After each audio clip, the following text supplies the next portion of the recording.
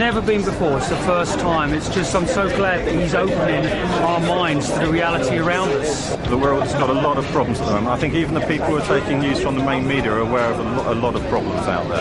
And the real way that we can solve them is by opening up awareness. And things like this event are going to do that. A friend of mine died of having the swine flu vaccine recently. So I want to help as many people realise that you know, this world that we're living is not what we thought it is, and it's quite important that we get the word out. I do believe there is an evil cabal who are interested in power, money and control, and I have a lot of respect for David for not being scared and speaking out against it. I admire him. I think he's very brave. I just want to see him doing his thing. I want David to tell us all, man. You know, I wanted to talk about the moon being a spaceship. I wanted to talk about the future, which he's so positive about. You know, with the what's coming and how humanity is going to remember who it is. You know, and see that fork in the road where we actually stop believing all the mainstream education and media and start to wake up to the true magnitude of who we are and how we create reality. You know. He's done a lot of quality research, and he's also applied a kind of philosophy to it as well.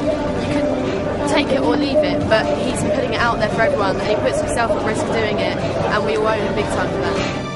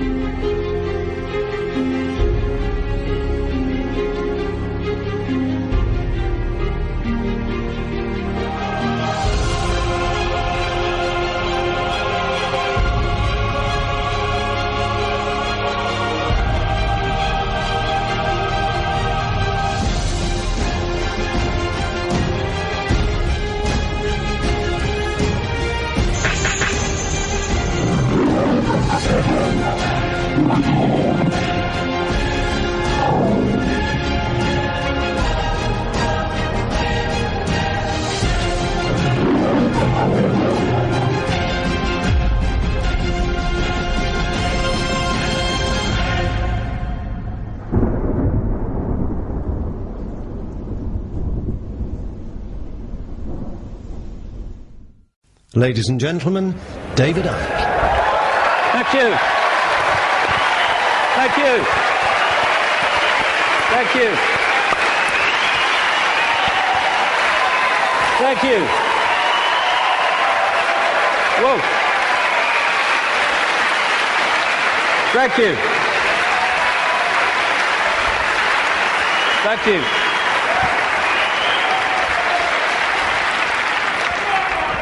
Good turnout then. Crikey. I remember talking to people in telephone boxes once and having room to walk around all those years ago, but amazing things have happened since. My thanks first of all to the extraordinary Linda for putting this event on, and Sean and all the team.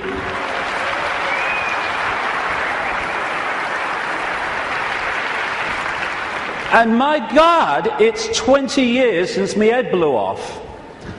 20 years on, I hope I've contributed one thing, and that is to let people realize that if you believe in something, if you keep putting one foot in front of the other and don't get caught in defending yourself or feeling sorry for yourself or falling for the fear that what other people think of you because you're saying something that's different, then if you keep putting that one foot in front of the other, you get somewhere.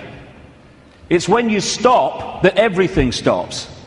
And if we believe in what we are saying, and what we're saying has validity, then eventually it will be shown to be so. But that process only plays out if we keep walking. And you realize over 20 years that whatever people are saying about you today, they'll say something else tomorrow, so don't get caught up in what they're saying today, whatever today is. Because the fear of what other people think is the state of perception that stops people making a difference.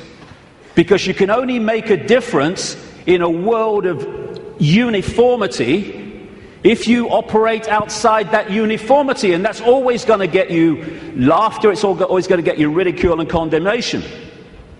And we either want to make a difference and we take that on and say whatever, or we don't, in which case nothing changes. And when I look back at this last 20 years, I can see very clearly in my life what happens to all of us. You come into the world, and then you go through a series of experiences, and they seem to be random. They don't seem to be connected. Well, this is happening now, and that's happening then, and this is happening today. But when you look back, you see how it's been a journey of connected, often fantastically synchronistic experiences that are leading us in a certain direction. If we choose to go. If we don't choose to go, then we just run on the spot, which is where most of humanity is because of the way the system is structured. So when I look at the different aspects of my life, I see the chain of events that's led to now. I mean, this was me when I came into the world. I was bloody happy to be here, I was. Mum, Earth's a shitty place, I want to go home. And I felt like that as a kid, to be honest. But then my life unfolded, and I became a professional footballer. Have you seen them teeth? When I saw that bloody picture, I've seen them teeth. Last time I saw a set of teeth like that, it was winning the Grand National. But the football side of it, which just seemed to be, I want to be a footballer. Actually, because I ended up playing professional football with rheumatoid arthritis, not recommended by the way, I had an iron will to keep going whatever. And my goodness me, that came in quite handy a few years later. Then I went into television. What a bloody poser, look at him.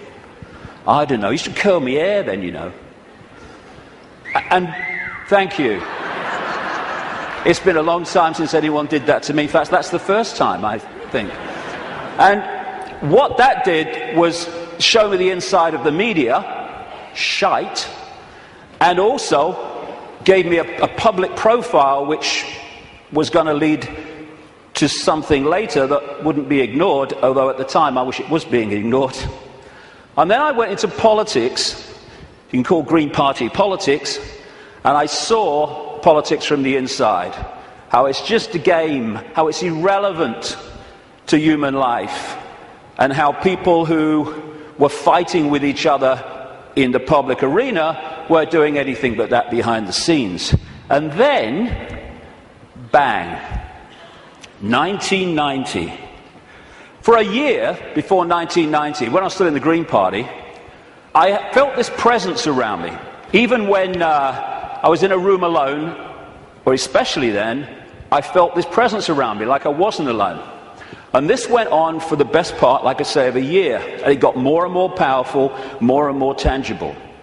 Long story short, I tell the story in the books. I went by a series of synchronistic chances to see a psychic. Never seen one in my life before. And I just wanted to go along. I told her I wanted hands-on healing for my arthritis, which was true. But the real reason was, would she pick up what was around me? And I went for a couple of times, and it was hands-on healing, very nice. Betty Shine, nice lady. And then the third time, she starts giving me this stuff. Ooh, this is powerful, she says. I've got to close my eyes for this one. And in 1990, out came all this stuff. I'm presenting the snooker at the time. You know, I'm with the BBC still, and out came all this stuff. I was going to go out on a world stage. I was going to reveal great secrets. And basically, there was a shadow across the world that had to be lifted. There was a story that had to be told. And I was going to tell it. Which, when I'm sitting with my bum on that little bench next to her, in her healing room, sounded complete bloody craziness. But it's unfolded. And it's unfolded very quickly after that, where my life started to change. And I started to come across information that was pushing me in a certain direction. And then, in the same year, or just after the same year, 1991, I went to Peru just on a whim, on intuition, and ended up having extraordinary experiences on a mound in Peru, just down from where that is. This is Siyustani, not far from a place called Puno in southern Peru. Over just out the shot there, on this mound, when this energy was coming in the top of my head, and I was shaking like I was plugged in the mains for about the best part of an hour. And after that, everything changed. It was like a dam bursting in my head, and suddenly concepts, information, perceptions were pouring into my mind. And for about 3 months, if you'd have asked what planet I was on, I would definitely have had to check. And that 3 months was when all this unfolded, what I call my turquoise period. When it was like a computer where you push too many keys and it freezes and says, can't process this, thank you, I'm shutting down. And that's what happened to me basically in that 3 months. And then, after that time, everything morphed back. And people were coming up to me in the street after all the ridicule, they're saying, you're just like the bloke I used to know. I thought they said you got mad. Well, I may have looked like the bloke that I used to know, but I wasn't. I was suddenly seeing the world in a completely different way, and I was asking the big questions. Who are we? Where are we? Why is the world as it is? And from that time, the puzzle pieces started to be handed to me in really synchronistic, amazingly synchronistic ways. One of the, if you like, psychic communications that came through Betty Shine said in 1990, sometimes he will say things and wonder where they came from. They will be our words. Another one said knowledge will be put into his mind, and at other times he will be led to knowledge. Well, all I can say after 20 years of experience since that time is that that famous advert in Britain, it does exactly what it says on the tin, is precisely what has unfolded since then. And that's how the information for all the books and everything has come. Another one was, arduous seeking is not necessary. The path is already mapped out. You only have to follow the clues. Again, it says, or it does what it says on the tin. Exactly that has happened. And it's this process of having insights and then 5 sense information, names, dates, places, documents, people coming to support that insight. That is what has been unfolding for 20 years. That's where the information has come from in the books. And it's been like some force has been handing me puzzle pieces in virtually the order easiest to understand them. And when you put the puzzle pieces together, the world looks very, very different when you connect the dots. Because what the system wants to do, right across society, is get people to focus on dots, individual dots, a religion, family, job, football team, whatever. There's nothing wrong with focus as long as you hold peripheral vision and you can see how your focus connects out into other things. That's not what the system wants. It wants that focus so you don't have peripheral vision. And as you're trying to go through the maze we call life, the control system has set up endless ways to divert us, confuse us, and to keep us from the understanding that would set us free. And that's what I want to talk about in the first section today. The idea is to keep humanity constantly bewildered, so we don't know where we are, who we are, what even reality is. But when you connect the dots, and so many of them, as we'll see today, have on the face of it no connection to some of the others, when you connect the dots, the light goes on, and suddenly the picture forms. And what I'm going to do today, I can't fill in endless detail to support what I'm saying. That's in the books. And that's what books are for. Because even in the long, long day that we've got today, and all the hours I'm going to be speaking, I need that time just to connect individual dots and show how they connect together. Because that will make the world we live in phenomenally different to the one that sold us from cradle to grave. The elephant in the living room appears when you connect the dots. When you connect enough, the elephant it's so blatant. But when the dots are unconnected, there's no elephant there, because you can't see it. And that elephant in the living room is that there is a multi-level conspiracy, and it is multi-level, to enslave humanity in like a global concentration camp.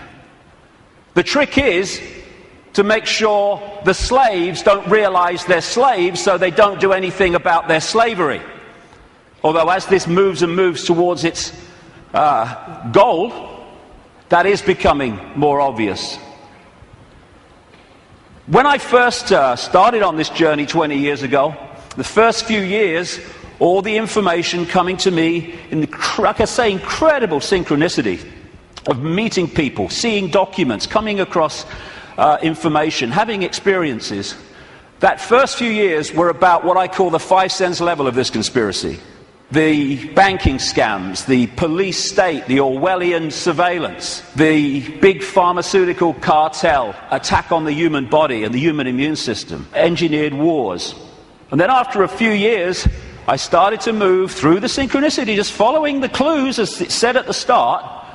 I came across this reptilian connection to the families that are running our reality.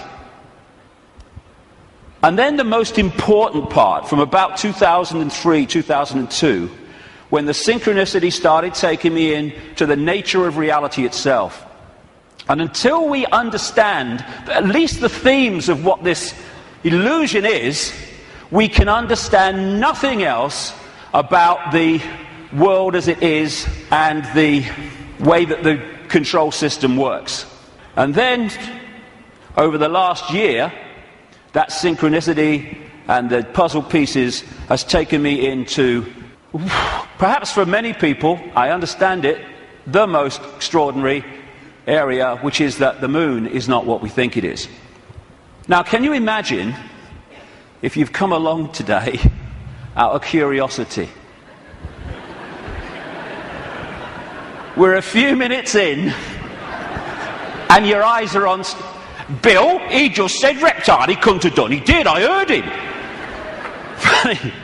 Well, we're going to get into some strange stuff, especially in the second section. Well, the first section's strange. We really are lunatics for reasons that I'll come to.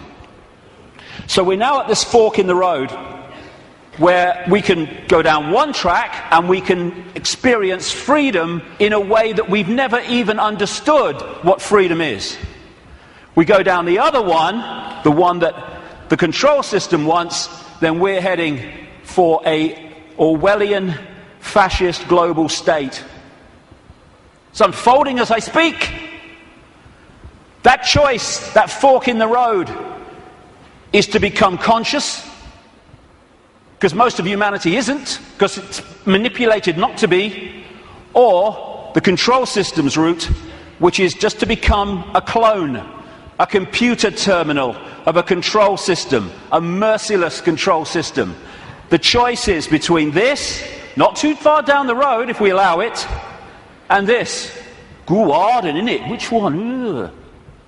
Freedom on a level, like I say, that we can't even begin to imagine from the perception of awareness that we've had so far. We perceive just a fraction of what freedom is, even when we talk about freedom. And we can break out of this. We can break out of this maze, this vibrational prison that we've been encased in. But to do that, as I said at the start, we have to stop doing what has put us in there. And that is conforming to the world that we are told the world is. Stop being in the herd. Stop being in the box, because there is another way. And if we don't take another way, I'm not saying the other way, we live in all possibility, but if we don't take another way from the way we've taken this far, how can anything change? It can't. If you always do what you've always done, you'll always get what you've always got. Real simple. And we don't have to all be the same. You can look the other way.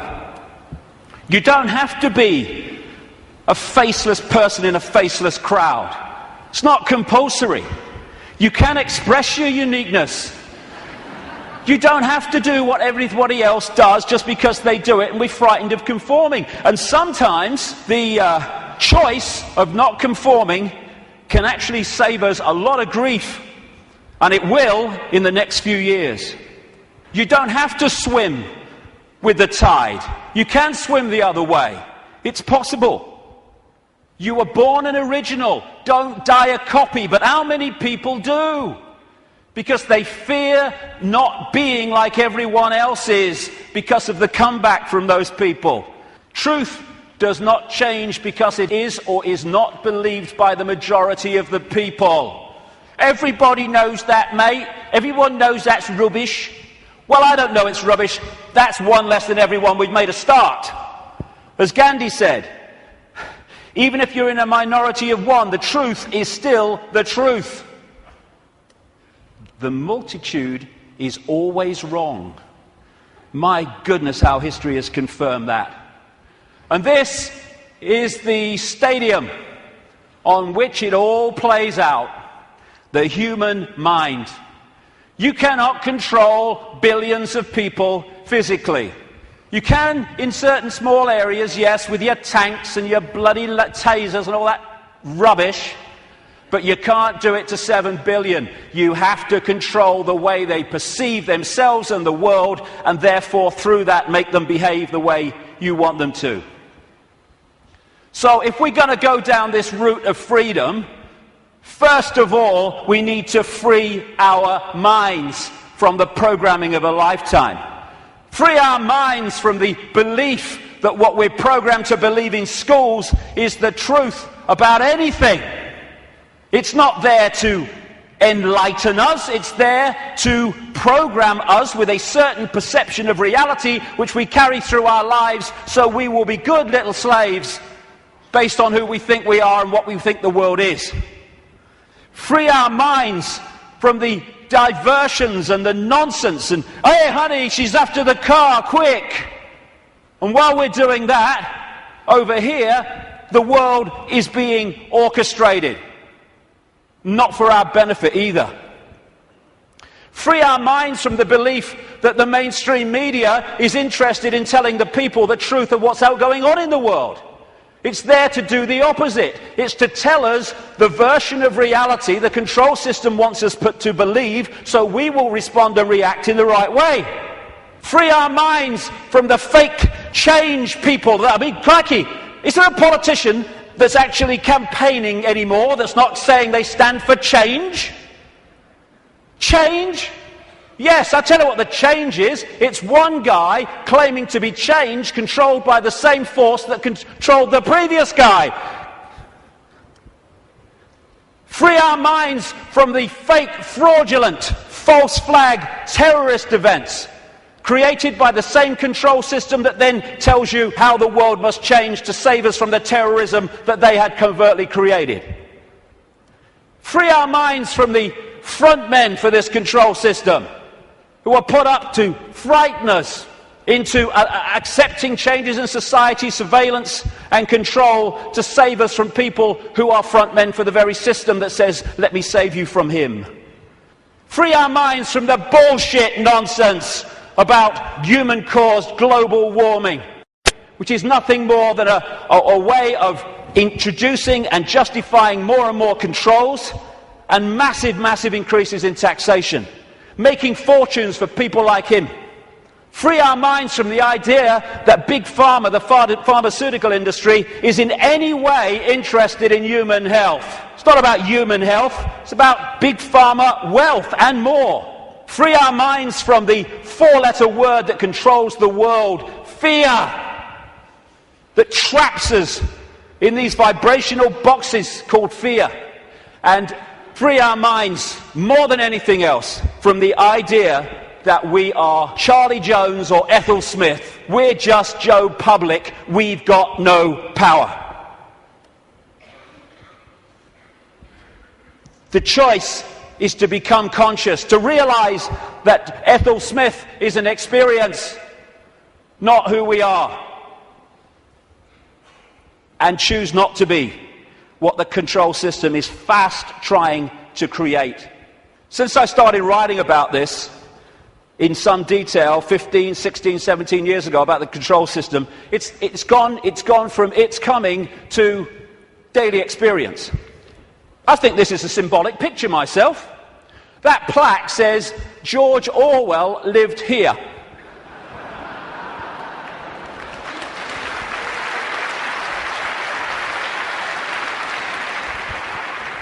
We've got peaceful demonstrations in America being scattered by excruciatingly painful sound technology. The microchip agenda's moving on. The sky's full of chemtrails and all the stuff that's in them. The food we are given to eat, if we choose to eat it, is full of chemical cocktails that are destabilizing our ability to think straight and be emotionally stable. And they're targeting the children more than anyone because they're the ones who are supposed to live most of their lives in this control system. They bloody won't, as I'll get to later, but they're trying. And yet so many people are still saying, well, it looks all right to me. Looks all right to me. To have your head in the sand, you have to be on your knees. The two go together. Ain't it great? Ain't it great to be free? So the idea is to enslave us while people think they're free. And this is a real important area that keeps us from focusing on this and acting on this. Wishful thinking. Wishful thinking that says, well, I don't want it to be true, so I'm going to kid myself it's not. And if I can do that, then I don't have to do anything. Here's an example of wishful thinking I came across.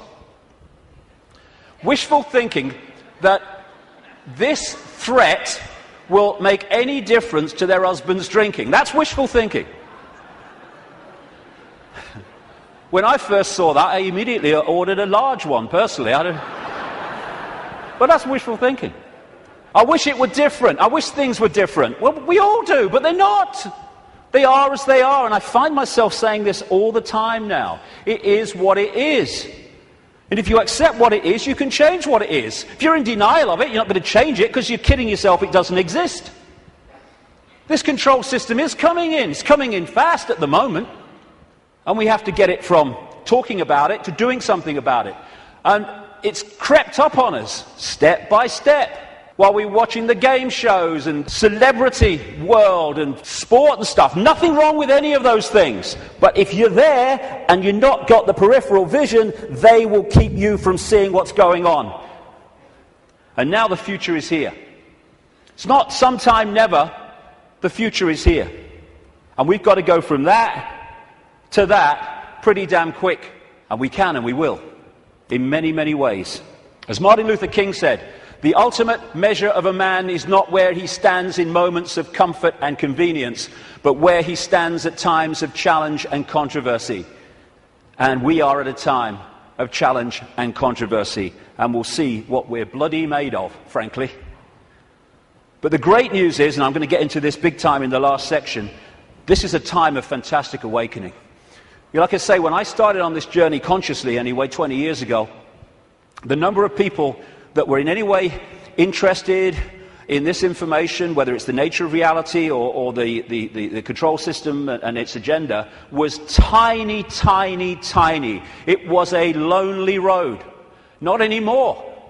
A phenomenal awakenings happening all over the world as people start to expand their minds and open their minds to another possibility, to another world, to another sense of self.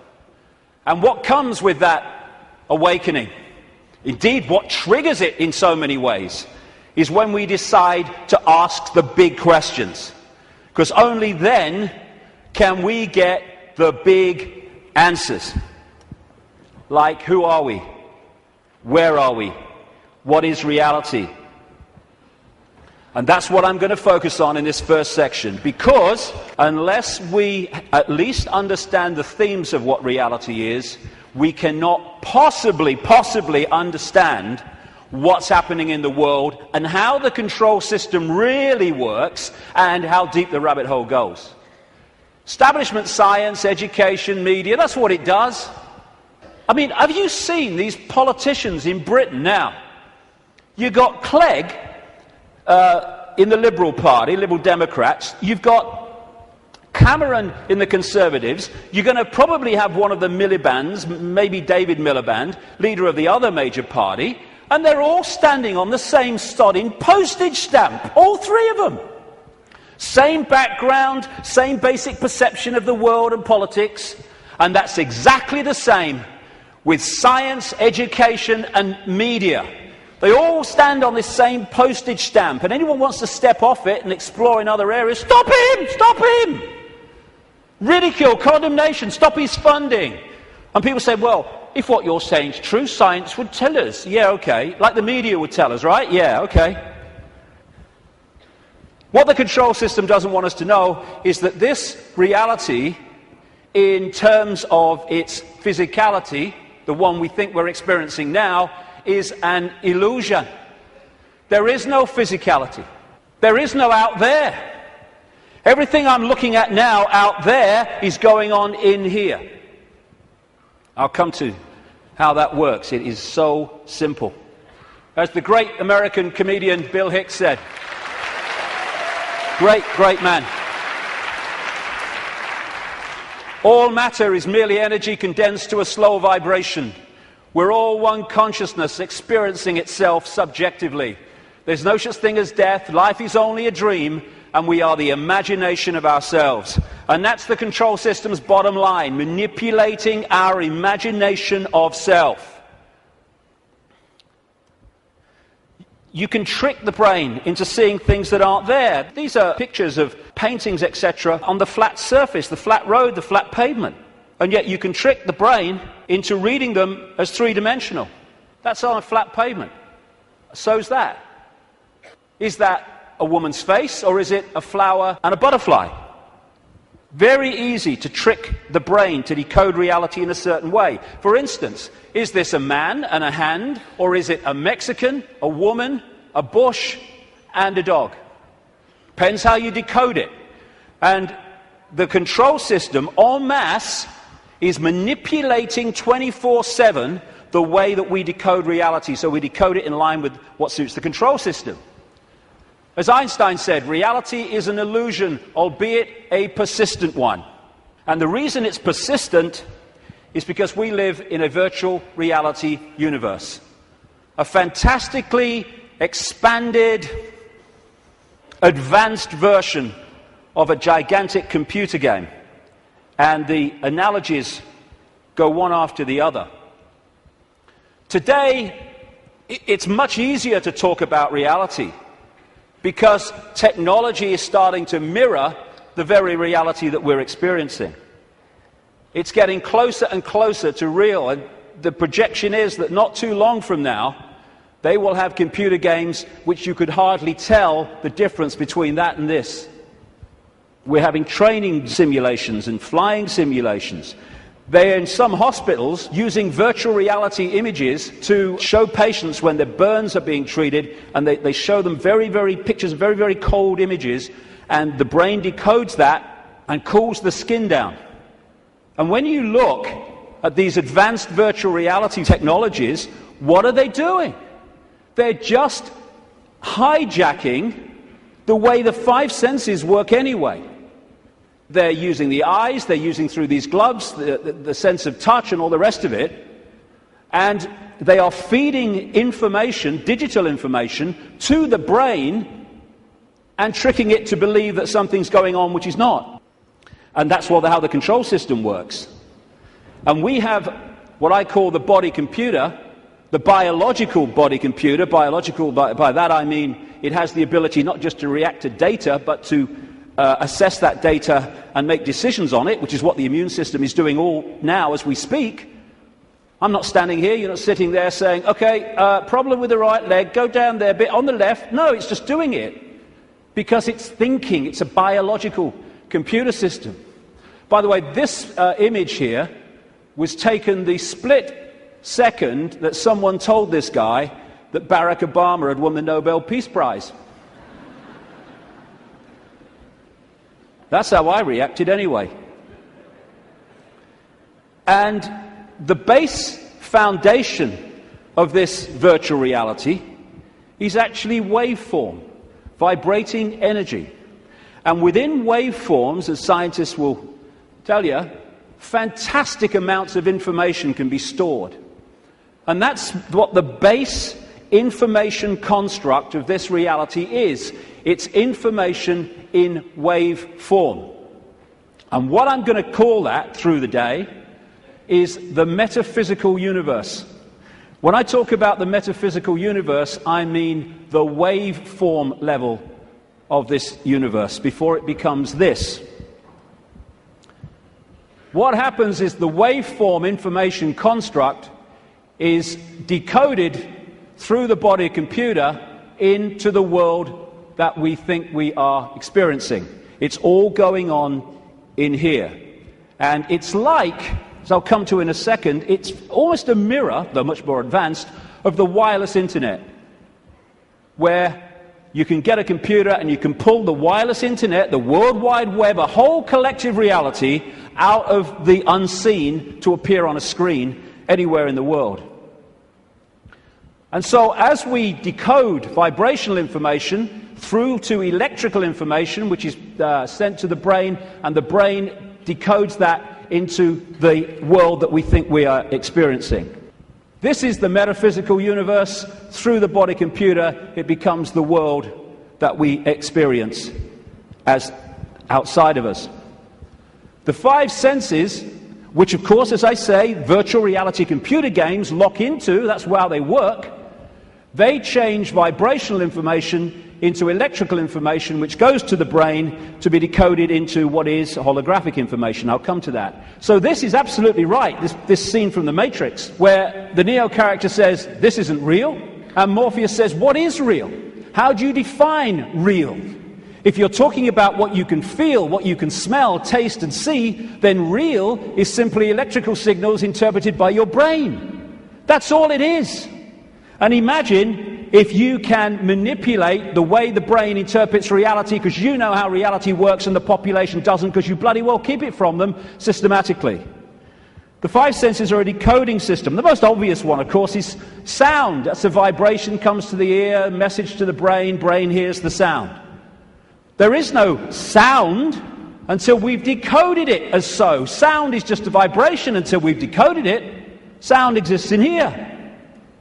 Same with taste. Electrical signals to the brain decodes it. This is how you can, through stage hypnotists, etc., get someone to eat a potato but taste an apple. Because you implant the belief here that it's an apple, and so the electrical signal with the potato code goes there, and it doesn't read it like that, it reads it as an apple.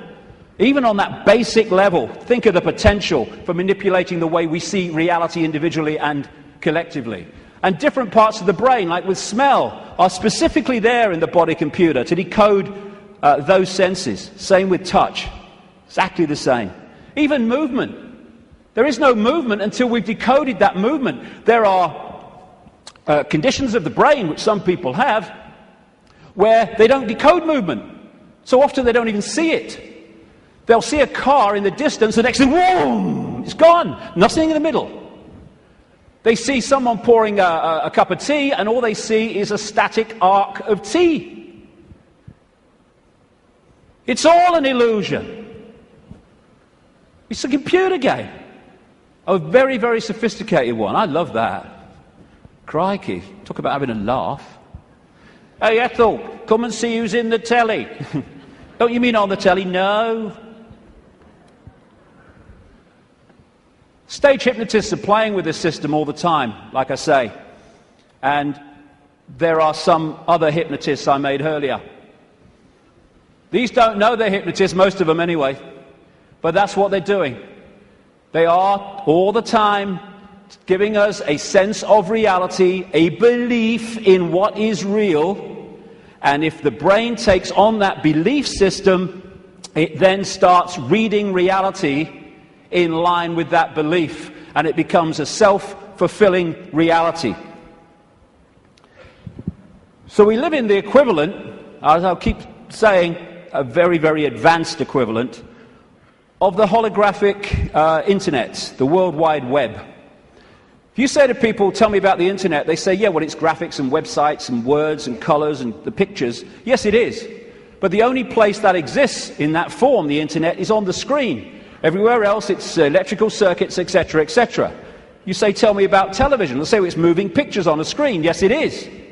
But the only place that television exists in that form is on the screen. Everywhere else, it's electrical circuits and, in some cases still, many cases still, broadcast frequencies.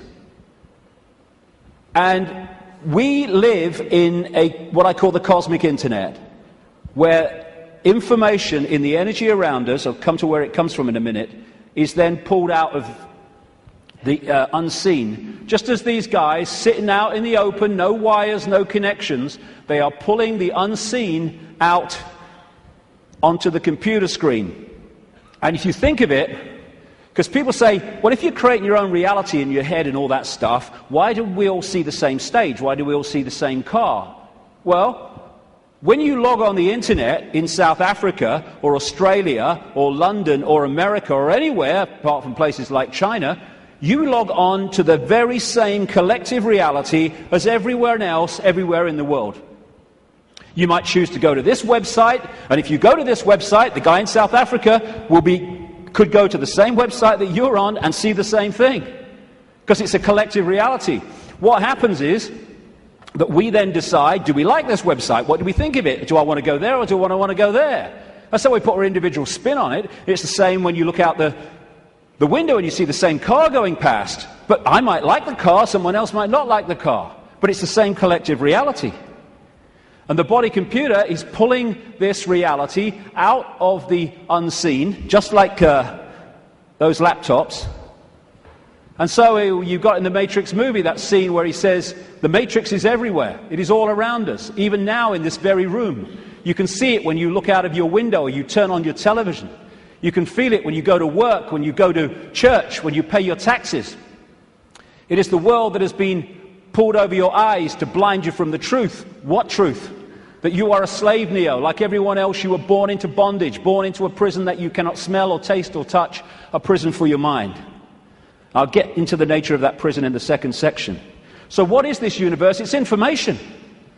And it's information decoding information. Just as you put a computer disk in a computer, it's information. The information encoded in the computer then reads the information on the disk. That's what we're doing. And that way, we manifest this apparently out there reality. We too, the so-called human body, is energetic, non-physical in its base form. But when it comes through the decoding system, it becomes the world that we think we're experiencing outside of us. It seems to be outside of us. I'll grant you, my God, I look out here, it looks to be outside of me. But it's inside of us. We are creating it through the decoding system in our heads. Now, I'll go into this area in the new book. What I'm saying is that, well, I'm not saying this, scientists are now saying this. At the center of this galaxy is a massive black hole, and the increasing thinking is, and I would say it fits perfectly, is that there is a giant black hole at the center of every galaxy. What I'm saying is these black holes resonate the base information or the base vibrational frequency of this virtual reality universe. And they interact with what we call the suns. In this case, our sun in this solar system, but of course there's suns all over the place. I'm saying that this vibration triggers from the suns, depending on its vibrational state, because it changes, and that answers a lot of things, as I'll come to shortly. It triggers information of certain kinds being transmitted by the sun, suns in general, in the form of photons. Photons are the base unit of what we call light and other forms of electromagnetic radiation. They carry information. These photons being generated out of the suns, triggered by this vibrational base frequency coming from the black holes, create the cosmic wireless internet within our reality. And that's what we are decoding The Earth decodes it. It's photon energy, photon information that is passing through the Earth energy grid. It is photon information, what the Chinese in their acupuncture disciplines call qi. That qi is actually photon energy. It is information, which the body computer then is decoding into this collective reality. And just like on the internet, where you can see information and receive it, but you can also post information, so we're interacting with this virtual reality universe and changing it subtly as we put our unique spin on things. And we're creating that world that I keep talking about. Now, some scientists over the years have postulated that this physical world only exists when it's observed. I agree. Why? Because of this. When you put a computer disk into a computer, it does not read all the information on the disk at the same time. It reads that part that it is observing, whatever that laser's hitting at the time. All the other stuff is still in information form. It's not been transferred to the screen as pictures, etc. And we do the same. When we observe, decode, then we bring it into this reality. But without that, this is just the base vibrational metaphysical universe, which is the basis of all of it. Then no light gets in the brain. So how do we see light? How can I look at that light and see it? No light ever gets in the brain because the brain's decoding information into that light.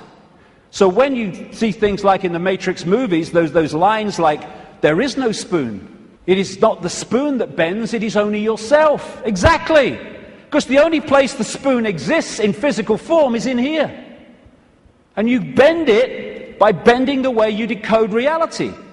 Miracles are simply overcoming the programming of what's possible and not possible. You know, we are of course programmed to believe that when you walk through fire, you get burned. And if you walk through fire or hot coals with that belief, that decoding state, you'll burn your bloody feet. But as so many people have shown, if you can go into another state of consciousness and override that, you can walk across hot coals and not feel a thing. Why? Because an illusion cannot burn an illusion unless you believe it can. There are no miracles. There's just understanding how to manifest all possibility. And that understanding comes from the fact that we acknowledge, we understand that we are consciousness. Disembodied, no form awareness, having an experience. Like a Central American shaman said, we are perceivers, we are awareness, we are not objects, we have no solidity.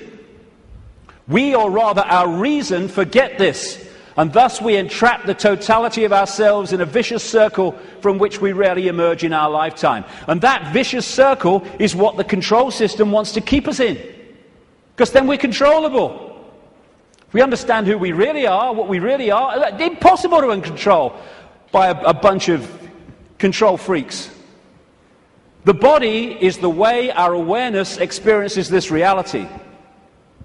If I want to interact with this reality, which is a frequency range, I have to have an outer shell, we all do, that vibrates within this frequency range, because our consciousness is vibrating much too quickly. It's like Radio 1 trying to make connection to Radio 2. They're on different wavelengths, never going to happen. So we take on this outer projection we call a body, and therefore I can pick this up and interact with this reality.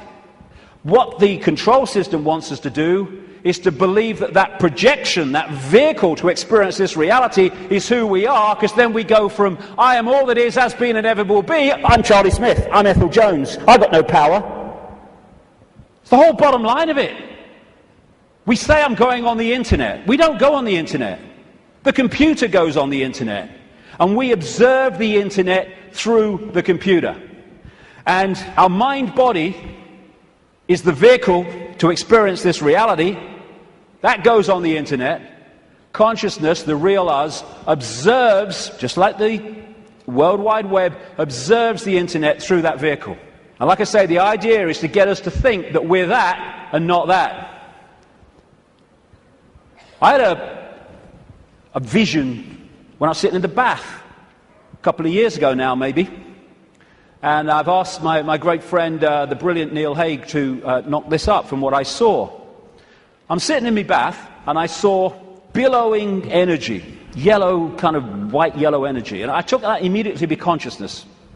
Then an eye appeared in the energy, the consciousness, and then a telescope appeared. At the end of the telescope was this reality, the Earth, the solar system, whatever. The last movement was for the telescope to morph into a human body.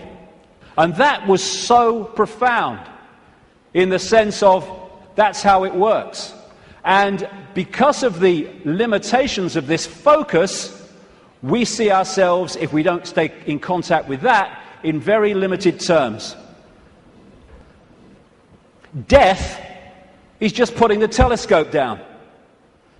Well, I've had enough of that. Earth's a shitty place. Hello, all right, I'm back. You never went away.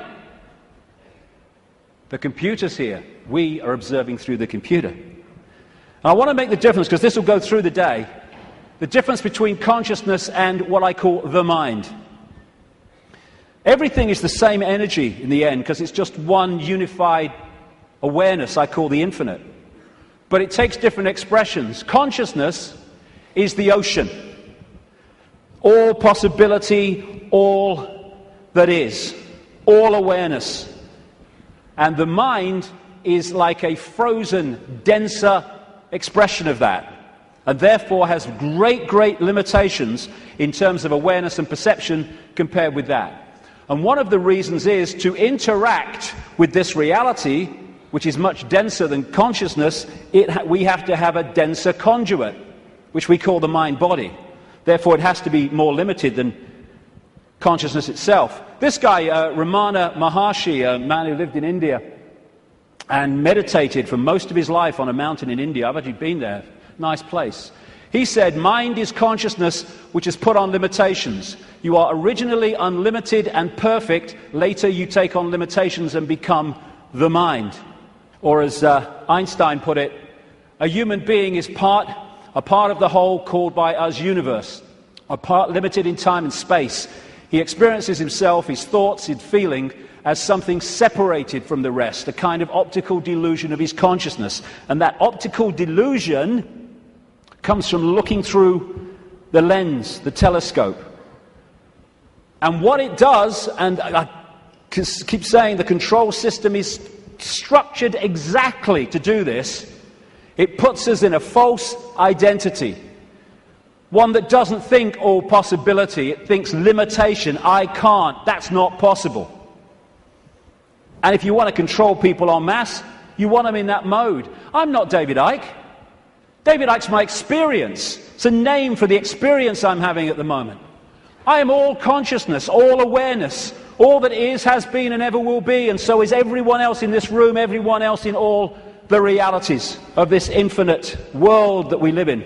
We are all possibility, and that's our base state. I don't care who you are, what you've done in your life, what regrets you have, how successful you've been. Your base state is all possibility. And I've only taken psychoactive drugs once, well, 1.5 times. The main one was in Peru when I took something called ayahuasca in 2003. And for 5 hours, I had this voice, as loud as mine is now, took female form, talking to me about the illusory nature of reality. And when I came back out to Britain, it happened in the Brazilian rainforest, I started following up names, dates, places type information, what I was told. And it was extraordinarily accurate. It's amazing that mainstream science has sussed most of this, but doesn't realize it as, because all the disciplines don't talk to each other. When you connect the dots, you realize they've already established that this is an illusion. But that doesn't go down well, because it's too close to the truth. And how I experienced that state beyond this world, beyond vibration, was as stillness and silence. And that's what all possibility is, the stillness and the silence. There was a great line that voice said to me when it was explaining the nature of reality. It said, if it vibrates, it's illusion. If it vibrates, it's illusion, because our core level is stillness and silence. I experienced that. Amazing feeling. There are no negative emotions, there's no fear, there's no worry about not making the rent and all this stuff. They've all gone in that realm. And people think of nothing. All that is, has been, whatever can be. That's all potential, all knowing. And everywhere and nowhere. People think that's a paradox. You can't be everywhere and nowhere, but you can in all possibility. In all possibility, everything is possible. So everywhere is nowhere. Nowhere is everywhere. Everything and nothing. Again, not a paradox. All possibility is everything and nothing. And as I was saying, we think of nothing as nothing's there. There is nothing. But within the nothing, within the silence, is everything. Within the silence, for instance, is all possibility.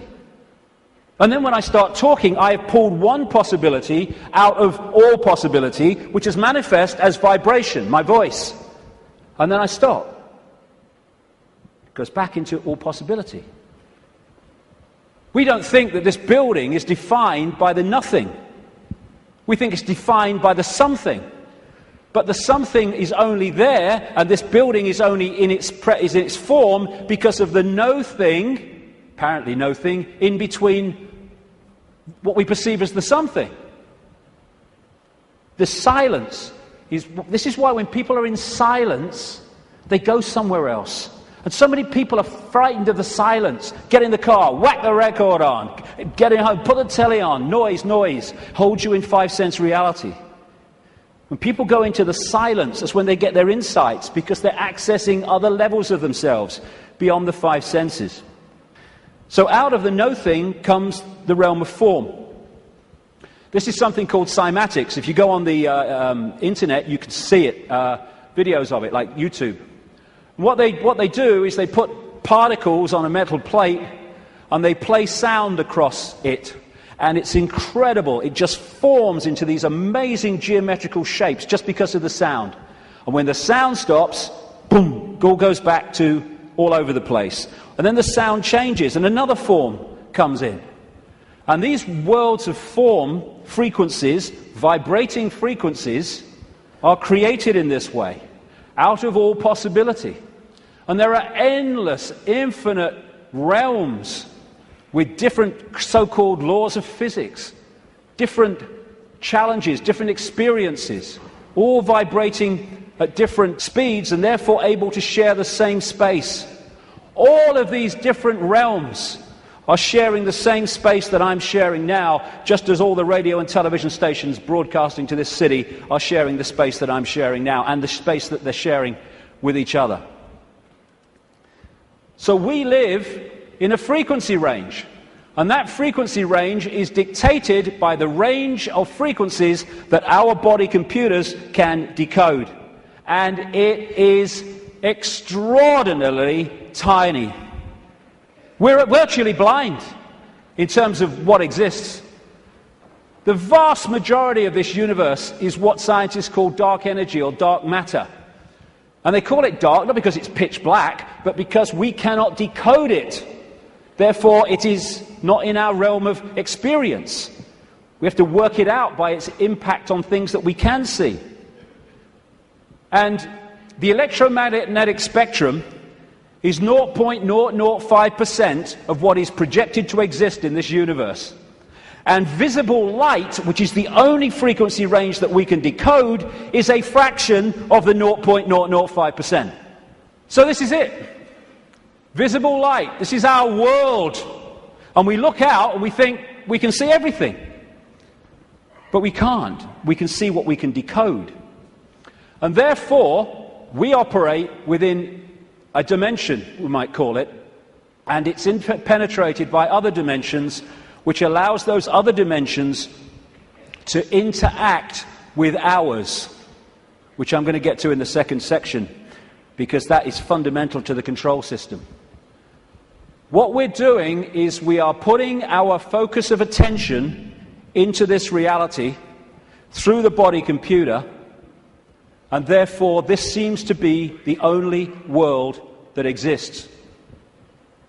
But the space we're occupying is teeming with life of endless varieties. So if we come into this world of mind and we hold a connection to consciousness, we are in this world physically, and we can experience this. We're going to go to the pub, yeah, let's have a beer with you, yeah. But we're not of this world in terms of the point of observation. We are in this world, but we're observing it from here. We can see things here that this can't see. And that's why the control system has to keep us here. And a structured society to make that happen. To keep us in bewilderment by being only able to decode and experience reality through the five senses. And once you are in the five senses, and you're not getting inspiration, insight, intuitive knowing from higher levels of your consciousness, where do you look to get a fix on who you are, where you are, and the world you're living in? There. And who controls that? The control system that controls the media, politics, education, science. The idea is isolate us in the five senses, isolate us in body-mind, and then program the body-mind to see the world that suits the control system. Time and space are just information within the metaphysical universe fabric, the vibrational fabric, which we then decode into what appears to be time and space. There is no time and space. When you put a disk in a computer, it's got information on it. You put it in the computer reads it. On the screen, you see time and space, or what appears to be time and space. But all it is information on the disk being read by the computer and being put on the screen. That's what we are doing all the time. Time's an illusion. And my goodness me, if we fall for that, then we totally get encompassed by time, that time exists. You can say it's 1 o'clock, I've got to meet someone at 1 o'clock, so you're there at the same time, and synchronize that, but all along you know that it's just a construct. It's not part of you this time. Because no time is where consciousness operates. And if we operate completely connected to time, then by that very nature we're going to disconnect from consciousness, which is on another level of perception. Our time is just crazy. You cross an invisible line in the ocean, you go into tomorrow, you go the other way, you go into yesterday. There is only the now. That's all there is. People say, no, there's the past and there's the future. Well, okay. When you think of the future, where are you? You're in the now. When you think of the past, memories, where are you? You're in the now. These are constructs. These are perceptions. They're not real. Only thing that's real is now. Everything happens in the now. And the only moment we can change anything is in the now. And if we get pulled into the past, all regret, I wish I had, oh, that woman in 1953, ooh. Or we get pulled into the future, oh my God, what's going to happen? Oh, yeah, outcome, oh, what if? Then we're getting pulled out of the only time that exists, and therefore our power to change things, to impact on now, is diluted. And we are absolutely dominated by time. What's the time? Oh my God, is that the time? Oh my goodness, what's going to happen? Are you going to get time? Oh, I'm late. And yet, the now is the only thing that exists, and time, like space, is a perception. It is part of the construction of reading. You could see time in a way like a disc, like a DVD. What you've seen in the film is your past, as you perceive the past. What you're looking at in the film at that moment you perceive as the present, and what you've yet to see in the film you perceive as the future. Yet all that information exists on that disc at the same time. Whip back a bit, you've gone into the past. Whip forward, you've gone into the future. And I've been talking for years about the time loop, as I call it. wrote a book with that title. And it's not really a loop, but it does can express itself like that in the play-out world of so-called physical reality. And we go round and round and round, and it comes back to the start. And we think we're going forward, but because we're only in it for a certain section, we think we're going forward. If we stayed with it, it will come basically back to the start. It's like a place of experience, and depending on what we wish to experience, depends on what part of the loop that we decide to experience. Because, as I said earlier, this vibration, and by the way, this vibration coming out of the black holes vibrates in the now. It doesn't move through time. It carries the encoded information that we decode as time, but it vibrates in the now. But it doesn't vibrate just the same forever. It goes through a cycle, a vibrational cycle, changes. And as it changes, it elicits different information from the suns, which we then decode. And as we do so, the world moves on, experience moves on through different epochs. You look at the ancients around the world, and they invariably see time as secular. You have, of course, the famous yugas in Indian belief, Hindu belief, where the world goes through different cycles. You have a golden age when everything is expansive and everything's fully integrated and connected. And then you have other yugas which are suppressed, and you have control, and you do not have the expansive awareness that you had before. It's a different kind of experience. And so as this vibration changes, it takes this reality through a cycle and then comes back again. This is where all these yugas come in. And what happens is the left half of the brain particularly decodes this information, which is vibrating in the now. It decodes it into a sequence. It's what some brain scientists call the left brain a serial processor. And it's this sequence that it puts the information in that appears to be the passage of time from past to future. The quicker it decodes it, the quicker time seems to move, the slower it decodes it the reverse. This is why, as Einstein said, if you're in the company of a beautiful woman, time can pass very quickly, but if you're in a dentist chair, it can pass very slowly, because your brain is decoding reality in a different way, putting it into a sequence in a different way.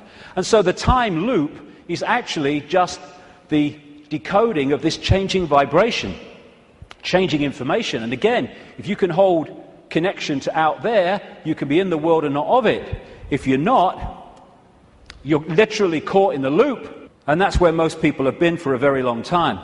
Now, as I say, the body is a biological computer, and I'll get through this part pretty quickly because I've been through this before in talks and stuff, but it's very important to keep connecting the dots. So, the body computer is our vehicle to experience this virtual reality, consciousness to experience it.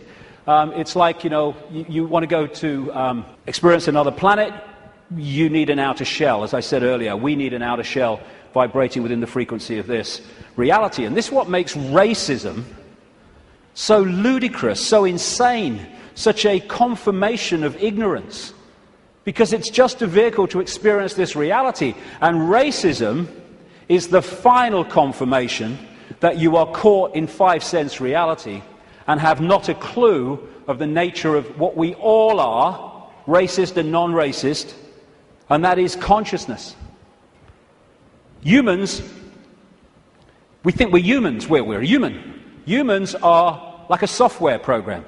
We're not human. We're experiencing being a human. We are consciousness having that experience. As this article in the San Francisco Chronicle said, DNA is a universal software code. From bacteria to humans, the basic instructions for life are written with the same language. And there are four codes, A, C, G, and T, or in my case, G and T, G and T, G and T. I like that one. It's in my DNA. And how these codes are in relation to each other decides if the outer shell is a human, a mouse, a virus, anything. And it very much connects into those green codes on the computer screens in the Matrix movies. And the body computer, biological computer, has the ability to think and assess for itself, ticks every box when you go through it. The reason they're now talking about connecting the brain to desktop computers is because they are connecting two computers. One far more, infinitely more advanced, yes, but two computers. That's how it's possible. When the computer won't work, won't turn on, won't process, we say the computer's dead. You drop a computer from a top floor, it will smash and it will be dead. You drop a human computer, it will smash and be dead. Because that's all that happens at death. The computer dies. We don't bloody die. There is no death. We're consciousness, infinite consciousness. The computer goes into sleep mode just to tick over. We go into sleep mode just to tick over. We have antivirus technology in computers to seek out the viruses that are a danger to the computer's systems and what you might call health. We have a phenomenal antivirus system we call the human immune system, which does exactly the same. And when you have a virus system and a new virus comes up, they have to update it because it can't work out how to stop it, because it's not been programmed to. This is updated by reacting and then integrating that so that the next time that comes, it can deal with it. This is an enhanced photograph taken at the Necker Hospital in Paris when they put tracer dye into the acupuncture points and then photographed it. And the tracer dye went through these lines of energy in the body, the chi, the photons. And when you look at it, it's just like a motherboard. And interestingly, when this chi is passing around too slowly or too quickly, the body is ill in some way. And what acupuncture is about is using the needles and other techniques to balance out that flow of energy. And what happens when the information is passing around a desktop computer in less than optimal speed? You say, my bloody computer's slow today, and often it's slow because it has a virus. The brain is the central processing unit of the computer, which in a desktop is a microchip. It's the main processor of information. The DNA is the hard drive, and it's not just the DNA we see physically, because even DNA is just the decoded version of an energy field. We have an energy counterpart which we call the human aura. What we call cultures. I'm this culture, I'm a black South African, I'm a Hindu or whatever. These are different sub-softwares of the human software. This guy, William Sheridan, was in a New York hospital waiting for a heart transplant, and he joined an art therapy course. He was about as good as I am, and I'm a terrible, terrible artist. And this is what he was drawing. After his heart transplant, suddenly he went back on the art therapy course and started drawing much more sophisticated pictures. As a result of agreeing to promote organ donation, he managed to meet the donor's mother. He asked her the obvious question, did your son have an interest in art? And she said he wanted art materials rather than toys from the age of 18 months. He was crazy about art. And there have been many studies, some of them very extensive over the years, that have shown the incredible connection between people who've received hearts, lungs and other organs from people and then taken on either and or their character traits or their abilities. Because what are they doing? They're downloading information from one computer to another. That's how it gets passed across. Credo Mutwa, the great Zulu shaman in South Africa, told me that in the days when they used to eat people in Africa, one of the golden rules was that you must heat the person to a certain temperature, otherwise if you eat them, you become them. Same principle. We are led to believe that what identifies us with the body and what identifies us with the body being us is whether we're a man or a woman. Again, being a man or a woman is not what we are, it's the experience we're having. How can we be a man and a woman, or how can that be what we are, when you can change from a man to a woman through chemical intervention? It's changing the nature of the computer through chemical intervention. Freaky the chicken, who was in the papers a few years ago, started out life as a hen, laying eggs, then had a massive, for some reason, explosion of testosterone, and became a cockerel. Started chasing the chickens, the hens, and crowing at dawn. Grew a comb. How can male or female be what we are when that can happen? It's an experience for consciousness which is neither male or female because it's all possibility. This is from the BBC website. Scientists have been able to take control of flies' brains to make females behave just like males. Researchers genetically modified the insects so that a group of brain cells that control sexual behavior could be switched on by a pulse of light. The team was able to get female fruit flies to produce a courtship song behavior usually only seen in males. Just so you manipulate the computer. Why do birds suddenly start singing together when the sun comes up? I mean, is there someone with a baton? Go! Why did Freaky the chicken start crowing at dawn when the testosterone came in? It's a program. It's the same with emotions, where we think the emotions of who we are. But you can fundamentally change your emotional state through drugs, through chemicals, through things like mercury. Mercury in fillings can change your personality. Can change your personality by drinking the shite in food and drink, these chemical cocktails. That's what's happening to so many kids. How can even emotions, as we know them, be what we are, when chemicals can change the emotions that we have? It's to do with the way we decode reality. And we are receiver-transmitters of information.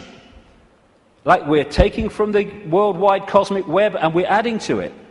And how interesting and appropriate that one of the great ways or great means of receiving and transmitting is through crystals, quartz crystals. And it turns out the human body is a gigantic liquid quartz crystal. The membrane of every cell, and we have trillions of them, is a quartz crystal, a liquid crystal. The earth is a gigantic crystal. Every grain of sand, for goodness sake, is a crystal. And the earth too is receiving and transmitting information within this cosmic web. DNA is a receiver-transmitter of information, and it's made that way. This is an article on DNA. From the characteristic form of this giant molecule, a wound double helix, the DNA represents an ideal electromagnetic antenna. On one hand, it is elongated and thus a blade which can take up very well electrical pulses. On the other hand, seen from above, it has the form of a ring and thus is a very magnetical antenna. We are receiving and transmitting all the time through what we think is the body computer. And the energetic auric field connects into us through what we call chakra points, from a word, Sanskrit word meaning wheels of light. And these connect into what we call the physical body through the endocrine system of glands, two of which include the pituitary and the pineal gland, which together make up what we call the third eye. The ability to get out there through the sixth sense. It's like that Muse song says, if we could flick a switch and open your third eye, we would know that they'd never be afraid to die. Words to that effect. Exactly, because we'd be out there. Now, anything that can shut these down holds us in five-sense reality and stops us from breaking out into the greater self. That's where they want us, and that's where they've got so many people, the vast majority, in that state, in a false identity. The world looks so solid, I grant you, but it can't be. It can't be, even though it seems to be. And if you bang your head on the wall, again, like walking through the fire, believing you're going to get burned, you'll bang your head. But it can't be, because the world is made up of atoms, and as quantum physicists have shown, atoms have no solidity. How can something which is basically empty space make up a solid world? It can't.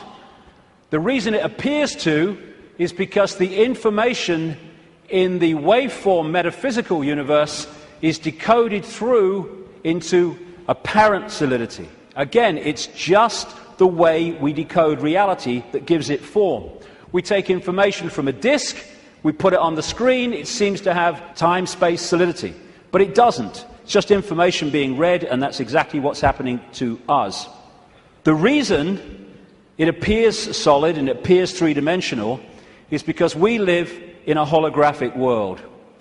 We see holograms, you can buy them in the shops, where they appear to be three-dimensional, but actually they're not. It's just the illusion of the way they're made. And how they make them is they have a laser, part of it goes across the object they want to photograph, another part goes directly onto a photographic plate, and then the part that's passed across the object goes onto that plate, and they collide. Those two parts of the laser collide, and they create, here we go, a waveform. We call it in holographics an interference pattern. It's like dropping two pebbles in a pond, and then the waves they create collide, and that is a waveform representation of where those pebbles fell, how heavy they were, how high they fell from, etc., how big they were, etc. And this is what the waveform, again, looks like on a holographic print. It's information. It seems to be nothing. It looks like a fingerprint, appropriately, actually. But what is it? But you fire a laser at that, and suddenly a three-dimensional, and the best of them, a very solid-looking image comes up. This is we create our reality. It's holographic. This guy is in an Australian city, I think it was Melbourne, but he was projected as a hologram onto a stage in Adelaide. This is one that CNN did. So we are creating a holographic version of this information, just like a hologram does in our heads. That's where it comes from. It's this construct. And how funny, I've been saying this for years, and then I come across this very, very mainstream New Scientist magazine in January now 2009, and its front page, you are a hologram projected from the edge of the universe. You don't need to go through great swathes of academia. In fact, it's often the worst thing that can happen, because it puts you in the box on the postage stamp, often, to understand reality. You just have to access that which is all around us, containing that knowledge. And then you have the question, how can something be a waveform and a particle at the same time, which is what quantum physics has found and gone, what? How can that be? Very simple. When you're creating a hologram, the waveform doesn't disappear when the hologram projects itself. They both exist at the same time, the information construct and the decoded holographic form. The particle and the waveform exist at the same time. It's so bloody simple. People think it's so complex. One of the great things about a hologram is that every part of the hologram is a smaller version of the whole. So if you cut a holographic print into four and put a laser onto the four pieces, you don't get a quarter-size version of the whole picture, or a quarter-size part of the whole picture. You get a quarter-size version of the entire picture. And because of that, this is why these things happen. This is why reflexologists can find points on the hand and the feet and elsewhere that relate to different organs and parts of the body. This is how acupuncture can do it, and reflexology with the points on the ear. Do something here, it affects the heart. Do something here, it affects the liver. Because it's a hologram, and it must be like that, because every part of the hologram is a smaller part of the whole. Holographic blood, this book by an American physician called Harvey Biggleton, I went to see. He has found holographic images in the blood. And I looked through one of his really powerful microscopes, and as he increased it and increased it and increased it, my blood went from blood as you would perceive it to quartz crystal when you got it to the most powerful level. That's what we are, crystals. So because we live in a holographic reality where everything is a smaller version of the whole, that's where we get the theme of as above, so below. That's why the human energy field is mirrored by the Earth energy field. Because we are a smaller part of the Earth hologram, and the Earth hologram is a smaller part of the greater hologram. And on one level, this reality is digital. And they're creating now, and this is extremely relevant to what I've been saying, they're creating now digital holograms that operate in a slightly different way to the holograms we've had before. And some of these digital holograms, that's one, are being used at promotions to sell products and stuff. And people are frightened to walk through the hologram because it looks so solid. And that's what this is, digital holograms. Digital holograms is the reality that we're experiencing in what I call the play-out world. And this is why numerology works. Numerology can predict things, and it can make things happen because it is working on this digital level of reality. Computers work on binary systems of on-off electrical charges, just symbolized as 1 and 0. They're now starting to develop trinary computers with a third number. And the human brain works how? On binary and trinary on-off, etc. electrical charges. And of course the A, C, G and T codes of the DNA all connect into this. So while in the Matrix movies we saw the projection of beyond the physical world, it was a digital world, so is ours. That's exactly what it is. And like I say, scientists are not sussing any of this stuff in terms of the mainstream because they focus on their own discipline, their own individual dot, and they don't connect the dots, and therefore they can't see the picture. I watched a program the other day. It was a mainstream science program, and it asked the question for at least an hour. I think it was an hour. What's the biggest number? And they were going into these bloody numbers that went on and on and on and on, disappearing up there, trying to work it out. Well, I'll tell you the biggest number. That's the biggest number. Infinity. There is no biggest number. There is only all possibility. And numbers are the digital level of this reality. And because of that, numbers represent vibrational states. As a result of that, you can manipulate reality through numbers and numerology, because you're manipulating that level of the decoded construct. So what does all this mean? We live a false identity. We think we're humans when we're consciousness. We're multi-leveled awareness, not just the body, consciousness. And some near-death experiences have experienced and then come back to tell the story of what they've experienced when they've been through. Sometimes they experience it as a tunnel and then come back when their body releases the consciousness for a short time. And this is one that encapsulates all of it. He said, everything from the beginning, my birth, my ancestors, my children, my wife, everything comes together simultaneously. I saw everything about me and about everyone who was around me. I saw everything they were thinking now, what they thought then, what was happening before, what was happening now. There is no time, there is no sequence of events, no such thing as limitation of distance, of period, of time, of place. I could be anywhere I wanted to be simultaneously. This body computer is what gives us the delusion of all those things. And I'll just finish on this bit. Key to holding us in servitude is to keep us in the left hemisphere of the brain. We have two, the right brain, the left brain, and we have a bridge called the corpus callosum, which bridges the two and should pass information between the two.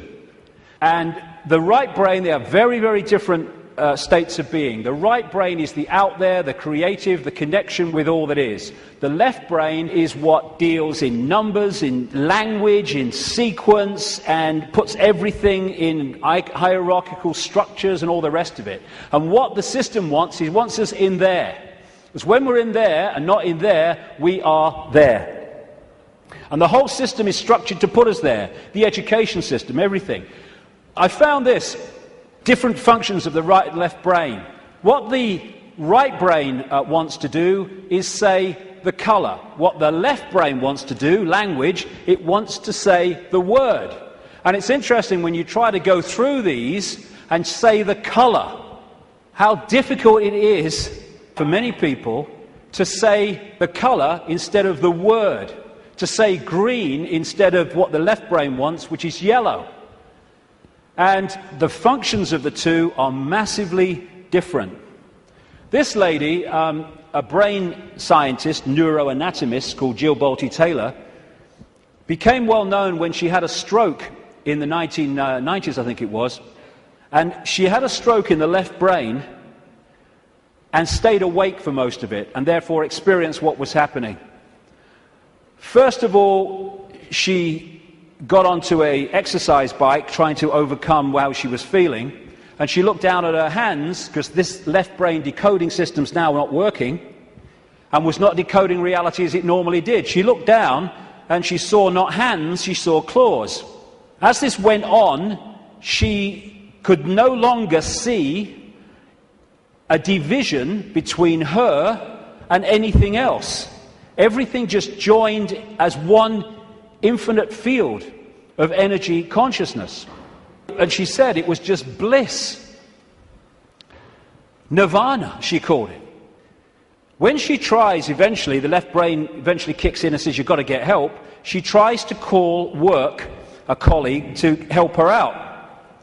Took her 45 minutes, I think she said, a long time, trying to go through these business cards to find the number, because when she looked at them, she couldn't see numbers and words anymore, because this wasn't decoding reality as it should.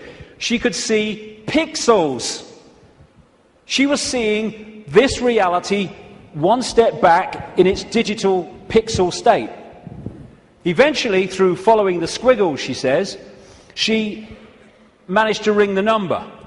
And when the guy, he must have said something on the other end, like, hello, all she heard, she said, when he picked the phone up, was woof, woof, woof, woof. And then she said, I tried to say to him, hey, this is Jill, I'm in trouble. And all she heard herself say was woof, woof, woof, woof. Because the vibration was not being decoded by the left brain, the language part, into words that we can understand. And what the system wants to do is to put these firewalls up, called education, science, politics, media, peer pressure, to keep the right brain out of it. And this is fundamental, because these things are all part of the defense mechanism, keeping us in left brain reality and out of right brain infinity. Now, some people, they call them autistic savants, like this man, Stephen Wiltshire. They access the right brain potential in ways that other people don't. And this is why they're capable of fantastic achievements.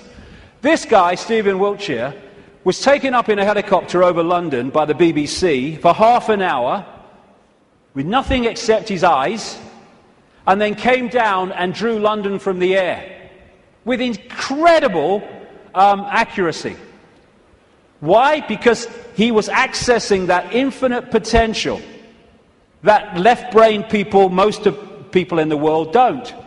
This guy, Daniel Tammet, another autistic savant, has again achieved incredible things, because he was challenged once to learn Icelandic in a week, and it's an incredibly difficult language to learn.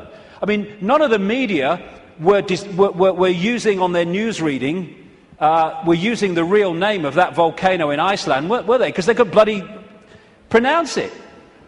This guy went back on television a week later speaking Icelandic. And his Icelandic teacher said, he's not human. Yes, he is! It's the human that we once were and will be again. When this suppression of our potential and our infinite possibility is brought to an end, and this shite stops.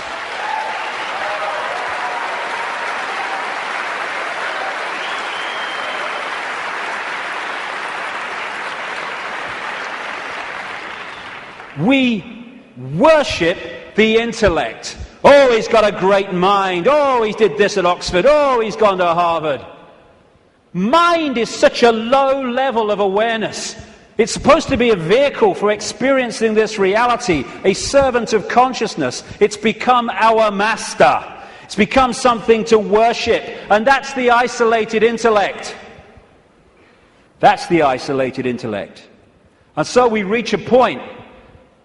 This fork in the road is, are we going to be consciousness or mind? Are we going to be all that is or little me? It's not really free your mind, it's free yourself from mind. That's why society is structured to completely engross us and swamp us in things to occupy our mind. Open your mind, become all that is. Infinite love is the only truth, everything else is illusion. What is infinite love? All possibility, infinite possibility. Choice between the head, thinking, intellect, and the heart, knowing, wider consciousness. Then we start to access this wider information and see the world from a completely different level. We then start to access, once we get out of mind, all these other realities that are there to be accessed and perceived and to glean insight and information from, that have been denied by being encloseted and enclosed in mind. As William Blake said, if the doors of perception were cleansed, everything would appear to man as it is, infinite. The control system's game is not to have that cleanse happen. René Descartes, the French mathematician and philosopher, defining who we are, said, "I think, therefore I am." I would update that on the body computer level and say, "I compute, therefore I am." But beyond that, in the realms of consciousness, it is simply, "I am, therefore I am." I am all that is, has been, and ever will be. And this multi-leveled conspiracy is there to keep that knowledge from us, to hold us in little me mental states, so a tiny few can control billions.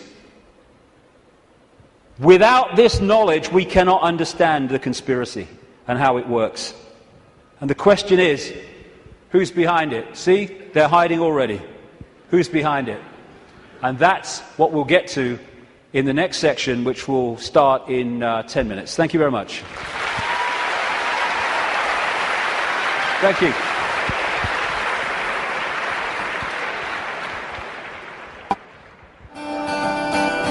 Love will set you free. Love will set us free. Love will set you free. 'Cause you can't manipulate peace and harmony. It's a spiritual revolution. It's a spiritual revolution. It's a spiritual revolution. It's a spiritual revolution.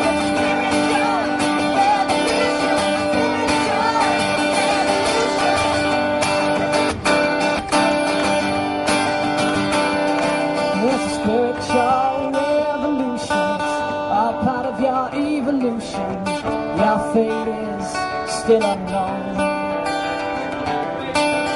So wake up, my friends. The future now depends on you. So please lead us home.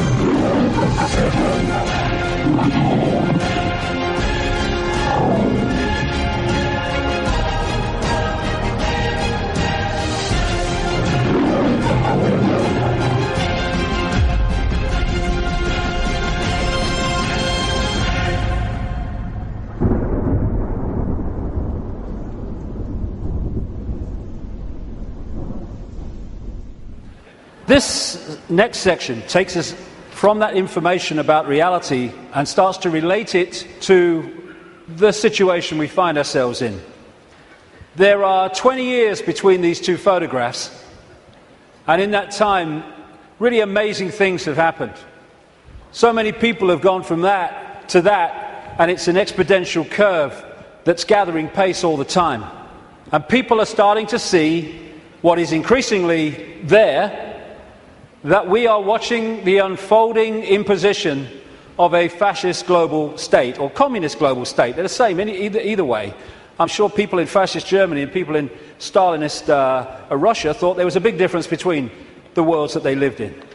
Different names for the same basic control system. But I would suggest that if we stay only at the level of the five senses, only at the level of the world we see banking scams, manipulated wars, Orwellian imposition, then we're not going to get truly what is going on. Because I say this, look at it. This world has been changing and is changing so rapidly in terms of all different aspects of this control system, the way they manipulate education, manipulate wars, put in the people they want as presidents, give us all this shite through food and drink, control the media, manufacture the global warming scam, big pharma, and 9/11 and all that stuff. And it's coming in such a coordinated way. So if we are going to think that this situation that we're seeing unfold goes back to a few men and women in dark suits or whatever sitting round a table saying what's our next move, we are clearly massively missing the point. And the vast majority of people who over the last few years have started investigating this, they will not go any further. They will not go any further because A, their belief systems won't let them, often their religious belief system, but also they are fearing what other people will think about them if they go into some of these areas I'm going to go into now. What people make of it is up to them. My right to say it is up to me. So yes, it's not just people sitting around a table somewhere in the world discussing the next move. There's the level where we see this unfolding in the news and what have you. Then there's this other dimensional, non-human level to look at, as I will in this section. Then there's the level of the nature of reality, which I've introduced already. And then there's this whole stuff about the moon, which I'll get into in this section too. And the rabbit hole doesn't end there. It goes deeper and deeper and deeper. And the deeper you go into the rabbit hole, the more we understand what the game is, the more we can change the game. And it's all about the control and programming of perception. That's the only way the few, and it is a few compared with the global population, that the billions can be controlled. Manipulating how we interact with reality, keeping from us that we are consciousness, putting us in these bubbles of our sense of limitation and I can't, manipulating the way we decode reality, and therefore making us see the world as the control system wants us to see it. That's the basis of all of it going through the day, because that's the basis of all of it going through the whole conspiracy. So yes, of course, on one level it does manifest as dark suits sitting around a table discussing the next move. But that's still the play-out world of this conspiracy. It's not its origin. It goes beyond them into the advisors in the shadows, the Mandelsons in this country. Peter Mandelson, if he's not manipulating, he gets withdrawal symptoms, that man. And into the Rahm Emanuels, ditto, in America, the controller, handler of Barack Obama. It goes into deeper levels, beyond them, deep in the hidden secret society network. And eventually, it goes out of this dimension. And that's where this whole thing is really coming from. Beyond the frequency range of visible light. And it involves non-human entities. Some of them people call the greys. The main ones, I would say, and have been saying for a long, long time, take a reptilian form. They operate outside. They can come into visible light. But in terms of the reptilian part of this, they can't stay here for that long. So people say, why don't they just come and take over? Because they can't. Or they would. They can come for so long, but their vibrational difference, incompatibility, means they have to leave. They can't stay for long, although there are technological ways they can stay for longer. And they operate outside visible light, and they manipulate this reality through bloodlines, interbreeding bloodlines, that I'll come to. And we call them the Illuminati families.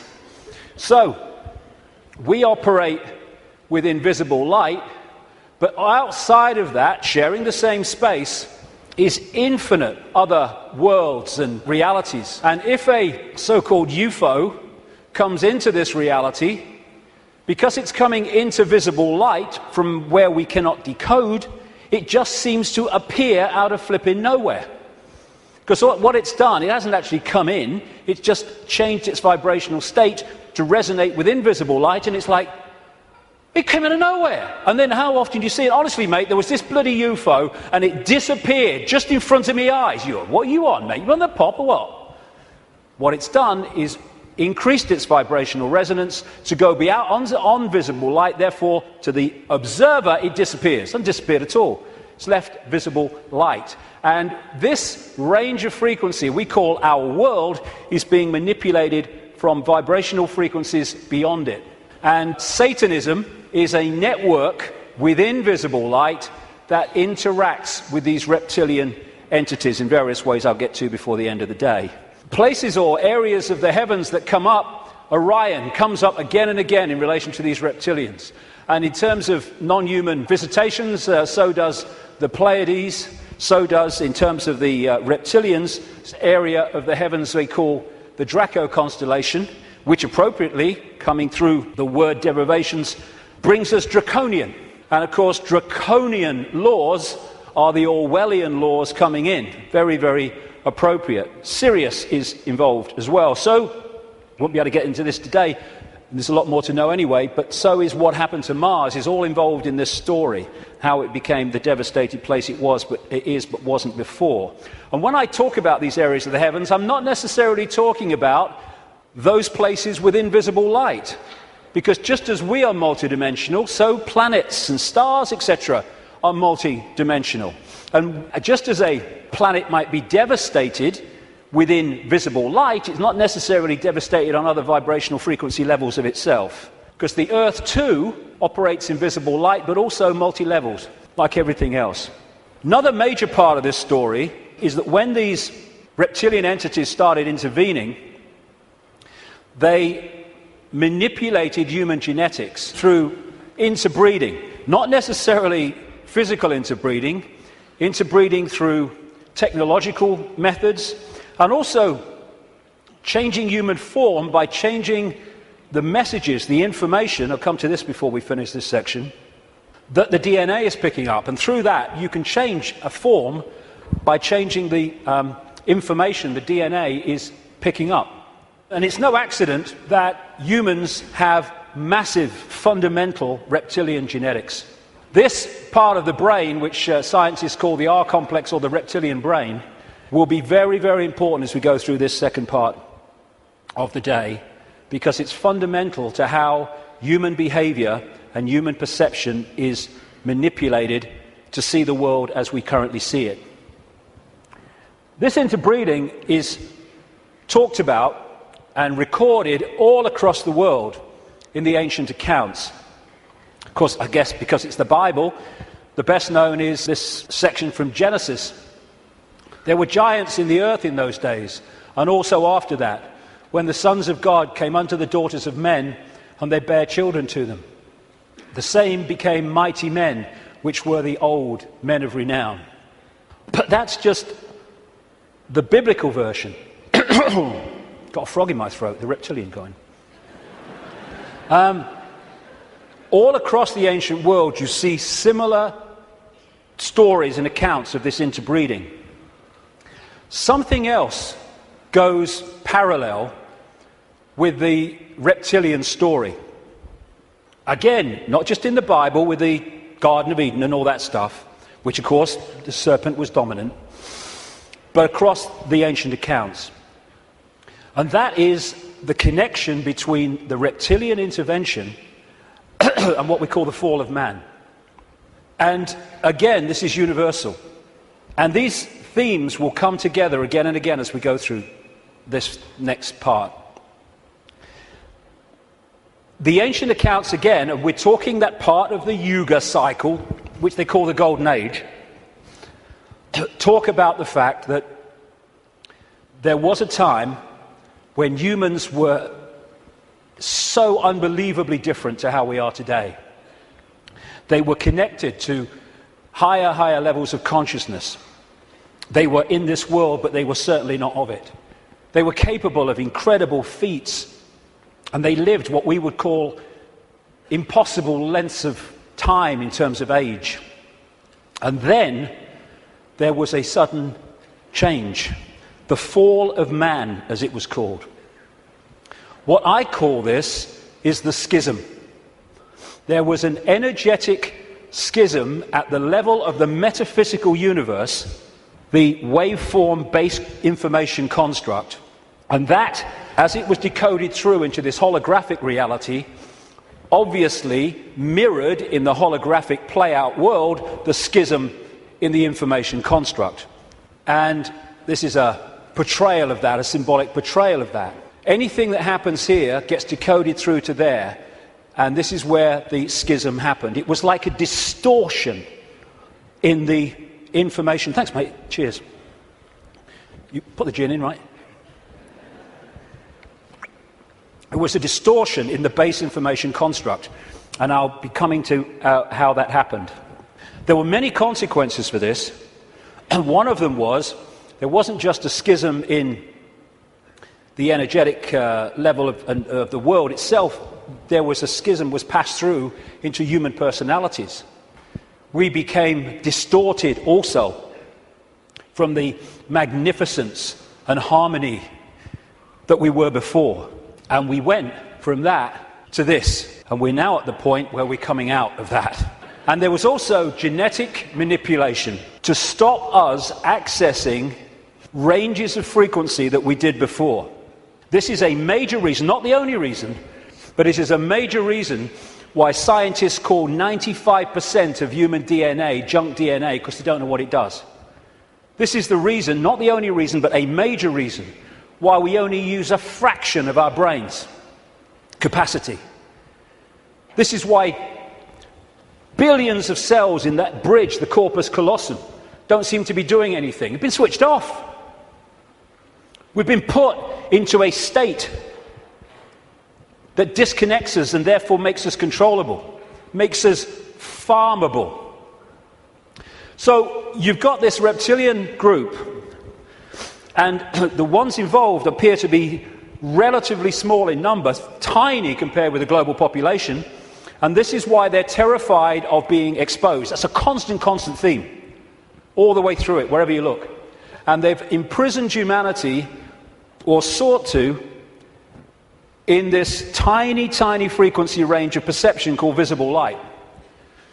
Another key aspect to this is that they created hybrid bloodlines specifically to be the middle men and women. They became known in the ancient world as the demigods, the people, the children of the gods, part human, part god, as these serpent gods were perceived. And they were to be, like I say, the middlemen and women operating in visible light for the outside visible light control system. And it's appropriate that the caduceus and the symbol of the medical profession is the DNA, in effect, portrayed as two snakes. Because to these reptilian geneticists, who were far ahead of where we are in public arena in terms of genetics and understanding, the DNA is a software program. And so they manipulate it for their own means. And this is crucial to understand the world that we live in. One seriously important aspect to this DNA, this hybrid DNA I'm talking about, is that it has eliminated what we call empathy. The ability to decode the emotion of empathy.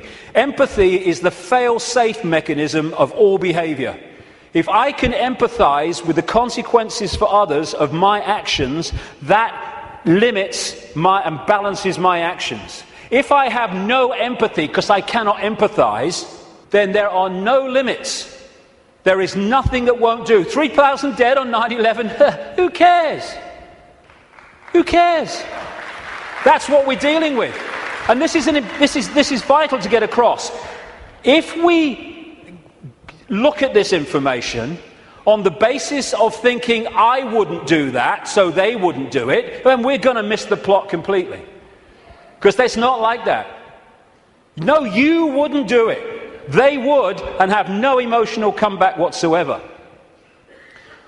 The reason for the interbreeding, the hybrid, is vibrational compatibility. These hybrids have a greater infusion of reptilian DNA than the general population, although we have a lot. And therefore, the resonance is sympathetic to the resonance of these entities operating just outside visible light. And through this resonant connection, like two radio stations talking to each other. The possessing entity outside of visible light can control the thoughts, actions, perceptions of the intermediary, the demigod. And of course, the theme of possession is as old as history, right up to the present day. We look at these people. All these pictures are by Neil Haig, by the way. Anything that looks like this. Great friend of mine, great artist. And this image symbolizes the fact that he looks at him with invisible light and he sees George Bush. Nothing else. What people don't see, because it's outside the frequency range of their decoding system, is there are entities around these people who are actually controlling these people's thoughts, actions, etc. A number of psychics have said to me around the world how they've seen people walking along the street or wherever, and then they've seen like an ethereal reptilian entity locking into these bottom two chakra points, the emotional level, one of them is, and floating around with them. And this is a kind of a good analogy. You know when there's scientists in a laboratory and they're trying to work with something that they can't touch because it's too dangerous, what they're working with will be in a tank, and they'll put gloves on, which allows them to be outside the tank, but to manipulate inside the tank. Well, that is a very good symbol of what I'm talking about. These Illuminati bloodlines, these hybrid bloodlines, operate like those gloves, operating inside this reality. And Neil symbolizes these Illuminati families with invisible light as this bearded man. Whenever you see him as we go along, that is symbolic of the Illuminati families, controlled beyond human sight by these reptilian entities. When the world started to recover from great geological catastrophes, which I'll come to in a second, there were areas of the world that stood out in terms of their abilities and potentials and advancement. These were some of them, and this area is particularly important to the bloodlines I'm talking about. The area that was once called Sumer, thousands of years BC, and became Babylon. This is why Babylon comes up in the writings of these people so often. And it's Mesopotamia, the land between two rivers. They didn't invade Iraq just for oil or just for anything. They didn't invade it for one thing, but multiple things. But one reason they're so obsessed with Iraq is because to these bloodlines in control of the world today, this is a very significant, almost religious piece of land, of historical importance to them. As Sumer and Babylon broke up, these bloodlines started going walkabout. They became the royal families of the world. And what do royal families claim? The right to rule because of the divine right to rule. The Chinese emperors used to claim the right to be emperor because of their genetic connection to the serpent gods. And this is a theme all across the world between the serpent gods and royalty. They became the aristocracy and the royal families, claiming the right to rule because of their DNA. Just down the bloody road from here, we have a head of state in Britain to this day who is only head of state because of her DNA. Head of state because of her DNA. I actually made a complaint, nothing happened to it, but I made a complaint to the Race Relations Commission, or whatever they call it. They said, if you see racism, report it. So I reported the royal family. I thought, well, I mean, well, you would.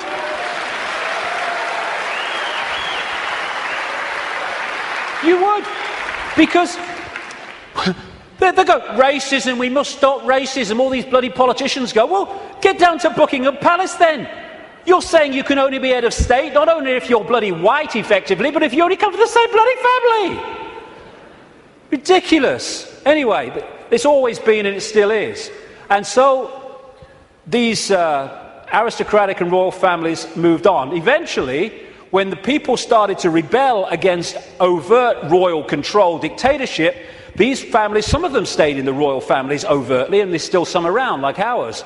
But these families moved into politics, into banking, into business, and became the dark suit, but they still perceive themselves as royalty, as special because of this genetic connection to the serpent gods. And through the British Empire, the so-called Great British Empire, and the other European empires, as these bloodlines moved up into Europe from the Middle East, etc., they exported these bloodlines all over the world. And we saw them in power in what we call colonization. But there's two types of control. One has a finite life, one can go on forever until it's exposed. The one that has a finite life is a dictatorship that the people under dictatorship can see, touch and taste. Communism, fascism, apartheid. People know where they stand, and eventually, therefore, they will rebel against it because they know what they're dealing with. The greatest form of control is a control you can't see. Prison without the bars. You can't see the bars because you'll just sit there. People do not rebel against not being free when they think they are. And that's the idea of replacing the colony control with another kind of control called freedom. So what happened is, as these colonies, like the United States as it became, etc., and all the others around the world, as they were given independence, what was left out in those countries were the bloodline, under different names, the secret society network that manipulates the bloodline agenda, and those countries have gone on being controlled ever since. But because they have the ability to have a vote every 4 or 5 years, they don't realize they live in a tyranny. And that's how it works, the prison without the bars, and until it's exposed, it'll go on forever. And so these kind of people, especially the Rothschilds, they are major players in this. They are the middlemen for the manipulation of this reality from these entities mostly outside of this reality. And what they've created is like a global transnational corporation. What you have with a corporation is you have a headquarters somewhere in the world, and then in each country you have subsidiary companies of that headquarters, that central point. And all the subsidiaries in the world carry out the policy of the central point. Well, what these Illuminati hybrid family networks have done is create exactly the same, but instead of companies, they are secret society networks. So you've got the center of the web in Europe, for historical reasons, at operational level anyway, places like London, not the British government, the secret society centre in London. In Rome is another one, the Roman Church, Rome, and other points in Europe. And then in each country, you have families from the network in those countries whose job it is to run the networks that control that country's business, banking, politics, media, all of it. And so what you have is, from this central point in Europe, the centre of the web, all these different places and countries all over the world then impose on their country what is being dictated here. And that's why, as I travel around the world, I see the same things being introduced in different countries at the same time, overwhelmingly justified by the same excuses. It's all a global network. It can be symbolized too as a web, like I say, with the Rothschilds real close to the spider, and all these different strands on the web are different secret societies, different semi-secret societies, transnational corporations, and all the rest of it. So when you see all these different names of these corporations that dominate the world in so many ways, and the pharmaceutical cartel and the oil cartel and all the rest of it, the biotech cartel, they're all different names or different masks on the same one face. And so you have this structure where outside of visible light you have the reptilian control system, comes down through the Illuminati families, and they control the people in power to push the world in a certain direction. Another way of looking at it here. You see, all these different people, these fight among themselves and all the rest of it, though if it gets out of hand they get sorted. So these sit on the top of all these different countries. They control these different areas of their societies, and the people are then played off against each other. These buggers don't go to war, they tell these buggers to go to war. And if we stop going to bloody war, game over. But we do. Ridiculous. That's part of becoming conscious.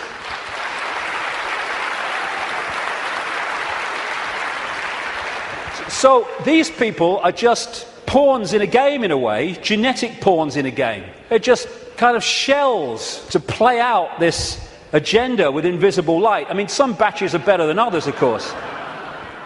So if you look at the principle of the Trojan horse, the symbol of the Trojan horse, coming into a society and not seeming to be what it is, though taking it over, and you put that on the face, well, you've pretty much got symbolically what we're talking about here. People send me pictures from around the world and stuff that they find on the internet and elsewhere, which have a kind of reptilian feel about them. I'm not saying these are reptilian eyes, it could be a trick of the light, but I've used it because it gives an indication of the number of people that have told me this all around the world, from all walks of life, how they've seen people shift from a human to a reptilian state, and especially the eyes are the first to go. They describe how the pupils become reptilian. And interestingly, a great friend of mine has an associate who, I don't agree with it, but he's been doing a research project to develop iris scan technology, and it led to him looking very deeply into 2,300 eyes. And he said he knew nothing about what I'm saying, probably never heard of me. And he said to my friend, the amazing thing was that about 4% appeared to be of reptilian type and appearance. And that is a recurring number, in my research anyway. 4-5% seem to be of this hybrid nature. So these people are reptilian hybrid human reptilians. And you look at the eyes, but behind the eyes are something else. I had an experience with this guy, Ted Heath. He was Prime Minister of Britain from 1970 to 74, took us into the European Union as it became. And it's a long story, I've told it before, but he looked at me in a dressing room in a television station, and as he looked at me, this is what his eyes did.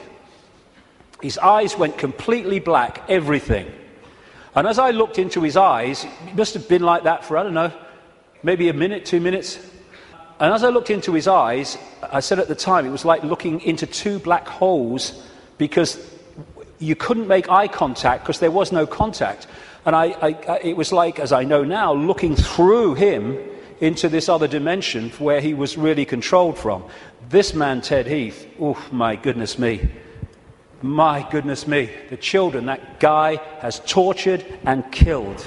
And I've been saying this since 1998 in print, and he was alive for many, many, many, many years after that. And nothing happened. Why? Because it's true. And so these people are like hiding behind human form. And hey, I rest my case. I rest my case.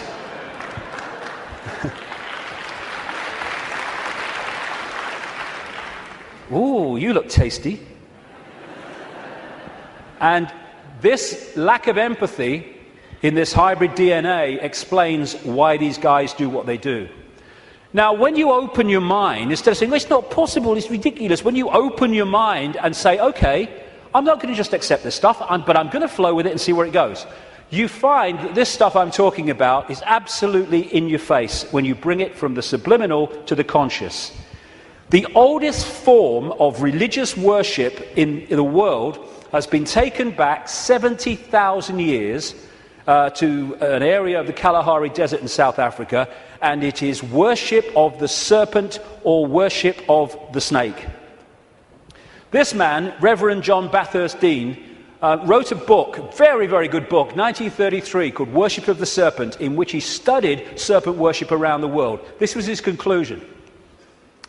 It appears then that no nations were so geographically remote or so religiously discordant, but that one and only one superstitious characteristic was common to all, that the most civilized and the most barbarous bowed down with the same devotion to the same engrossing deity, and that this deity either was or was represented by the same sacred serpent. It appears also that in most, if not all, the civilized countries where this serpent was worshipped, some fable or tradition which involved its history, directly or indirectly, alluded to the fall of man in paradise, in which the serpent was concerned. What follows then, but that the most ancient account respecting the cause and nature of this seduction must be the one from which all the rest are derived, which represent the victorious serpent, victorious over man in a state of innocence and subduing his soul in a state of sin, as he would call it as a reverend, into the most abject veneration and adoration of himself. Like I say, wherever you go, it comes up. You find obvious representations of the serpent gods. These were found in graves of the Ubaid people that preceded Sumer in what we now call Iraq. These were the Nagas, the shape-shifting reptilian people of Asia. The Druids used to worship a serpent god called Hu, If you play that word through, human becomes serpent man, appropriately. The Egyptians used to worship serpent gods and represent their pharaohs as a result of that in this way. You had the cobra coming from the headdress there. You had the cobra head gear itself representing the snake. You had the belly of the cobra. The cobra is a constant common symbol of this serpent race. In Central America, you had Quetzalcoatl, the feathered serpent god, and the Mayan version of it was Kukulkan in places like Chichen Itza. Of course, right across Asia, Japan, China, etc., the very most dominant symbol of that part of the world is the dragon, which comes from this worship of the serpent gods. Folklore is full of serpent stories and what have you. When I first met Credo Mutwa, a long time ago now, he contacted me when I was going around South Africa, this Zulu shaman, the official historian of the Zulu nation, because he'd read in a book called The Biggest Secret that I'd introduced this reptilian stuff for the first time, and he said, Mr. David, how do you know? How do you know about the Chitahuri? And I didn't know about the Chitahuri. Tell me. And he told me the story of African history where the Chitahuri, which translates as children of the serpent or children of the python, had taken over the world in the very same way that other parts of the ancient world described it. This is a painting that he did of one type of this Chitahuri from ancient and modern accounts. And he showed me this called the Necklace of the Mysteries. It says a necklace, it's very, very heavy, copper, and it goes on your shoulders. How he keeps it on his shoulders, I'll never know, it's so heavy. And he uses it as the historian of the Zulu nation, the symbols hanging from it, to tell the story of Africa and the world in general. And pride of place on the front is a non-human entity with a willy in come and get me mode and a human woman. And I said to him, what's all that about? And he said, this is symbolic of the interbreeding of the Chitahuri and humans to create these hybrid bloodlines, these children of the serpent. And then I asked him, oh, by the way, that's copper now, but in the original, and this Necklace of the Mysteries, by the way, is mentioned in accounts 500 years old, and Credo reckons it's about 1,000 years old, and it has a flying saucer on it, very clearly, a flying saucer hanging from it, which the storytelling says that's how the Chitahuri came here. Anyway, this is copper now, but it used to be gold. Someone stole it, and they couldn't afford to put gold back, and that takes us to North Africa and Egypt, and the base story of the Egyptian myths, and that's the golden penis of Osiris, which all relates into this golden bloodline, this special bloodline. And when I said to Credo, why is it not reptilian, he said, because the Chitahuri, and this is a theme I've found all over the place, the Chitahuri said you must not portray us as we really are. Some people did, most people didn't. They had to do it symbolically, so they made it absolutely, obviously not human, but not reptilian for fear of the consequences. And when I was writing the new book, Human Race, Get Off Your Knees, I came across a work in progress, I think it's finished now, by a man called Pierre Sabac, and he was producing a book called The Murder of Reality. And Pierre Sabac spent 7 years nearly pouring through dictionaries. He's crazy about words and derivatives, pouring through dictionaries and what have you, of all these different peoples and different languages and different eras. And he put together the fact that the language, the very language, if you follow the derivatives back from the language we use now and their origins, where the words came from, tell the story of this reptilian serpent god race taking over humanity, and also how they used to symbolize this race for reasons I've just said, not as they really were, but as eagles, as hawks, as owls, as angels. If you take the word angel back to its origin, in Sabac's research, you get a word meaning snake or serpent. And so we have the eagle on so many countries' flags and logos, including the United States most famously.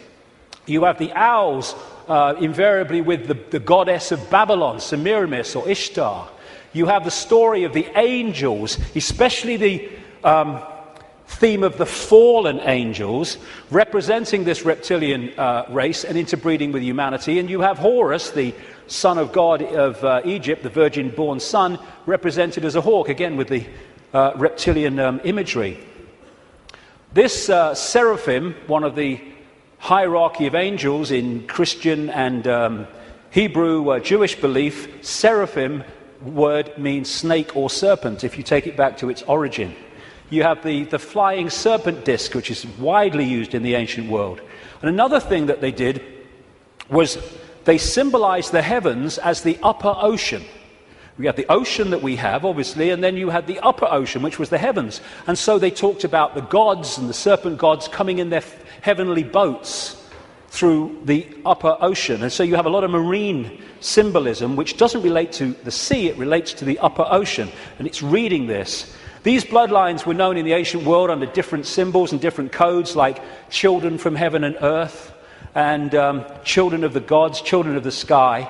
And another big symbol of these gods, these serpent gods, were the watchers. They were called the watchers. This is widely found. And that's why there's an eye, as Credo Mutwa confirmed, on that hand, on the necklace of the mysteries. That's the watchers, that's the serpent gods. And that's why we have the eye on top of the pyramid, the all-seeing eye on the dollar bill, and why that is a massive Illuminati symbol in the secret society network. They are the gods overseeing the pyramid of control. One way that they often symbolized these hybrid bloodlines in the ancient world was as part human down to the bottom of the torso, and then the legs or the bottom part being a snake. You come across this a great deal when you research this stuff. This is all symbolic of this half human, half snake symbolism. Over and over and over again you see it. And the cobra, like I say, is very much a common symbol of these serpent gods, as is fighting the serpent gods and battles with them. Even the word Messiah comes from Mesa, the Nile crocodile, which they use the oil from the Nile crocodile to anoint the pharaohs. And even today in the British coronation ceremony, they symbolize that as part of our own ceremony appropriately. In the Bible, the devil is symbolized or described in reptilian terms. The old serpent called the devil and Satan, who deceiveth the whole world. He was cast out into the earth, and his angels were cast out with him. Fallen angels, again, the recurring theme.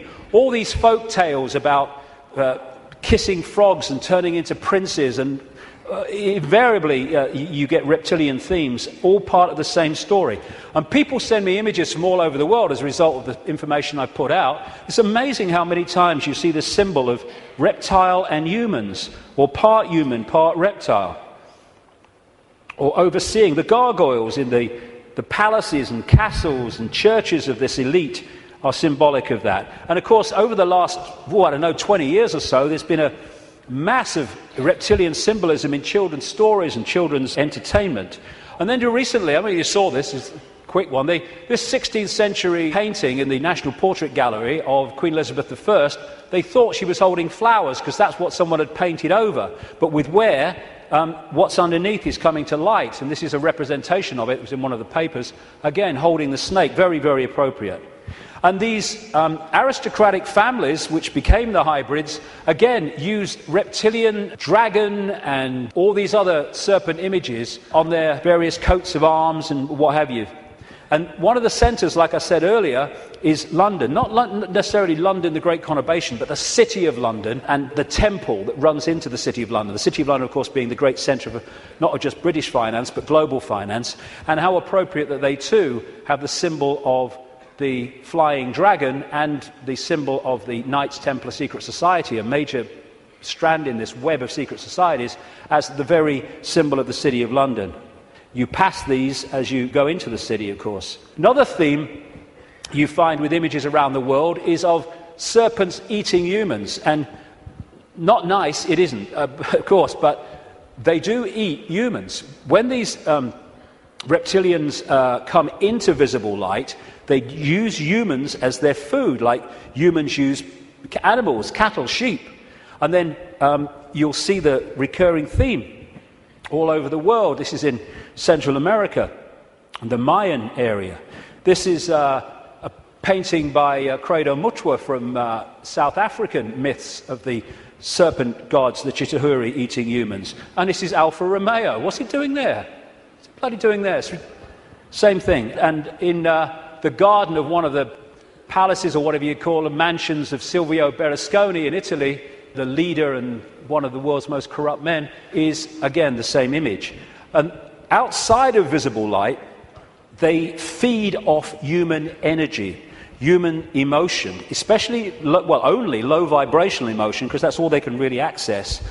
And so they have to keep humans in a state of mental and emotional suppression so that we keep feeding out this energy, which they then absorb. And that will become relevant in the next section when I get into why paedophilia is so widespread among this elite. Because energy changes with the emotions we give out. When we give out love, it's a certain wavelength. When we give out hate, it's a very different wavelength. And the friend of mine in Japan has become very well known for taking water, his name's Mr. Emoto, taking water, putting it in a container, and then he'll put words of love or hate or whatever on the side of it, because when you write a word, that word may seem in the decoded realm as a word you can see and read, but in the vibrational realm, it represents a vibration. If you could see the vibration of writing the word hate to writing the word love, it would be dramatic. In fact, you're looking at it.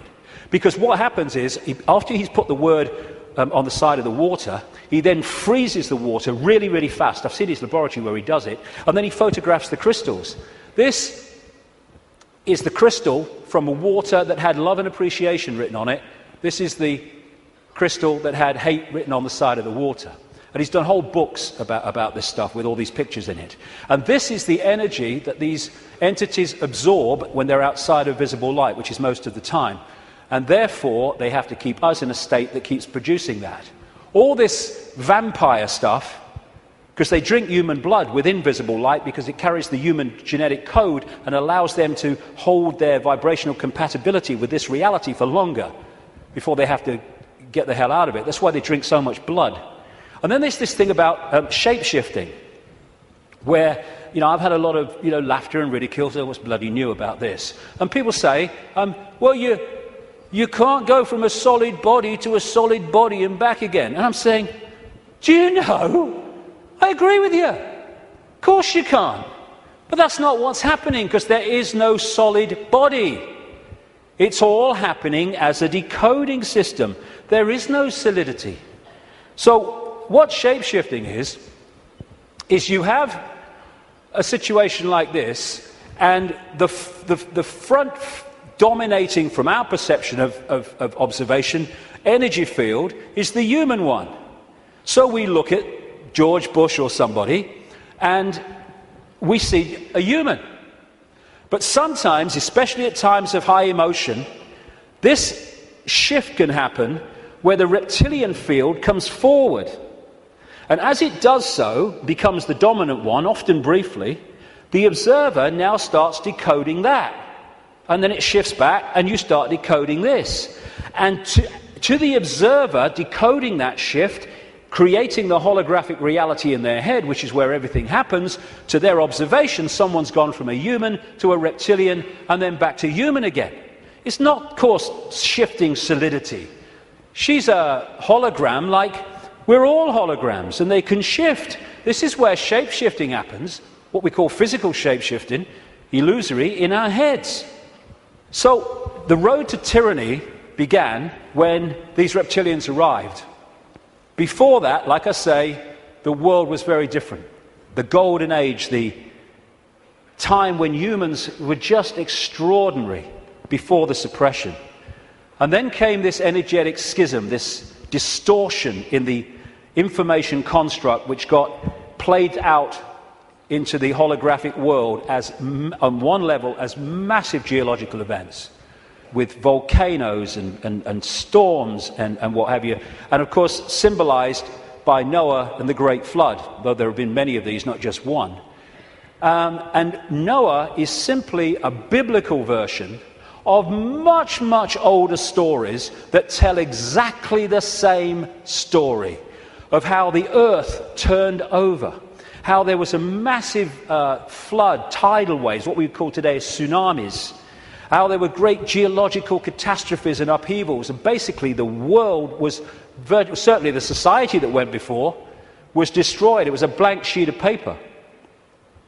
And in this distortion, humans lost the power of the connection they had to higher levels of awareness. And this happened. We went from being part of the field, knowingly so, and to being taken over and suppressed by this reptilian race.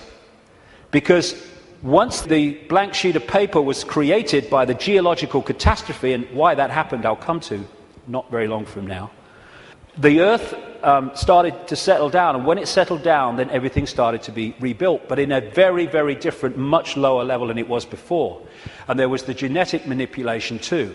And in China, unlike most other countries, you can't access vast tracts of the internet because the computer system has been firewalled off to stop Chinese people accessing that area of the internet that the authorities don't want them to see.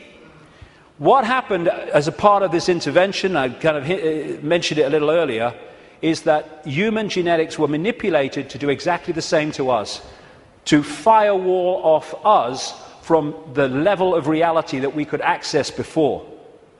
So we went into this prison called visible light that we've been in ever since, and particularly isolated in the left side of the brain so that we only perceive through the five senses, and we can only see structure and language and hierarchy and all that stuff, and our potential dramatically reduced. And this world came as a result of it. And it's dominated by controlling human perception, by suppressing our true self and dictating what we bring into holographic reality. Okay, now let's go really crazy. I've had enough of only being half crazy. Let's do the bloody lot, eh?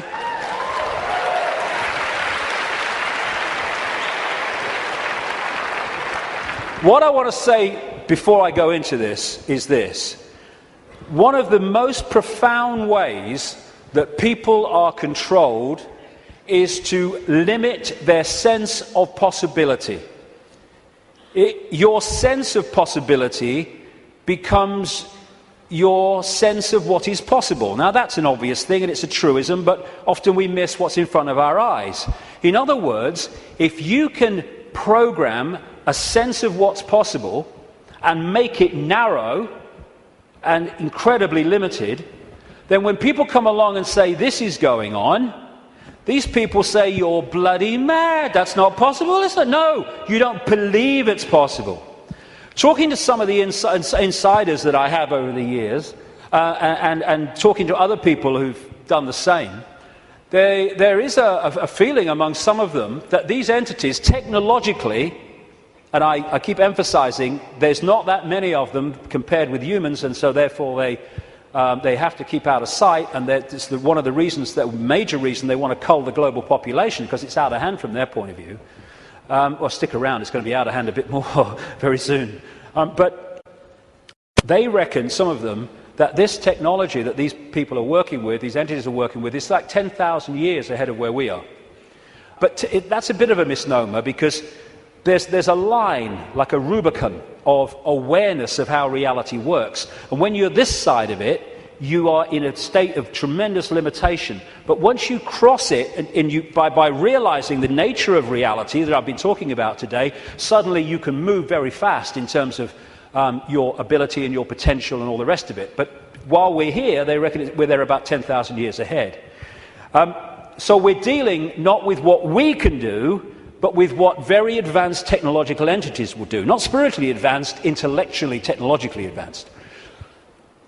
What happened was that I was writing this latest book, and I sat down one morning. I've had one or two thoughts about this before, but they've come and gone. But I sat down one morning at the computer to start writing, and it was like, I've had this so many times in my life, in the last 20 years. It was like an energy field descends upon me, and suddenly I just knew the moon was not what it seems to be.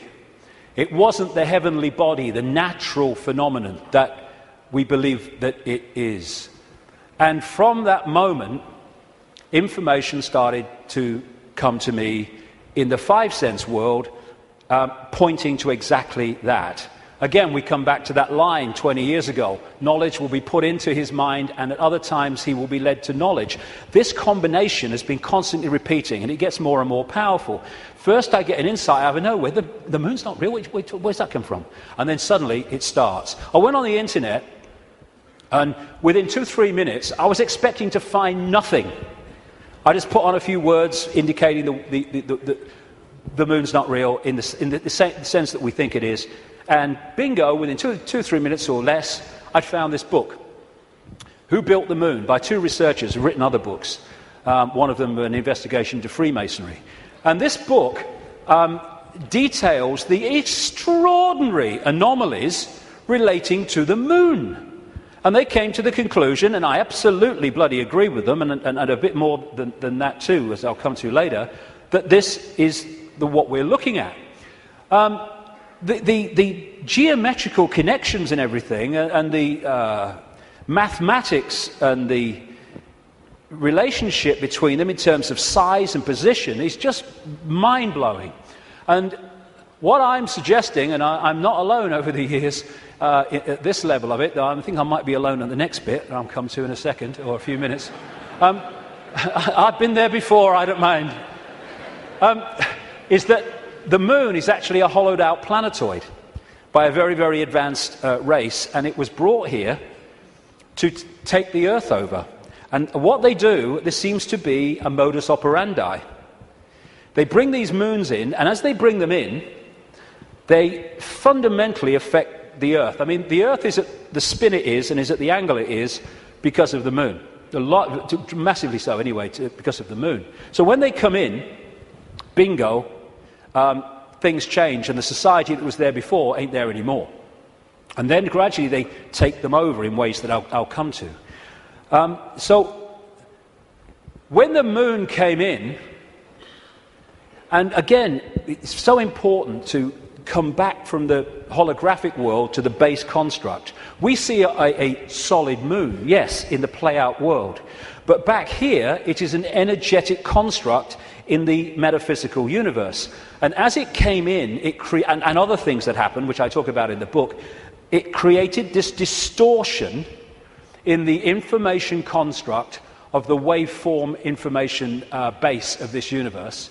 And as it did so, it was played out here in all this catastrophe and stuff that I talked about and the ancients talk about. It was played out as this great geological catastrophe and the great flood and all the rest of it. And what is a common theme that they talk about, the ancients, in relation to this? The earth turned over. And you think, how the freaking hell can the earth turn over? Well, what happened? What happened when the moon came in, the earth turned over? It's at an angle that it is today because of the moon. And so the distortion brought an end to the world that was there before, and we basically went back to rubbing sticks together because of what happened. And that distortion was played out in the human mind, the human perception, the human psyche, and we completely changed our perception of the world and who we are, where we are. So in Who Built the Moon, like I say, I do recommend it, the way it looks at the anomalies and everything, and the connections between these three bodies. And these mathematical, geometrical connections only apply to these three bodies in the solar system. They don't play out against the other planets, just these three. And the moon is so perfectly positioned that because of where it is, when we have an eclipse, it is the same size as the sun. That's why we have the eclipse.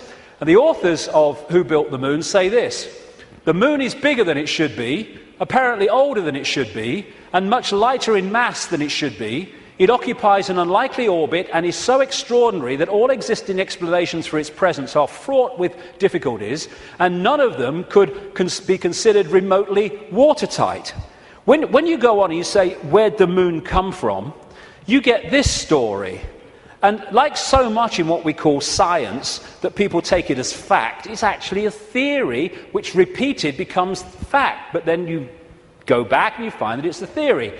And the first one is the moon was created by what's known as the whack theory, or the big whack theory.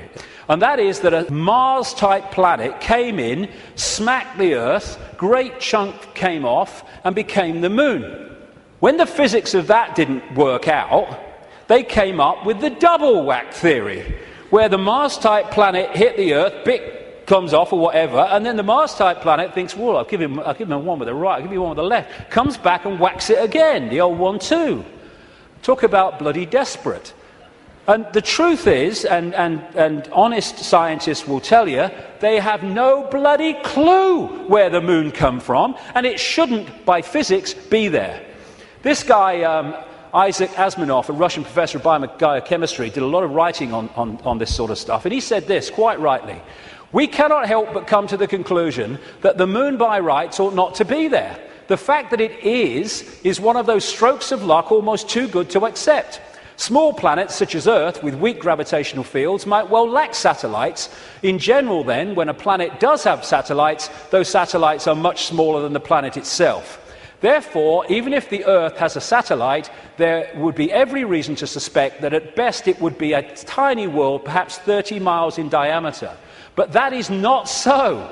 Earth not only has a satellite, but it is a giant satellite, 2,160 miles in diameter. How is it then that that tiny Earth has one? Amazing. Some scientists don't even talk about a planet-satellite relationship, but a planet-planet relationship. The moon's bigger than Pluto. The best explanation for the moon is observational error. The moon doesn't exist, that scientist said. Another one from NASA: it seems easier to explain the non-existence of the moon than its existence. And then we get the hollow moon. This is what I'm saying, and others have said, is that it's a hollowed out planetoid. In November 1969, the moon was hit by a lunar module to the equivalent of 1 ton of TNT. The shock waves built up, and NASA scientists said the moon rang like a bell. Maurice Ewing, a co-director of the seismic experiment, told the news conference, as for the meaning of it, I'd rather not make an interpretation right now, but it is as though someone had struck a bell, say in the belfry of a church, a single blow, and found that the reverberation from it continued for 30 minutes. It got a bigger smack eventually, which I'll come to. Frank Press from the Massachusetts Institute of Technology, MIT, said that for a rather small impact to produce an effect that lasted for 30 minutes was quite beyond the range of our experience. This is a guy called Gordon MacDonald. He said in the early 1960s, it would seem that the moon is more like a hollow than a homogeneous sphere. And this guy from MIT said the lunar orbiter experiments had vastly improved knowledge of the moon's gravitational field and indicated the frightening possibility that the moon might be hollow. Now we'll come to this bigger whack. A launch vehicle struck the moon with the equivalent of 11 tons of TNT, and NASA scientists said the moon reacted like a gong and continued to vibrate for 3 hours and 20 minutes to a depth of up to 25 miles. Ken Johnson, a supervisor of the Data and Photo Control Department during the Apollo missions, told Who Built the Moon author Alan Butler that the moon not only rang like a bell, but the whole moon wobbled in such a precise way that it was almost as though it had gigantic hydraulic damper struts inside it. These two Russian scientists from the Soviet Academy of Scientists wrote an article in 1970 in Sputnik magazine in Russia, headed, "Is the Moon the Creation of an Alien Intelligence?" And all these years later, it indicates to the fact that they were right. What they point out, and others point out, is the outer surface of the Moon is extremely hard and contains minerals like titanium. Moon rocks have been found to contain processed metals, including brass and mica, and the elements uranium-236 and neptunium-237 that have never been found to occur naturally. Uranium-236 is a long-lived radioactive nuclear waste and is found in spent nuclear fuel and reprocessed uranium. Neptunium-237 is a radioactive metallic element and a byproduct of nuclear reactors and the production of plutonium. Some lunar rocks have been found to contain 10 times more titanium than titanium-rich rocks on Earth. Titanium is used in supersonic jets, deep-diving submarines and spacecraft. Dr. Harold Urey, the winner of the Nobel Prize for Chemistry, said he was terribly puzzled by the rocks from the moon and in particular their titanium content. He said the samples were mind-blowers and that he could not account for the titanium. The two Russian scientists said in their article, If a material had to be devised to protect a giant artificial satellite from the unfavourable effects of temperature from the cosmic radiation and meteorite bombardment, the experts would probably have hit upon precisely these refractory metals. Refractory metals are incredibly resistant to heat and wear. In that case, is it not clear why lunar rock is such an extraordinarily poor heat conductor, a factor which so amazed the astronauts? Wasn't that what the designers of this super Sputnik of the Earth were after? From the engineer's point of view, this spaceship of ages long past, which we call the Moon, is superbly constructed. They say it's a hollowed-out planetoid, and they say if you're going to launch an artificial Sputnik, then it is advisable to make it hollow. At the same time, it would be naive to imagine that anyone capable of such a tremendous space project would be satisfied simply with some kind of giant empty chunk hurled into a near-Earth trajectory. It is more likely that what we have here is a very ancient spaceship, the interior of which was filled with fuel for the engines and materials and appliances for repair work, navigation instruments, observation equipment, and all manner of machinery. In other words, everything necessary to enable this caravel of the universe to serve as a Noah's Ark, appropriate, of intelligence, perhaps even as the home of a whole civilization, envisaging a prolonged thousands of millions of years existence and long wanderings through space, thousands of millions of miles. Naturally, the hull of such a spaceship must be super tough in order to stand up to the blows of meteorites and sharp fluctuations between extreme heat and extreme cold. Probably the shell is a double-layered affair.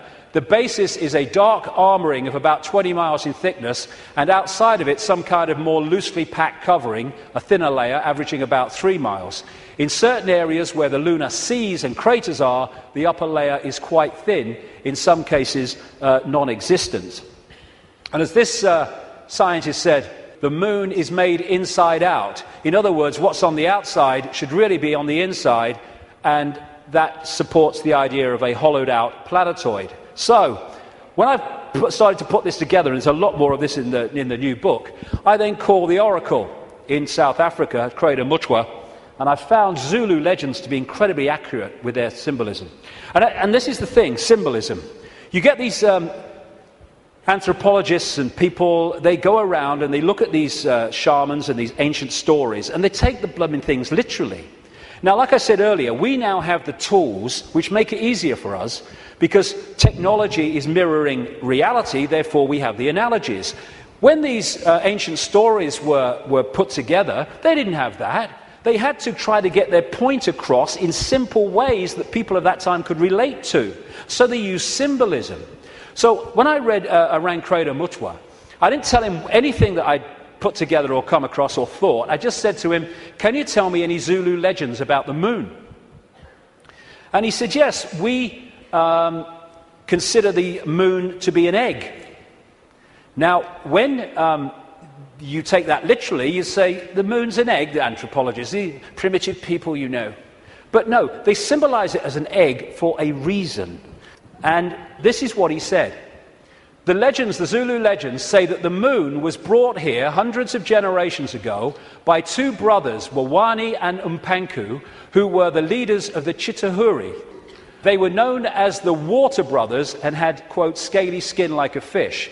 Now, this story relates almost exactly to the stories found on ancient clay tablets in what is now Iraq, Sumerian accounts of the Anunnaki, a non-human race, I would say reptilian race, that came to the earth in the same way that other parts of the world, in the ancient world, talk about.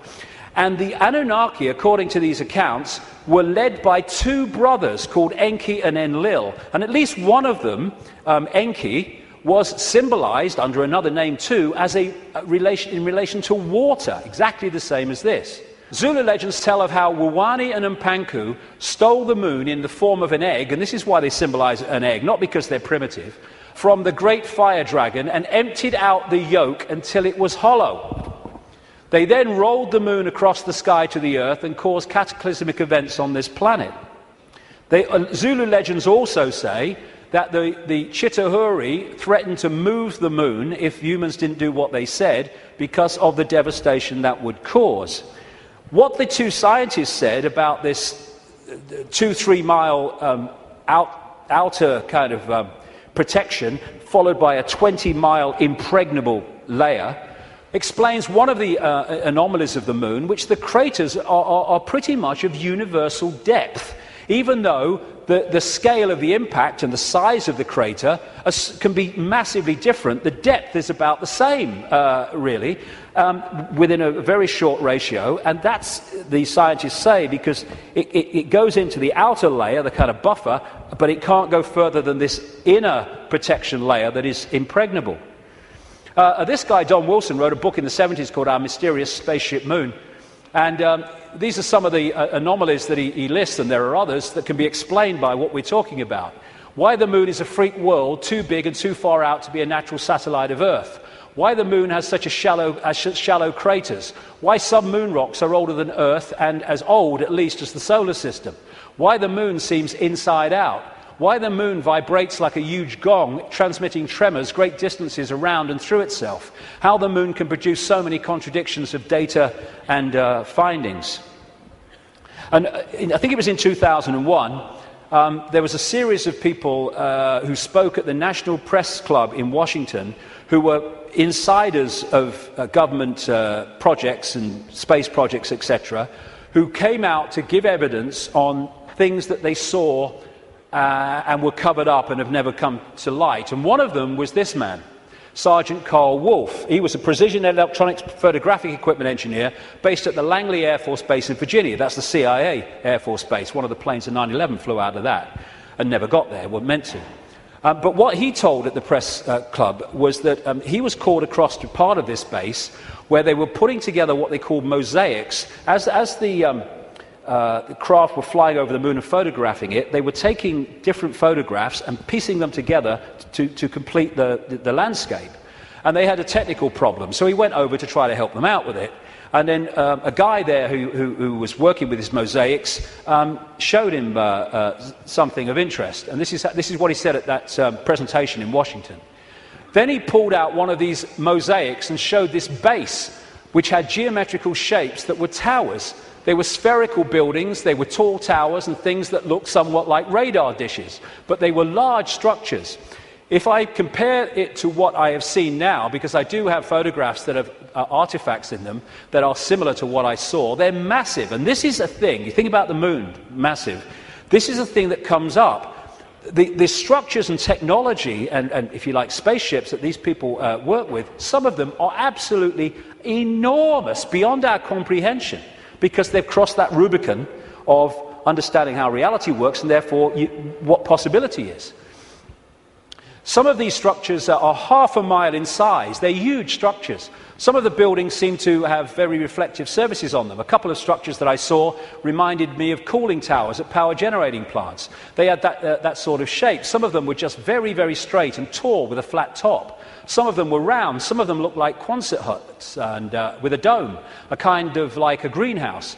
The particular shot that I saw, there were several clustered together over the landscape, a fairly large landscape. And other people at that press club presentation talked about how NASA systematically smudged out or removed any non-natural artifacts that they showed on the surface of the moon. And this documentary called Moon Rising, you can watch it on YouTube, I think, looked at photographs taken by something called the Clementine mission in 1994, I think it was, which took 1.8 million photographs, digital photographs of the moon. And you see the way that some things on the landscape were just blocked out. I mean, what's behind this? There's loads of these things which they've blocked them out, and then there's this, which has been smudged out. If you take it from another angle, there it is. What the heck is that?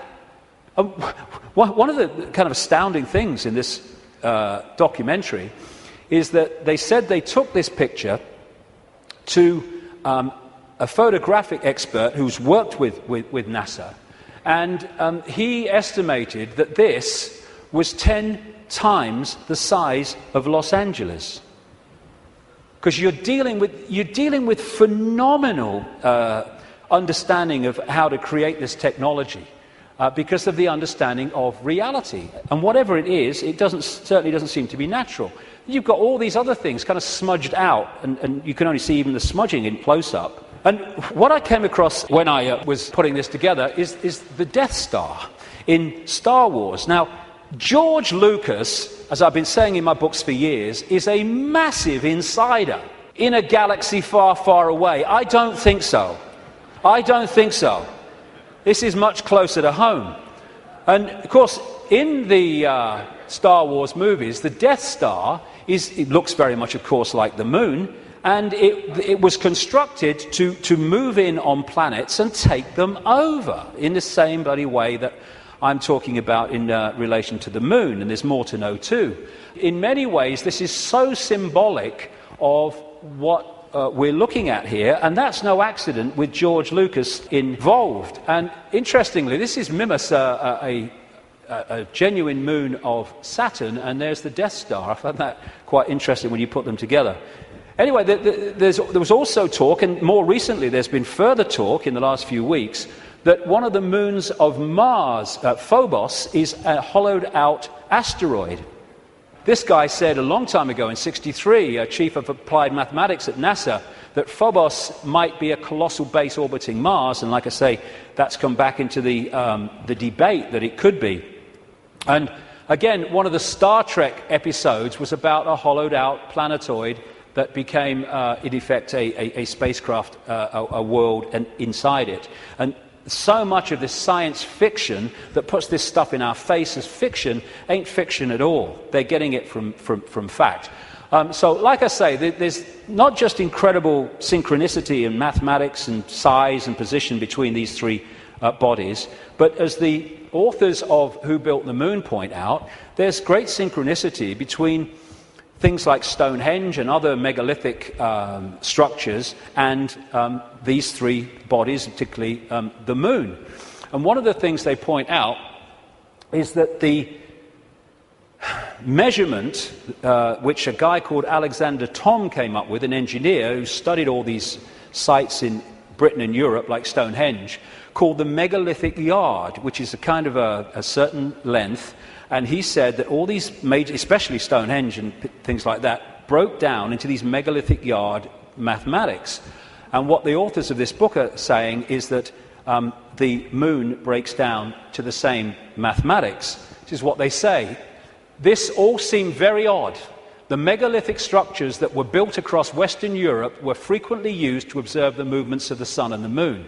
But how could the unit of measure upon which these structures were based be so beautifully integer to the circumference of these bodies as well as the Earth? Well, maybe because those that built Stonehenge and these megalithic structures in the ancient world, some of which we'd struggle to build now, were also those controlling the moon. And okay, this could be controversial, but, you know, I've been known to be. I think that these structures were put there to suppress the Earth's energy grid for reasons I'll come to in a moment, because we are interacting with this energy field all the time. And how do you control all the fish at once? You control the sea they're swimming in. And the way to control humanity and suppress humanity is to suppress the energy field and the energy and information available in that field that we can access. And these fantastic structures were not done by humans alone, let's say that. Now, this is where I am probably alone for the moment. I don't think I will be forever, but there you go. When I was, I do this more in detail in the book, but I'm trying to connect dots here. What I came across when I was putting all this together, again, was something I've termed the moon matrix.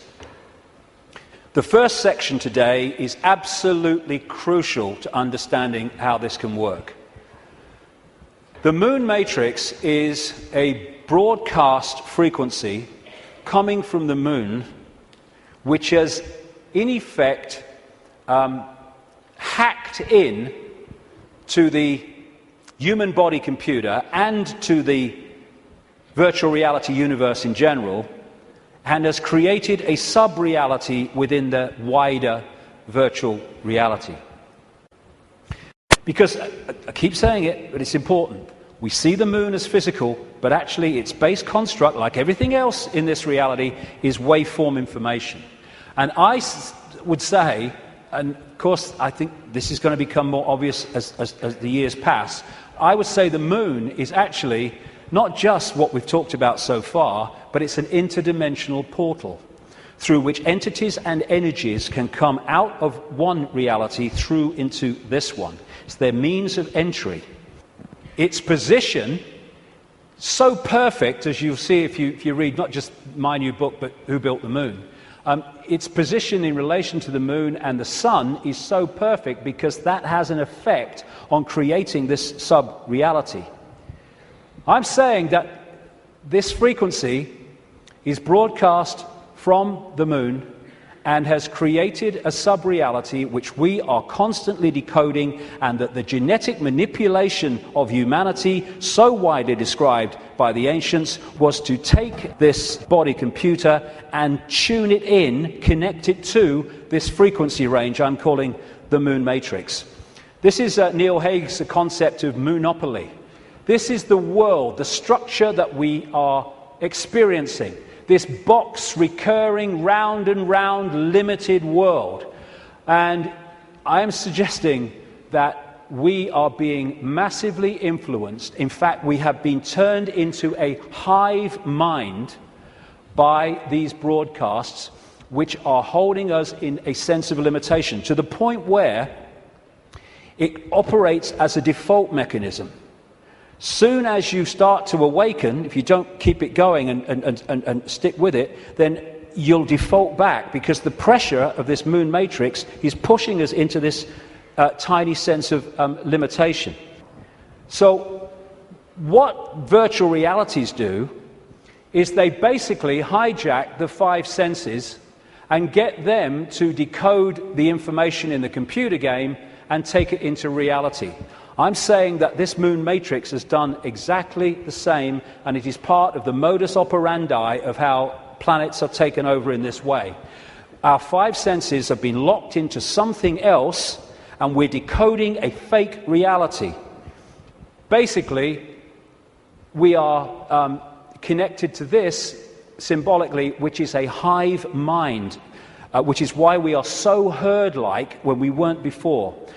And if people are going, "Whoa, okay, what?" Just stick with me, because the layers will go on. What I've been talking about today is the fact that this base vibration from the black holes goes through this cycle, and it elicits different information in the form of photons from the suns, which we decode, and the reality changes. We go through different epochs. What I'm saying is that this moon matrix has hacked in to that photon energy stream and has done what the Chinese authorities have done to the computer system in China. They have stopped us accessing vast amounts of the virtual reality universe that we used to before. Now, if anyone thinks this is fantastic, that we could see things that aren't really there and not see things that aren't there, this is a new scientist. America has just switched from analog to digital television. In the short time of about a year that the analog frequencies are not being accessed because they're going to be filled up by other things like mobile phones, suddenly, for the first time, scientists can see and connect with radio waves from galaxies they couldn't before. Why couldn't they do it before? Because we were watching the flipping telly. Prior to the switchover in America, naturally occurring radio waves at frequencies between 700 and 800 megahertz were obscured by analog TV signals, preventing astronomers from investigating the universe using this band. The freeing up of this bandwidth is a once-in-a-lifetime opportunity to see galaxies in this range. Now, you imagine what is capable by this high technology in blocking frequencies so we can't perceive what's there and we perceive things that aren't there. That's what this is doing, I suggest. And I'll add more detail as we go along. In effect, we're operating within a bubble, a virtual reality bubble, within the wider virtual reality universe. And it's connecting in through our crystalline receiver transmission system, same with the Earth, and creating this situation where we are decoding a world that may even not be there, who knows, but certainly is different to the world we think it is. And we go back to this more accurately now. The matrix, I would say the moon matrix, is everywhere. It is all around us. Even now in this very room, you can see it when you look out of your window and you turn on your television. You can feel it when you go to work, when you go to church, when you pay your taxes. It is the world that has been pulled over your eyes to blind you from the truth. What truth? You are a slave, Neo. Like everyone else, you were born into bondage, born into a prison. You cannot smell, taste, or touch. A prison for your mind. I would say that prison for your mind is the moon matrix, which has put us in a vibrational prison that we can only break out of by becoming conscious and therefore vibrating beyond the walls of the moon matrix, which is a frequency range. And if we're not held in that frequency range, that's why society is structured as it is, with its stress and its fear and its war and its conflict, then we start to break out of its perception prison and we start to say, bloody hell, why didn't I see this before? Because you were there, constantly decoding this thing. Now, like I was just saying, never mind what I've just said about some moon matrix, never mind that. Even by its very position, the moon is fundamentally affecting human behavior and human perception. Because the moon is affecting the Earth tilt, the Earth spin, affecting the Earth oceans, therefore it's affecting us. We're 60-70% water, we must be affected by it. And also, and here we come back to the importance of the first section today, it's also fundamentally affecting the endocrine system, which connects us to the chakra system, which connects us to out there, part of which is the third eye. It affects the hormones that we secrete, which fundamentally affect human behavior, human health, human perception. Not with any matrix, just by being there. And it fundamentally affects this, the pituitary and the pineal gland that give us the sixth sense ability to see beyond the five senses. And what it has done, it has shut down, in so many people, on purpose, the third eye, which in our previous pre-domination mode, we used to perceive vast areas of reality beyond which we can now. Moonth comes from moon. The moon, of course, as it goes around, fundamentally affects our perception of time. We have moonths because of the moon. It's a monarchy. It's a hybrid monarchy. And one of the major ways they control us, seems to be a modus operandi again, is money, controlled by the Rothschilds. Now, I saw a film, some years ago, called They Live. It was a B-movie, and it was not just produced and directed, he wrote the music, every bloody thing, by a guy called John Carpenter.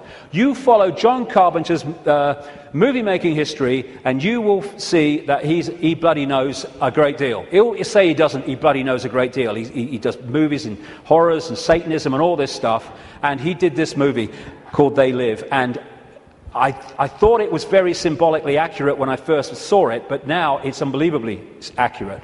For those who haven't seen it, you go on YouTube, put John Carpenter They Live in, you can see it in sections still today. The story was this: it was set in the future, but the future was about now, because it was a few years ago now. There was a massive economic depression, and this guy comes along with his tools on his back. He's walking around America trying to find a job in the building industry. He gets a short-term one at this building site. At the end of the day, one of the other builders said, "Do you have anywhere to stay?" Because there's a massive economic depression. People are living in tent cities and corrugated iron makeshift villages on wasteland. Exactly what's happening in America now, incidentally. And he's now having nowhere to stay. So anyway, he goes back with him to stay at this corrugated iron tent little village thing on the wasteland. And he starts getting interested because there's things going on across the church, across the way, that seem very strange to him. And the villagers mocked up some kind of television in a kind of Heath Robinson way. And when they're watching the television, suddenly it breaks out of the main channel, and there's just a man's face on the screen saying, "They're here, they're controlling, you don't know," all that stuff. And then there's a police state raid on this village and on this church. And they bring the bulldozers in and the police and the helicopters, and they destroy the village. And this builder guy gets away, and he comes back, and he goes snooping around the church, and he finds some cardboard boxes. And he grabs one and runs into a back passage behind buildings, and he opens the box wondering what's in it. And there's sunglasses. And he's disappointed. Sunglasses? What are all these sunglasses in a church for? So he thinks, oh, I'll have one. He puts them in his pocket, throws the others away, walks off into the street. And that's where we pick him up. When he puts these sunglasses on, suddenly the world looks very, very different. It looks like this. He starts to realize that there are people that look human to his naked eye that are anything but human when he puts these sunglasses on.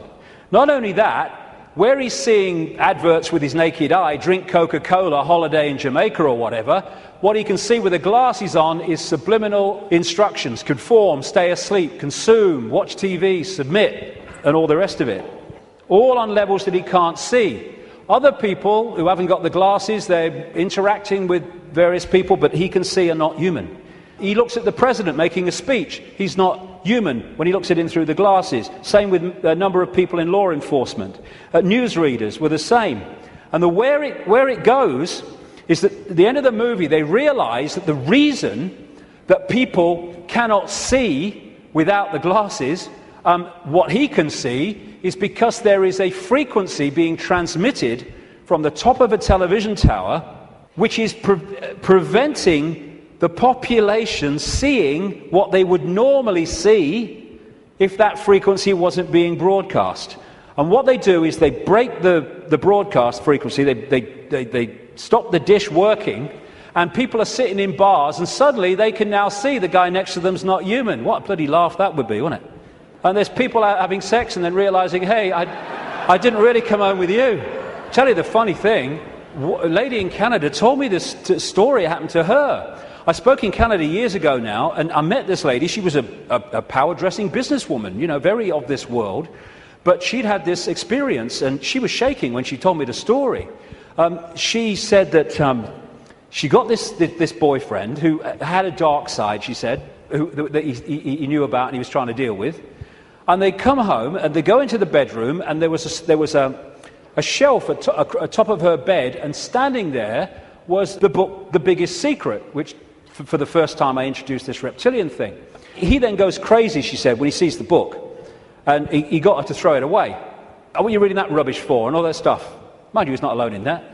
And then they start having sex, and he's kind of on top of her, and she said, I had my hand on the bottom of his back, and suddenly he started getting very, very violent, and I started getting frightened.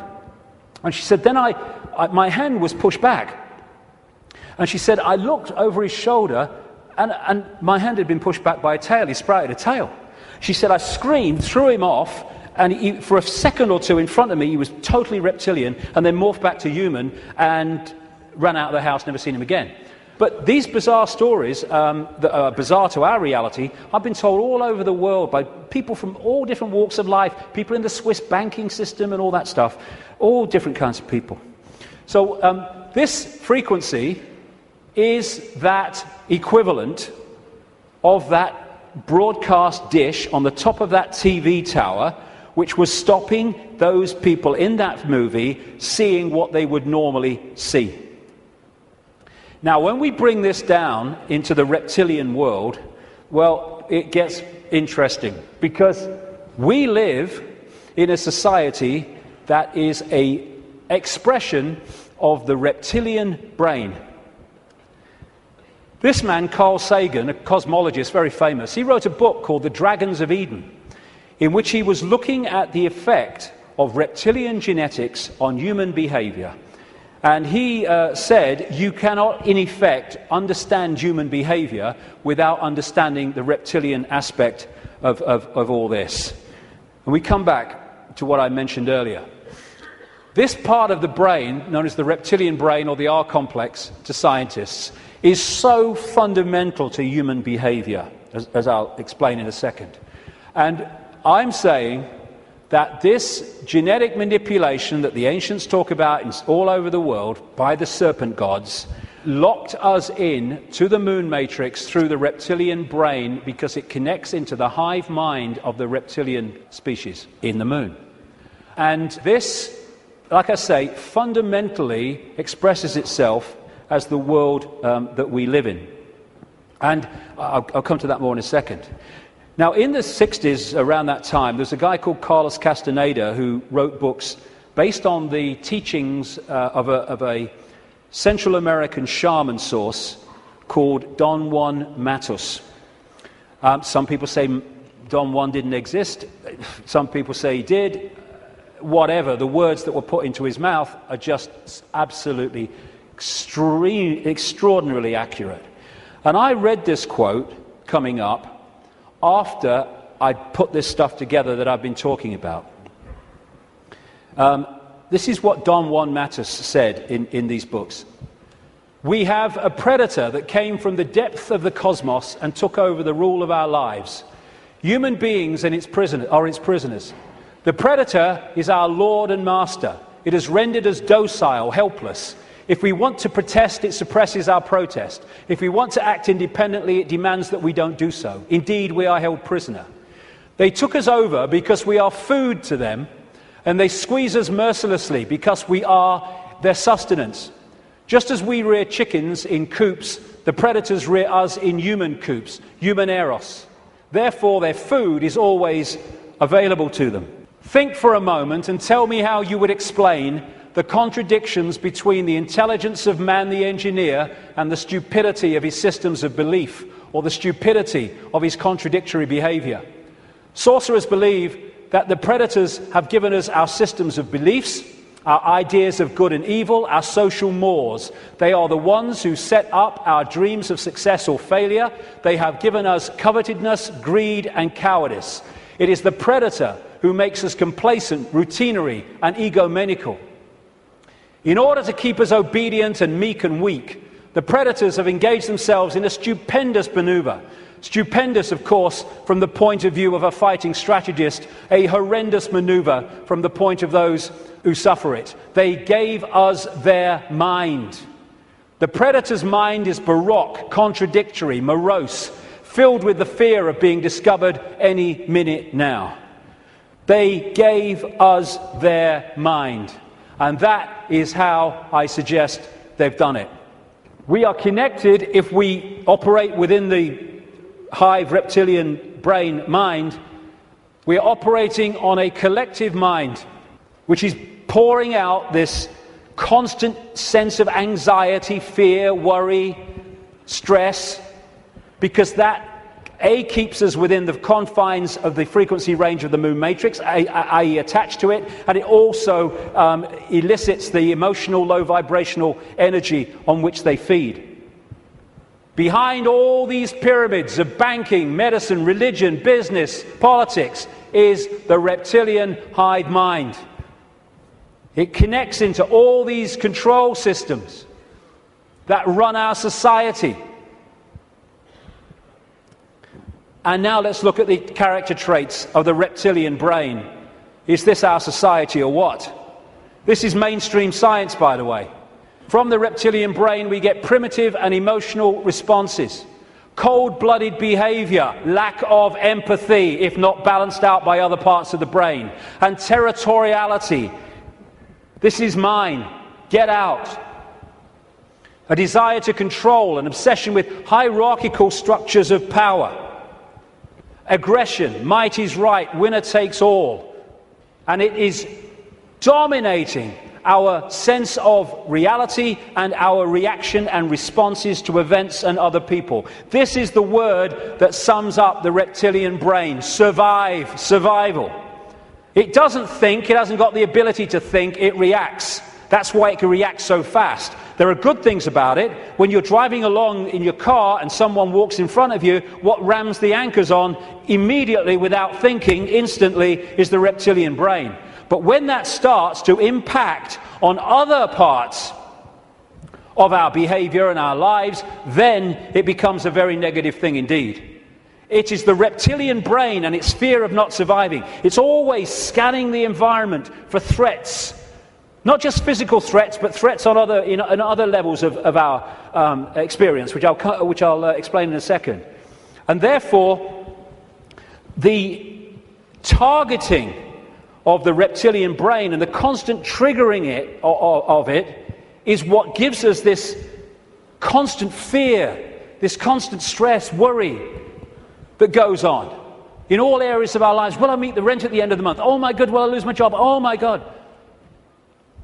And the more that we can be put in fear, here we go, the more we operate in the reptilian brain. That's why we're constantly given reasons to fear and to be anxious. Be afraid, be very afraid. The big bag monster's coming as soon as we've invented him. And when he's gone, we'll have another. Terrorism! Ah! Global warming! Ah! Swine flu! Ah! The economy! Ah! I don't look like her! Ah! I don't look like him! Ah! Constant reasons to fear.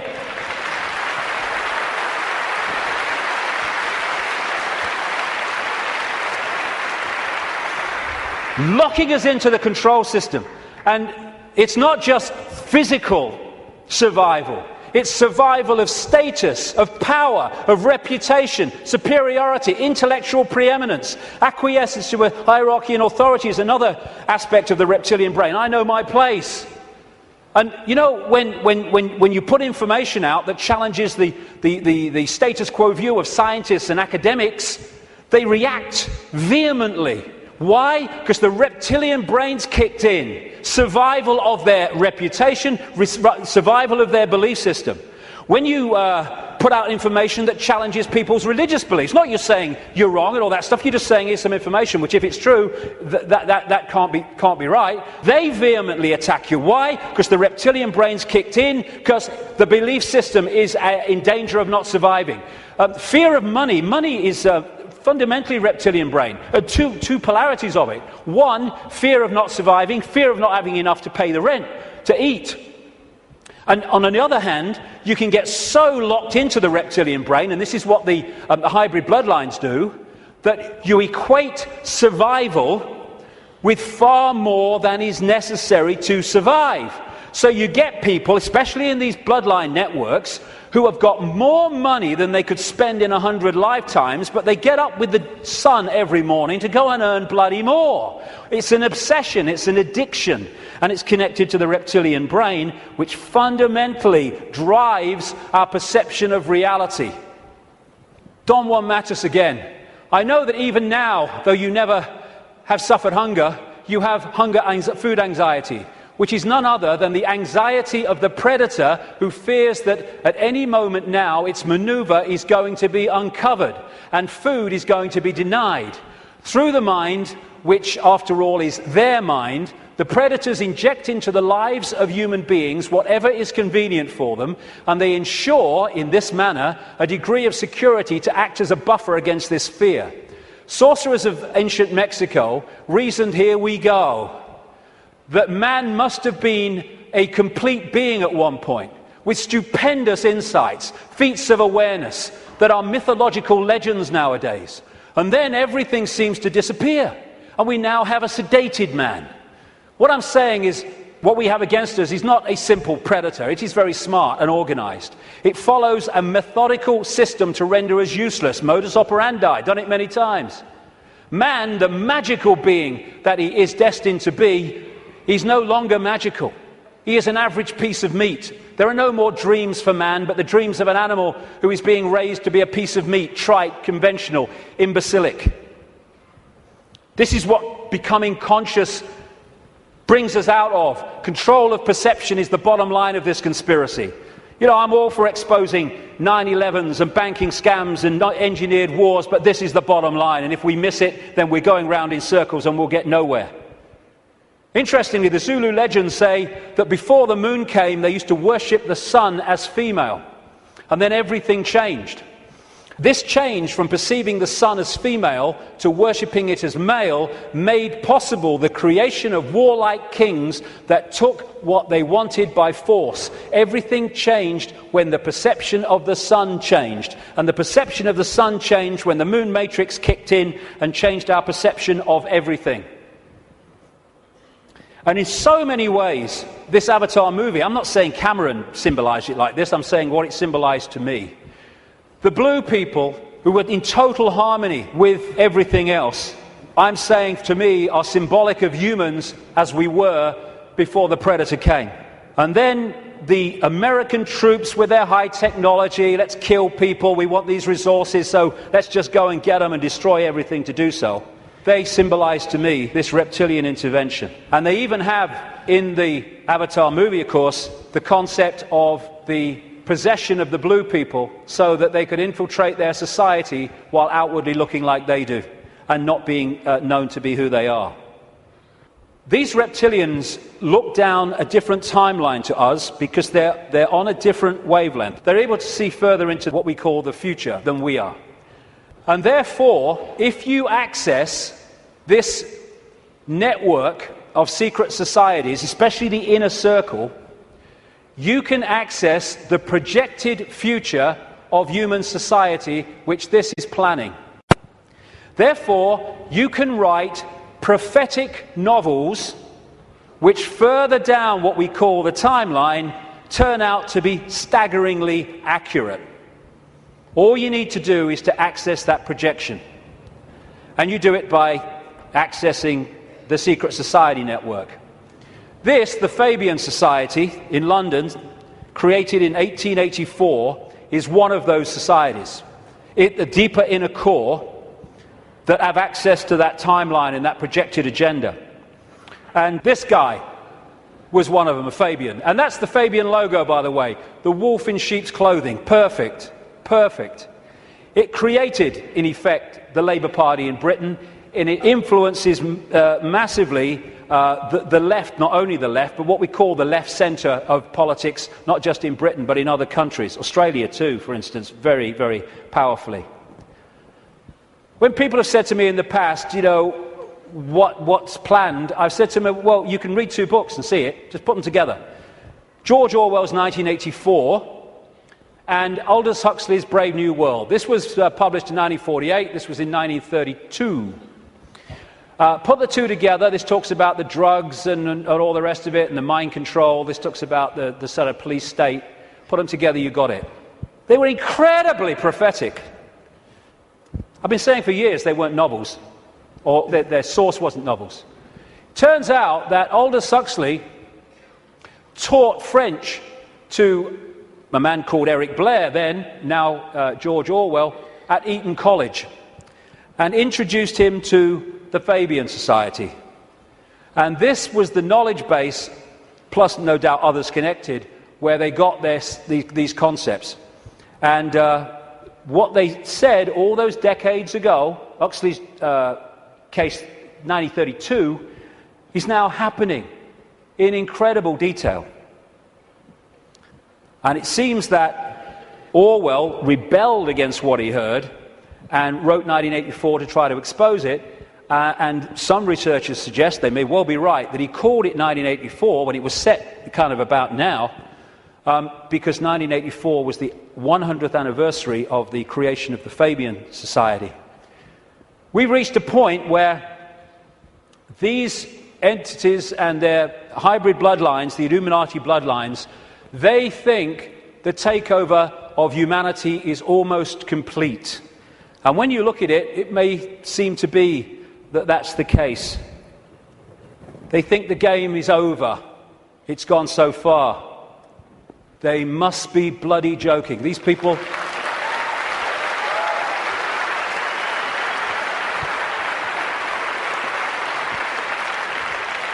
These people are in for the shock of their lives in the next few years. The shock of their lives. Because they can access so much, but they can't access beyond that.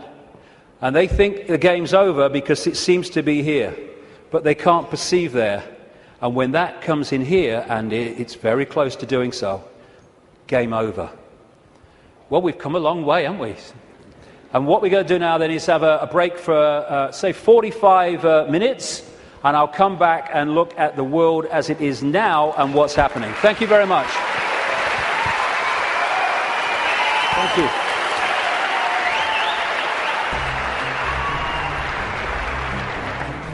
Very good so far, yeah. The reason I'm here basically is to find out exactly what's going on in the world and find out exactly what the hidden conspiracy there is that's going on today, basically. It's not just David Icke that's saying this stuff about the moon. There's Alex Collier, the Andromedan contactee, who says that the moon was towed here but from Ursa Minor, which is near the Alpha Draconis star system, by the reptilians. I don't think he's necessarily said anything that I haven't known already, but he's very eloquent, and he's put it together in such a beautiful package that it just makes it very easy for anyone to understand. I just like the way David puts things across. You know, he's not afraid. He's not afraid. He's got no fear in him whatsoever. Doesn't give one iota about what people think, and I think we can all learn from that, definitely. Ever since I was little, I've always thought that something was wrong. The way that society, because I believe that reality and the system that we live in are two completely different things. I've found it very difficult to concentrate in school because I was always told what to believe. It was very structured, and whenever I used to ask why, nobody could ever give me an answer. And it seems that David Icke seems to give those answers and opens up your perception to new possibilities. Some concepts of it I can agree with, definitely with the controlling aspect of it, because there's got, like, when you look at the controlling thing, there's got to be a way how they're really keeping us controlled. So I would say with that aspect of it, yeah, I do agree with it. I have read and I have seen many videos, and I think he's great because there is a lot of truth in everything he says, and there will be a lot of changes from now on. I admire what he's doing. I think he's got a lot of courage to step out and enlighten a lot of people about what's going on in the world that the majority of us don't really understand or know about. So he's, I give him a thumbs up, really.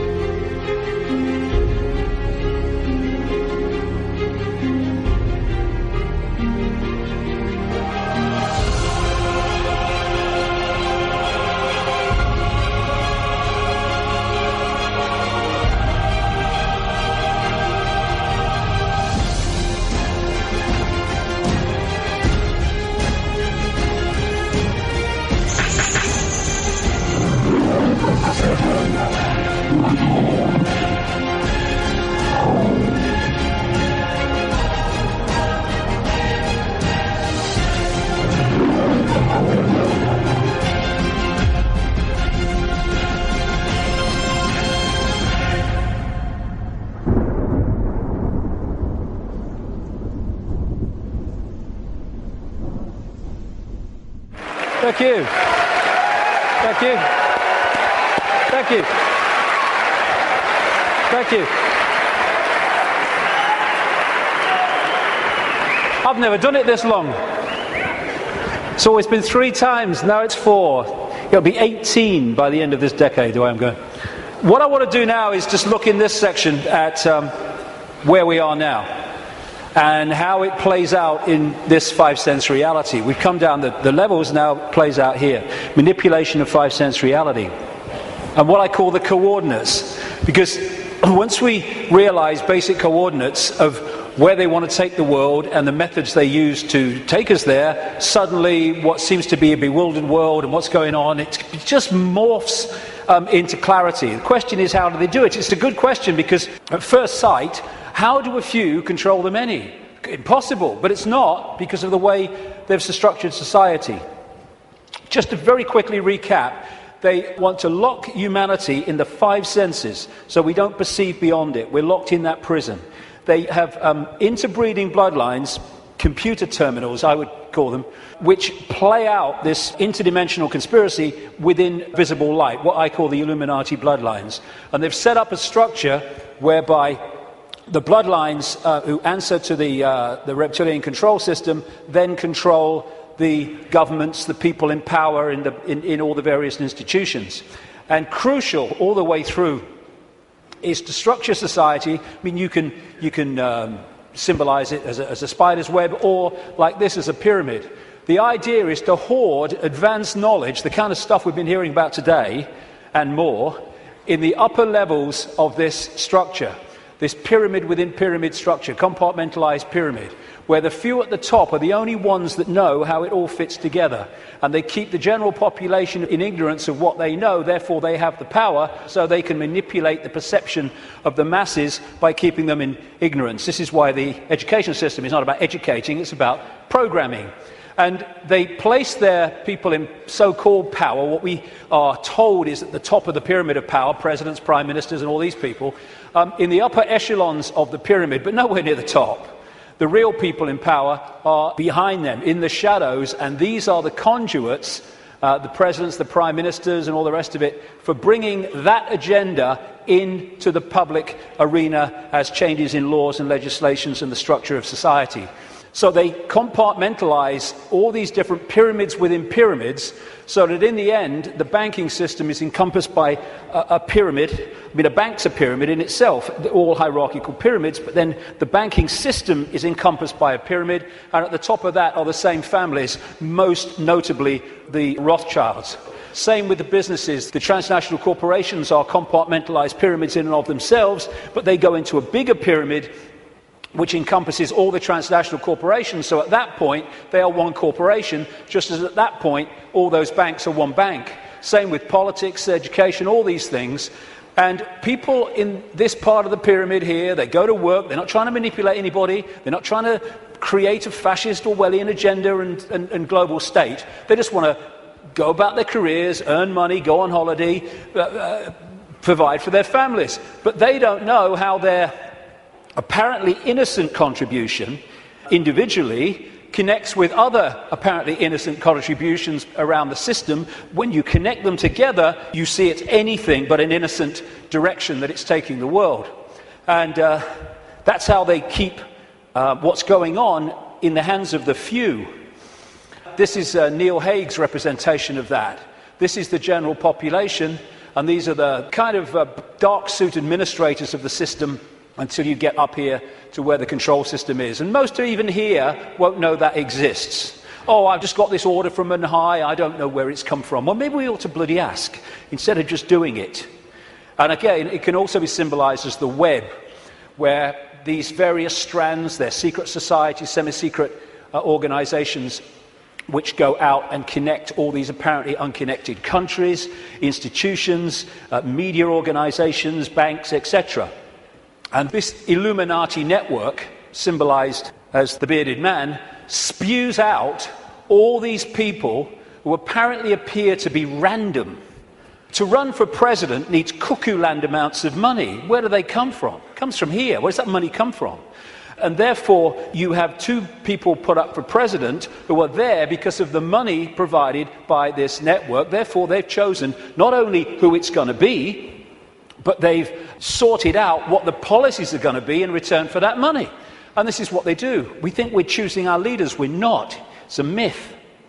And so this structure that I showed you earlier comes into this, where these leaders are put into power to carry out the agenda of the control system, which is why when parties change, whatever they've said in opposition goes out the window and they start acting like the party in government previously that they were criticizing. The common denominator is whoever gets in power basically introduces the control system, and whoever's out of power opposes the control system verbally, which means that you have the illusion of choice when whoever's in power unfolds the agenda. So there is no choice. It's a myth.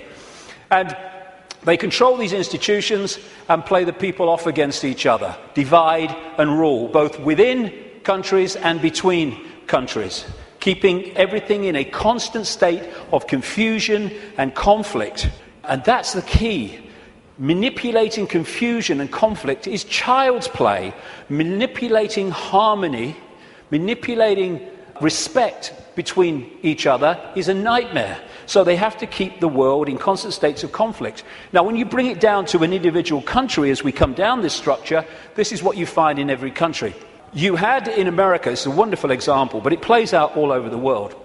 During the Bush years, Republican, that administration was controlled by a group of people known as neocons, neoconservatives, including all these people like Richard Pearl and all the rest of it. And over here, you have what I call, anyway, the democons. This is a network of people. I put Kissinger in the democons because he's an advisor to Obama at the moment, but he spends most of his time with the neocons, Kissinger. He just goes with whoever's winning.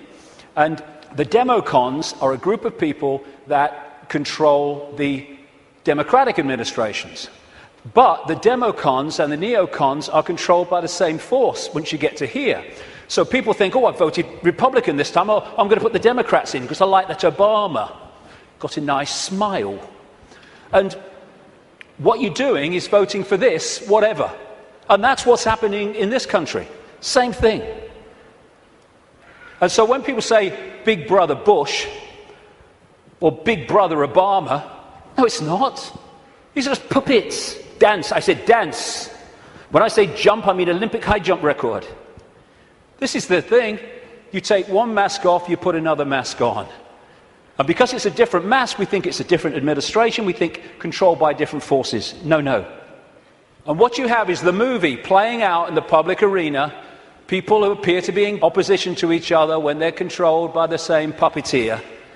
And once you look beyond the movie, that's when you start to see what's really happening in the world. So the cards are moved around in line with an agenda for the constant, incessant centralization of power.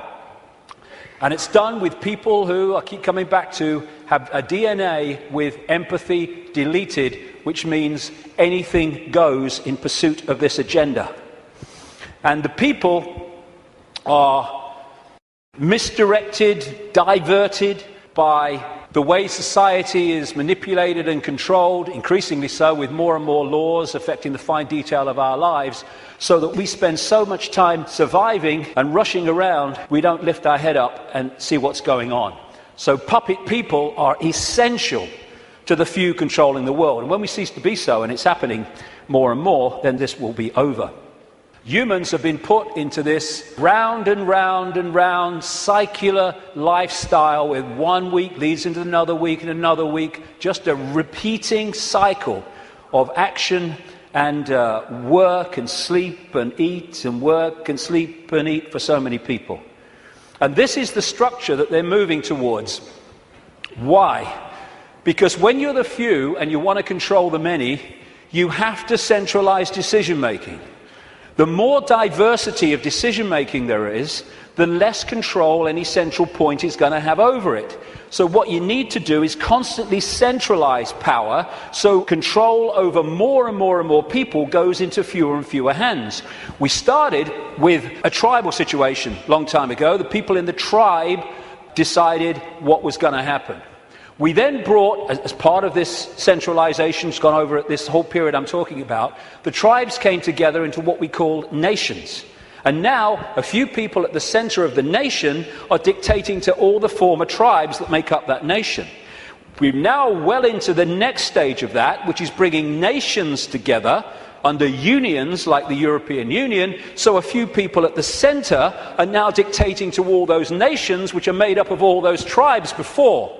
And the next stage of that, which they're already preparing for, is to take us into a world government that would dictate to these unions that are building up, like the European Union, the American Union that they want via the North American Union, the Pacific Union, evolved out of organizations like APEC, Asia-Pacific Economic Cooperation, and the African Union, already in place, evolved out of the Organization of African Unity and other bodies. And what they done in many of these unions is start them off as free trade zones, just for jobs, that's all it is, no worries. And then they've turned them into fully fledged dictatorships, which is what happened in the European Union. And the reason is that you've got to centralize power if you want to get more and more control in the hands of the few over more and more people. So coordinates. Some of these things I'm going to talk about in this section are quite controversial, but they need bloody saying, so sod it. Methods of manipulation. Coordinates 2. How do they manipulate this? One of the coordinates, one of the methods of manipulation, a massively important one to understand, is one I've dubbed problem, reaction, solution, where you want to change society in a way that if you do it openly, you'll get resistance, massive resistance from the population. So what you do is you create a problem covertly, you blame someone or something else for it, you pass that fake version of the event through the unquestioning, pathetic mainstream media to the people, unquestioned overwhelmingly and certainly uninvestigated, and you want the people to react to the manufactured problem with outrage, with fear, and you want them to say, do something. What are they going to do about it? At which point you then offer solutions openly with changes in legislation and society and its structure to advance your agenda. And because of the problem-reaction solution, you do not get the resistance here that you would have got without the manufactured problem. 9/11 is a bloody classic. Another way of describing this is ordo ab chaos, the Latin motto of the 33rd degree of Scottish Rite of Freemasonry, order out of chaos, problem, reaction, solution. Create the chaos, then offer the order, your change out of that chaos. So like I say, 9/11 was a wonderful, classic, most blatant example of it. You want to change society, so you create a massive problem. As a result of that problem, you offer the solution, all there, written and ready, the Patriot Act in America and around the world, their versions of it, to change society and to launch a war on terror and an invasion of countries like Afghanistan and, by implication, Iraq. This is Zbigniew Brzezinski, President Jimmy Carter's national security advisor and a major mentor going back to the 1980s of Barack Obama. This is what he said in 1997 in his book. Moreover, as America becomes an increasingly multicultural society, it may find it more difficult to fashion a consensus on foreign policy issues, except in the circumstances of a truly massive and widely perceived direct external threat. Therefore, we create one, 9/11, and bingo, we then introduce what we say must happen to stop the terrorists. In other words, we change society and advance our agenda, the Orwellian state and all the rest of it. These buildings were brought down because they were made to come down.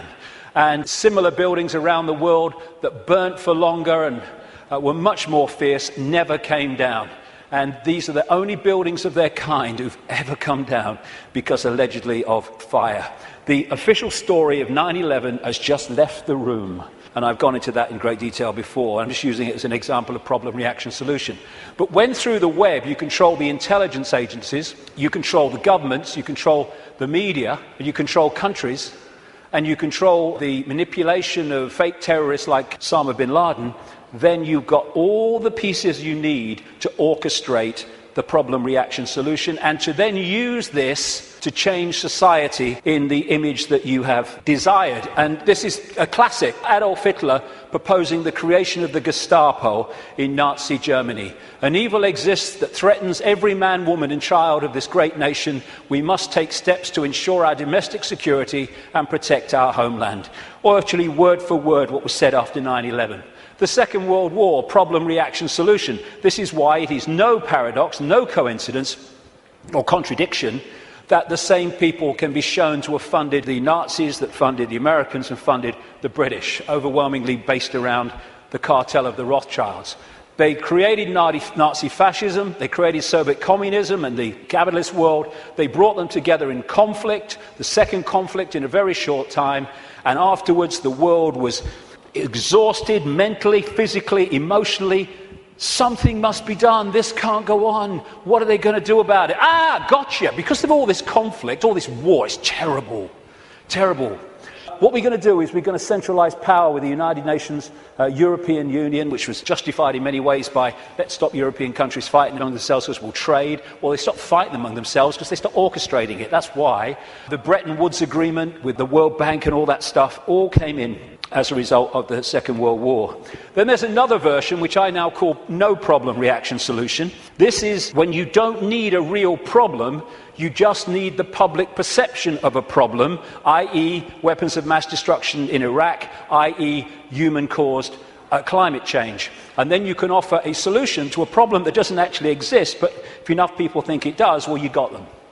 Totalitarian tiptoe, as I call it, goes in conjunction with problem, reaction, solution. This is real simple. You start at A, you know you're going to Z, but you know if you go in a big leap, the change is going to be so big and so quick that people are going to go, what's happening? What's happening? Turn that television show off. What's happening? And so you go in steps, as big as you can get away with, but not so big that you get too much of a reaction. And as this quite rightly said, you really think it would be this obvious. Well, it's becoming that obvious now as we move along, but up to this point it hasn't been, unless you looked for it. The European Union was turned from a free trade zone, nothing to worry about, just for jobs, into what it is now, a centralized dictatorship, through the totalitarian tiptoe. And here is the founding father of the EU, as they call him, Jean Monnet, a Rothschild frontman, Europe's nations should be guided towards the superstate without their people understanding what is happening. This can be accomplished by successive steps, each disguised as having an economic purpose, but which will eventually and irreversibly lead to federation. And the word fascism, which comes from this symbol, the fasci, from the Roman Empire, is individuality tied together and ruled by the accent. The central point, European Union, precisely described. Globalization, which is the constant centralization of power, which is more and more power in the hands of fewer and fewer over more and more people. This is a totalitarian tiptoe. More and more, the globalized economy is taking over so that every country is dependent on every other country, therefore has no power of individual action and individual decision-making. Free trade, which means freedom to exploit, which means you can get sweatshop workers here to make your stuff for a few cents, and then you ship it over here and you sell it for as much as you can get. It's called free trade. Everyone's in favour of free trade. You can't be against free trade.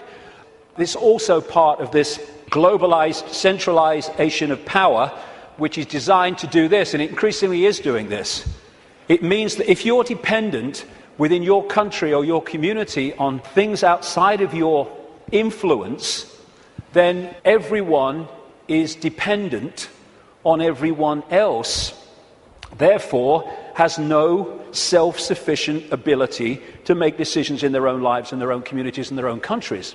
And the reason that they want to do this is they want to make everyone dependent on something outside their control, because dependency equals control. It's like abundance and scarcity.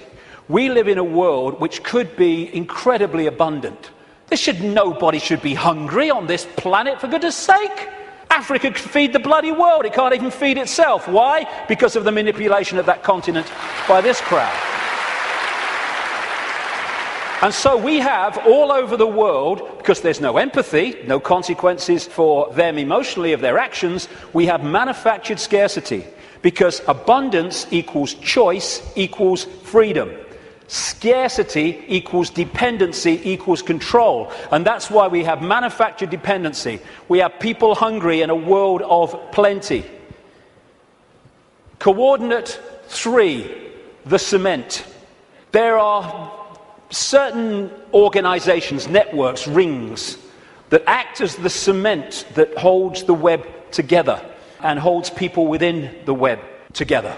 Close to the spider people are the Rothschilds. And when I talk about the Rothschilds, one thing, I'm not talking about all people called Rothschild. The vast majority of people called Rothschild won't have a clue what other Rothschilds in that dynasty are doing.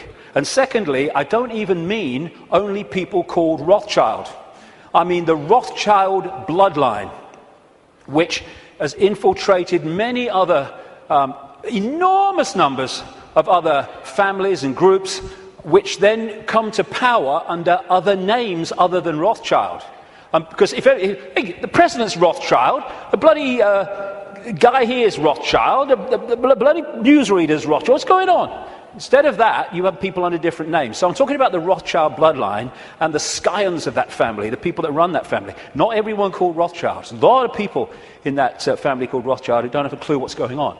But they, through these various cements, control all these different and various apparently unconnected organizations. Now, one of the cements, of course, is the secret society network. That's pretty obvious when you look at it. And these are some of the major ones, but there are even more exclusive ones as well that operate in tiny, tiny cabals. But it's not just the secret society networks. They connect into the satanic networks, where they literally carry out human sacrifice and such horrors, which these bloodlines have been doing all the way through. Now, no one has a problem with the fact that then primitive ancients used to sacrifice people and torture people and all that stuff, but that was at one time kind of acceptable because it was the way they did things. As it's become unacceptable, it's still gone on, same bloodlines involved, but it goes on secretly, obviously. And this is the paedophile rings, the sexual child abuse rings which connect into that and connect into that. That's not saying everyone in a secret society is a paedophile. It's not saying every Satanist is a paedophile. It's not saying every paedophile is a Satanist from every secret society. But there are rings, connections between these organizations and groups that hold them together. It's a bit like the Olympic rings. They connect into each other. And you find, this is why, as I researched this over these last 20 years, when I have researched through people in power like politicians and bankers and even some media people and stuff like that, you know, after this time of researching this and the recurring themes, that when you get far enough into it, you're going to come across a secret society, but you're almost certainly going to come across either or both Satanism and child abuse, sexual abuse, paedophilia. And there's a reason why the ratio of such people is massive in the upper echelons of this control structure than it is in the general population. There's a blueprint which you find in every community and every country. It's a blueprint of how this works and how the Satanists and the paedophiles and the secret society people end up in positions of power and influence to direct this conspiracy. So the paedophilia and the secret societies and the Satanists operating in these interconnecting rings then infiltrate their people right across the web, which holds the whole thing together. Now, Satanism is staggeringly common compared with the public perception of it. And there's a number of reasons for it. First of all, they're sacrificing people literally to the gods, the serpent gods. When you see these ancient accounts all over the world of how they used to sacrifice people, young virgins often, and what does young virgins code for? Children, to the gods, because they put them through the sacrifice ritual and they build up the terror. What happens is the terror reaches a point where a certain adrenaline pours into the blood, and the people doing the ritual then drink that blood and they get a real high from that adrenaline. But as the sacrifice is going on, the victim is also releasing energy, very powerful, low vibrational energy, and the entities, or entity, whatever it is, just outside of visible light is feeding off that energy. They're feeding off us like vampires in so many ways, and that's one of them, and one of the reasons for these sacrifices of people to the gods. The other thing is that and I've talked to Satanists who've seen this happen, or former Satanists around the world, they create an energetic environment which is almost a stepping stone, like halfway house, which allows these entities to come in to the ritual. I've talked to people who've seen these entities manifest in the rituals because of the way they have created the energetic environment. Anyone who's looked even mildly at this whole conspiracy in this area will know about Bohemian Grove in Northern California, where the elite, the presidents, the Bushes, the Kissingers, the Rockefellers, all these people go and take part in rituals under a 40-foot stone owl. And from what I am told by people who've been there in a victim state, they, in smaller groups, because it's 2,700 acres of redwood forest, actually do sacrifices there too. And all these people are involved with their satanic gods and all the rest of it. But it happens all over the world, and it happens in a sequence on certain days. You know, we've got a situation with Halloween where it's now like bloody Christmas. If people only knew what happens on Halloween, what happens across Beltane, May Day and all that stuff, to kids all over the world, in extraordinary numbers, there would be no celebration of Halloween. And what they're doing on one level, because they're interacting with the cycles, the astrological cycles, is why they do it at certain times when the planets, the moon probably, and everything is in a certain place, is they're manipulating what they refer to as the morphic field, the energy that we all live in. Like I said earlier, if you want to affect the fish all at once, then affect the sea. And in the new book, in an appendix at the end, I published this. I call it Confessions of a Satanist. It came to light early this year, and it is alleged to be, I can't vouch for its authenticity. What I can say is after 20 years of researching this, it's bloody massively accurate. And it's supposed to be a guy who died in 2004. He was a high Satanist in Australia who he didn't really wasn't really a confession in the sense of I want to confess my sins. It was just basically an outline of how Satanism controls the world. And this is one of the things he says in that. What most people do not realize is that Satanism is a ritually based practice, and that this repetition, same place, same time, has over time left strong impressions upon the morphic field. They have to control the morphic field so that we stay in a low vibrational state, so we stay attached to that moon matrix I'm talking about. And of course, as I was saying, we are interacting with this field all the time, and taking in energy into the meridian system from it, and therefore it is affecting us. And as I mentioned earlier, I'm saying that this is part of the process of suppressing that field also, which is why they stuck them on vortex points. Now let's take this connection from Satanism, blood drinking, taking in the human genetic code to stay here longer, which is what some of these reptilians do, and the paedophilia. What's it all about? It's about energy. It's about vampiring the energy of children. The reason that we have sacrifice to the gods of young virgins, children, is because they want the energy of children before puberty, because when puberty happens, there is obviously we all know, there is a chemical change, massive chemical change, at which point, from their point of view, the energy is not as pure and desirable. This is what John Juan Matos said in one of the Carlos Castaneda books. He's being quoted here by Castaneda. Matos is the he. He explained that sorcerers saw infant human beings as strange luminous balls of energy, covered from the top to the bottom with a glowing coat, something like a coat of plastic adjusted tightly around the cocoon of energy. He said that glowing coat of awareness was what the predators consumed, and that when a human reached adulthood, all that was left of that fringe awareness was a narrow fringe that went from the ground to the top of the toes. That fringe permitted mankind to keep on living, but only barely. And that, although the pedophiles won't realize that, although the elite ones will, is what the paedophilia is all about, and why it is so rampant in the upper echelons of this control system. Because while the paedophile is sexually abusing the child, symbolically here, it is connecting into the energy field of the child. This is why they have anal sex with children so much, even girls. It's because they're connecting in to the lower chakra, the base chakra, and they're drawing that energy out, or the possessing entity is drawing it out and feeding off it.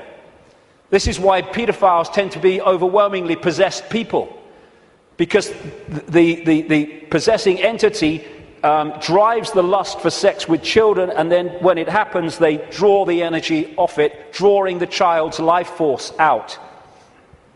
And politicians in this control system, again, this is why paedophilia is rampant among the political classes.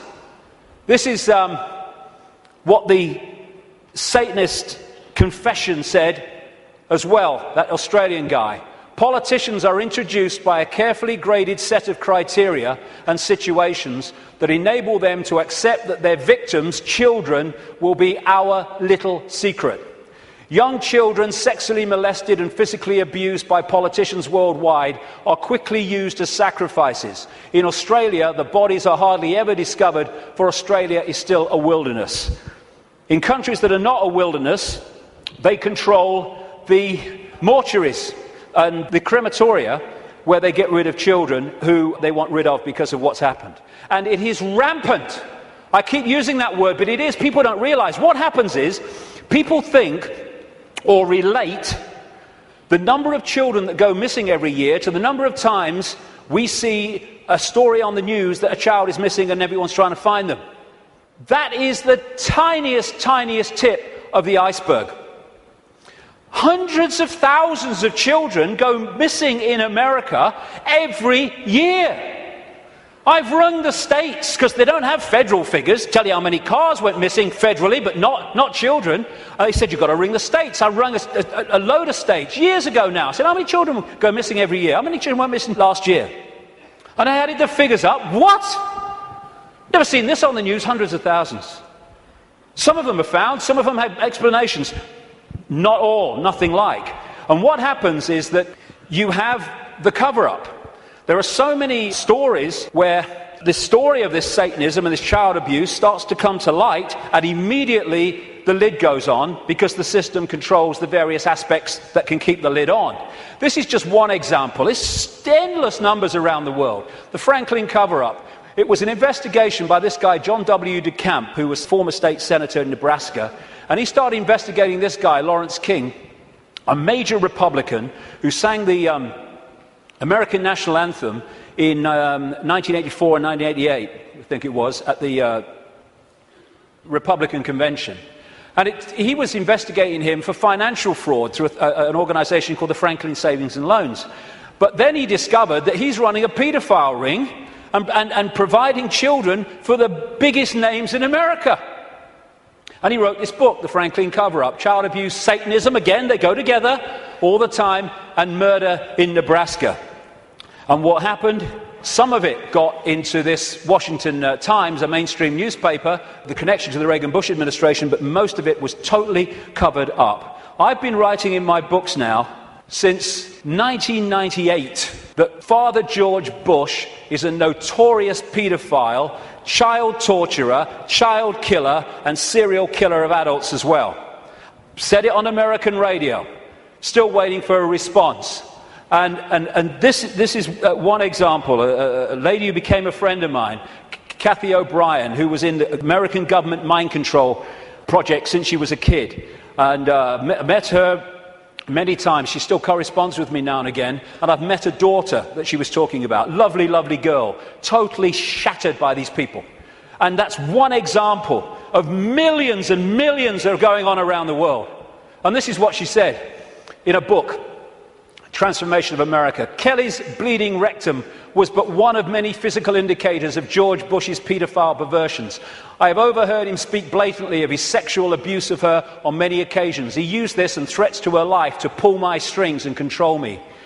The psychological ramifications of being raped by a paedophile president are mind-shattering enough. But reportedly, Bush further reinforced the traumas to Kelly's mind with sophisticated NASA electronic and drug mind control devices. Bush also instilled the "who you're gonna call and I'll be watching you" binds on Kelly, further reinforcing her state of helplessness. The systematic tortures and trauma that I endured as a child now seem trite by comparison. They're not. I know what she went through. To the brutal physical and psychological devastation that George Bush inflicted on my daughter. And that's just one of these people involving one of the victims of this. It's incredible, the scale of it, and it's going on in this country. And what happens? The wall goes up. This is what DeCamp found. Suddenly ranks are pulled in, and the media won't touch it, the social services won't touch it, the police won't touch it, politicians won't touch it. It's the blueprint, it's how it works. And the Discovery Channel programme, produced by Yorkshire Television, was about to go to air exposing that Franklin cover-up and the paedophile connections. Bingo, it was censored and pulled just before it was going to air. Never to see the light of day, although you can get it on the internet, because one copy survived. I was naming this guy, like I said earlier, Ted Heath, as a paedophile and child murderer from 1998. This guy's record of killing children is extraordinary. Prime Minister of this country. This fella, Thomas Hamilton, the man who went into Dunblane Primary School and killed 16 children and a teacher, he was a procurer of children for the Scottish political elite, which locks into the Westminster political elite, and the satanic rings that lock into both. That's why they took the records of this case and ordered them to be locked away for 100 years. And then, if you've been following my website recently, and many other websites too,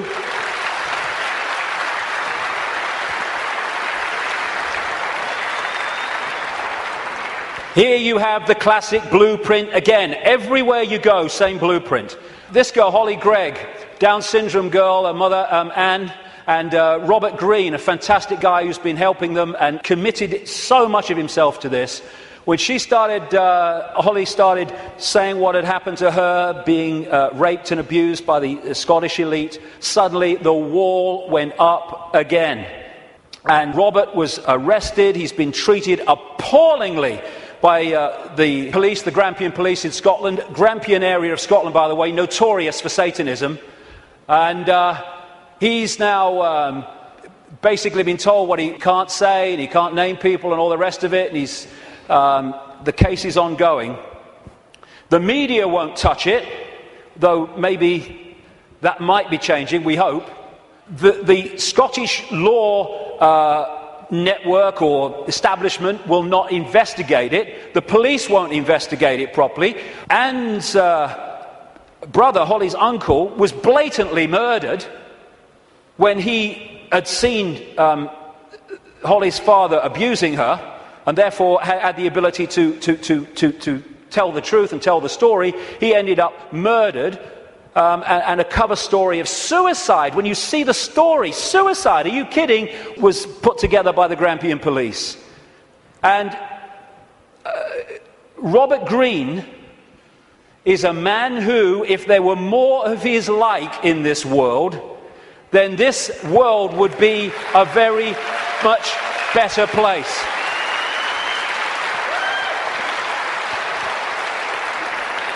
And Robert's actually here today, so thank you, Robert, very much for all you're doing.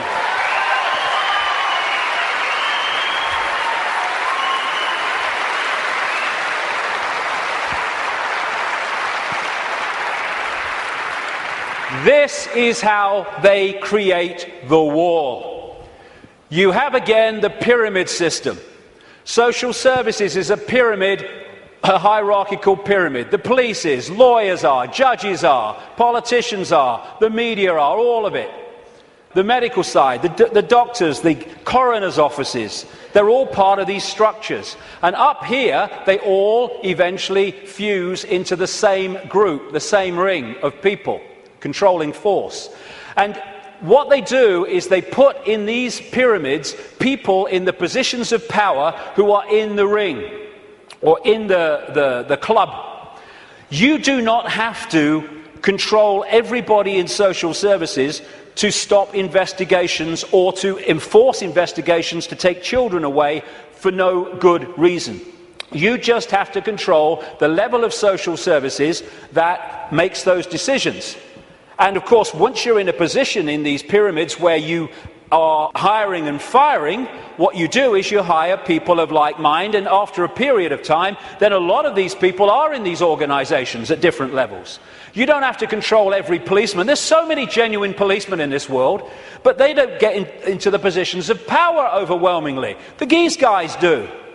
And therefore, they dictate whether something's investigated or not, or whether someone is targeted to pin them with a charge that is completely unjustifiable. Same with the media. You control that. We're not covering that story. Politicians, oh no, I'm not talking about that. I'm not investigating that. Oh no. This is how it's done. This is David Berkowitz, the son of Sam, multiple killer in New York, who from prison after he was convicted said that he did it, yes, but he was part of a satanic ring that was with him. And he said this, quite rightly: Satanists are peculiar people. They aren't ignorant peasants or semi-literate natives. Rather, their ranks are filled with doctors, lawyers, businessmen, and basically highly responsible citizens. They are not a careless group who are apt to make mistakes, but they are secretive and bonded together, the cement, by a common need and desire to mete out havoc on society. It was Aleister Crowley who said, "I want blasphemy, murder, rape, revolution, anything bad." And now we're having, around the world, not least in this country, but America too and other countries, we're having the state stealing our children on the most extraordinary scale, with the most extraordinary excuses. There was one lady who came to light, not many do compared with the ones that are going on, because of the secret family courts where this stuff goes on in secret and can't be reported. Or they say, oh, it's to protect the children. No! It's to protect the paedophiles and the Satanists. That's what the secrecy is for.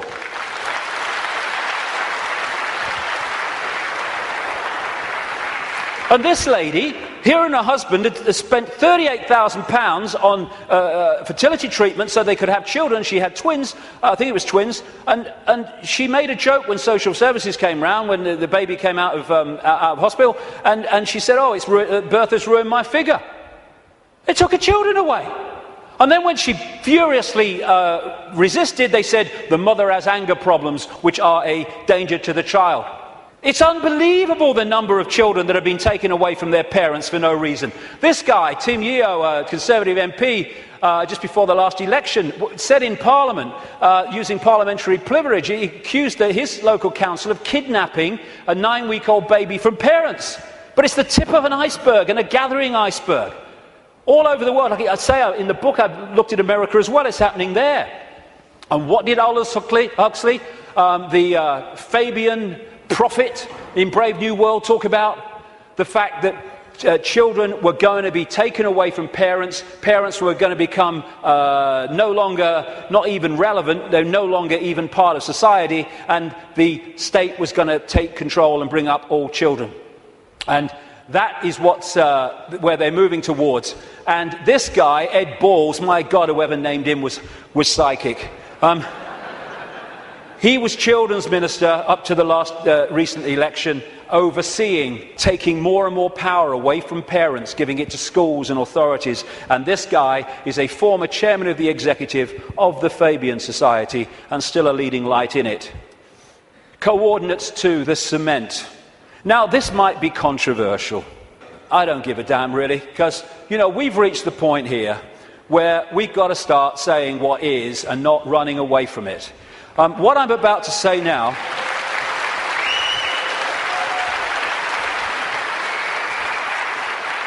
What I'm about to say now, virtually no one else, there are some, and some that, some of them are characters I don't really would like to spend an evening with, to be honest. And some are, but most people, the overwhelming majority of people in what we call conspiracy research, won't touch this subject, right?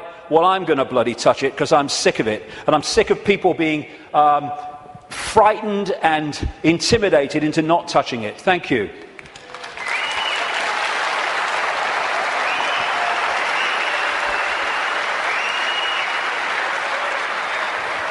Right.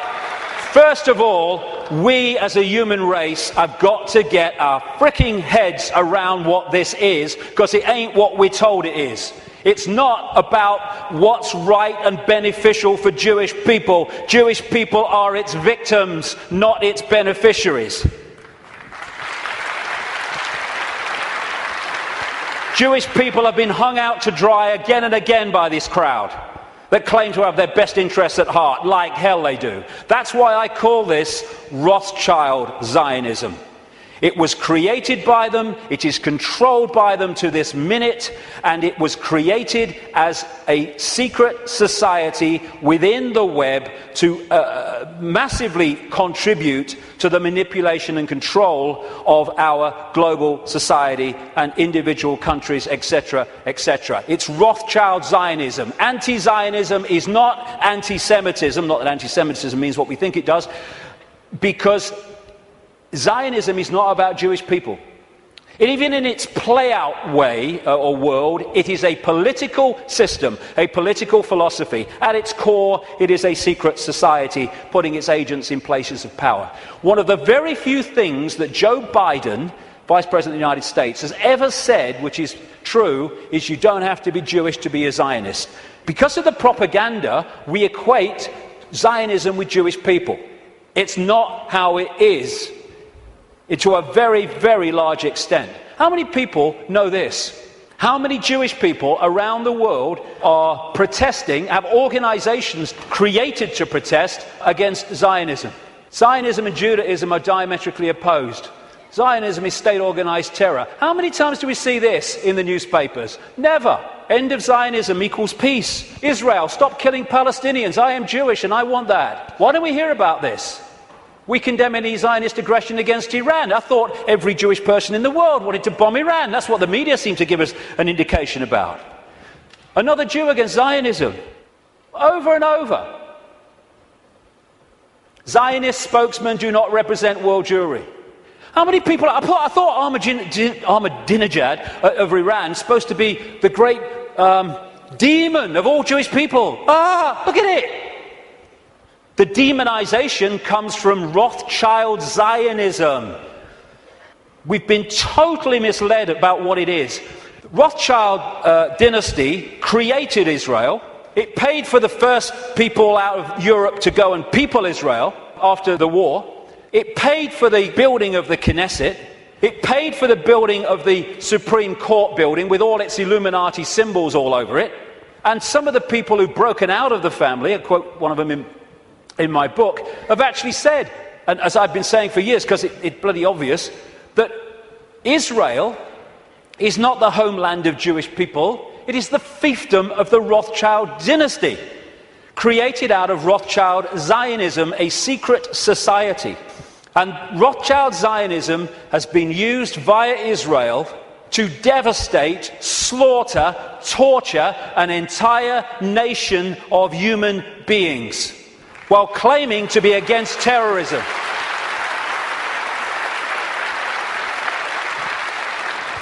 This is the dictionary definition of genocide: the systematic and widespread extermination or attempted extermination of an entire national, racial, religious or ethnic group.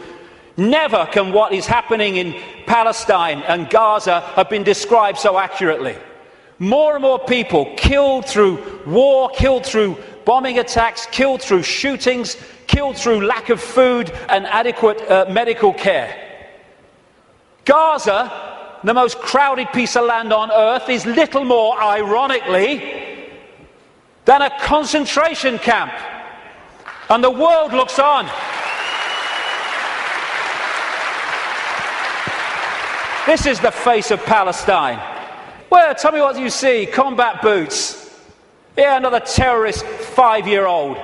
And all the time, Palestinian homes are being demolished in occupied land and given over to these extremist settlers who believe that they have a right to it because it says so in some bloody Bible. And then we've got this security fence, which has taken great tracts of Palestinian land, all against international law and all the rest of it. And here is a children's playground being sacrificed as the wall continues, security fence continues its endless way. This green is Palestinian land in 1946. Then we see what has happened since. This is 2000. We're in 2010 now. It's much smaller than that. What was I saying? The systematic and widespread extermination or attempted extermination of an entire national, racial, religious or ethnic group. And I say to these Rothschild Zionists, don't you bloody dare talk about racism of others when you are behind this.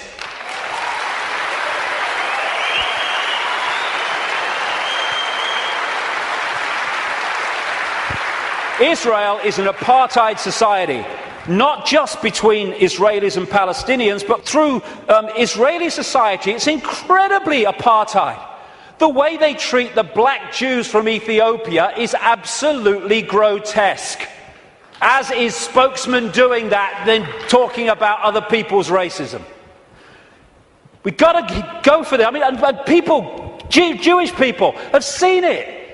They can see what it is. There's some fantastic Jewish people in Israel who are resisting this. Young people who go to jail because they won't serve in the army because of what the army's doing to the Palestinians. Magnificent people. Never get talked about in the mainstream media, hardly. And no matter what is said about Israel, this is Israel's response. Why? Because Israel is the fiefdom of the Rothschild dynasty, which also controls the American administration, the British administration, and so Rothschild's one arm is not going to criticize Rothschild's other arm. In the Matrix movie, there's something called the Zion mainframe. Well, Zionism, Rothschild Zionism, is in so many ways a mainframe of this network. And it pervades all the way through. And it's not about, these Jewish people here and these Jewish people there. It's Rothschild Zionists who are there, and they answer to the Rothschild dynasty. Therefore, they play out the agenda of the web in a coordinated way. Now, before I start this, a lot of names coming up. I'm going to go just through a bit of the American administration and a few other things, just to give you a feel for it, for people that haven't seen the extent of this. Before I start, one fact. Jewish people in America are less than 2% of the population.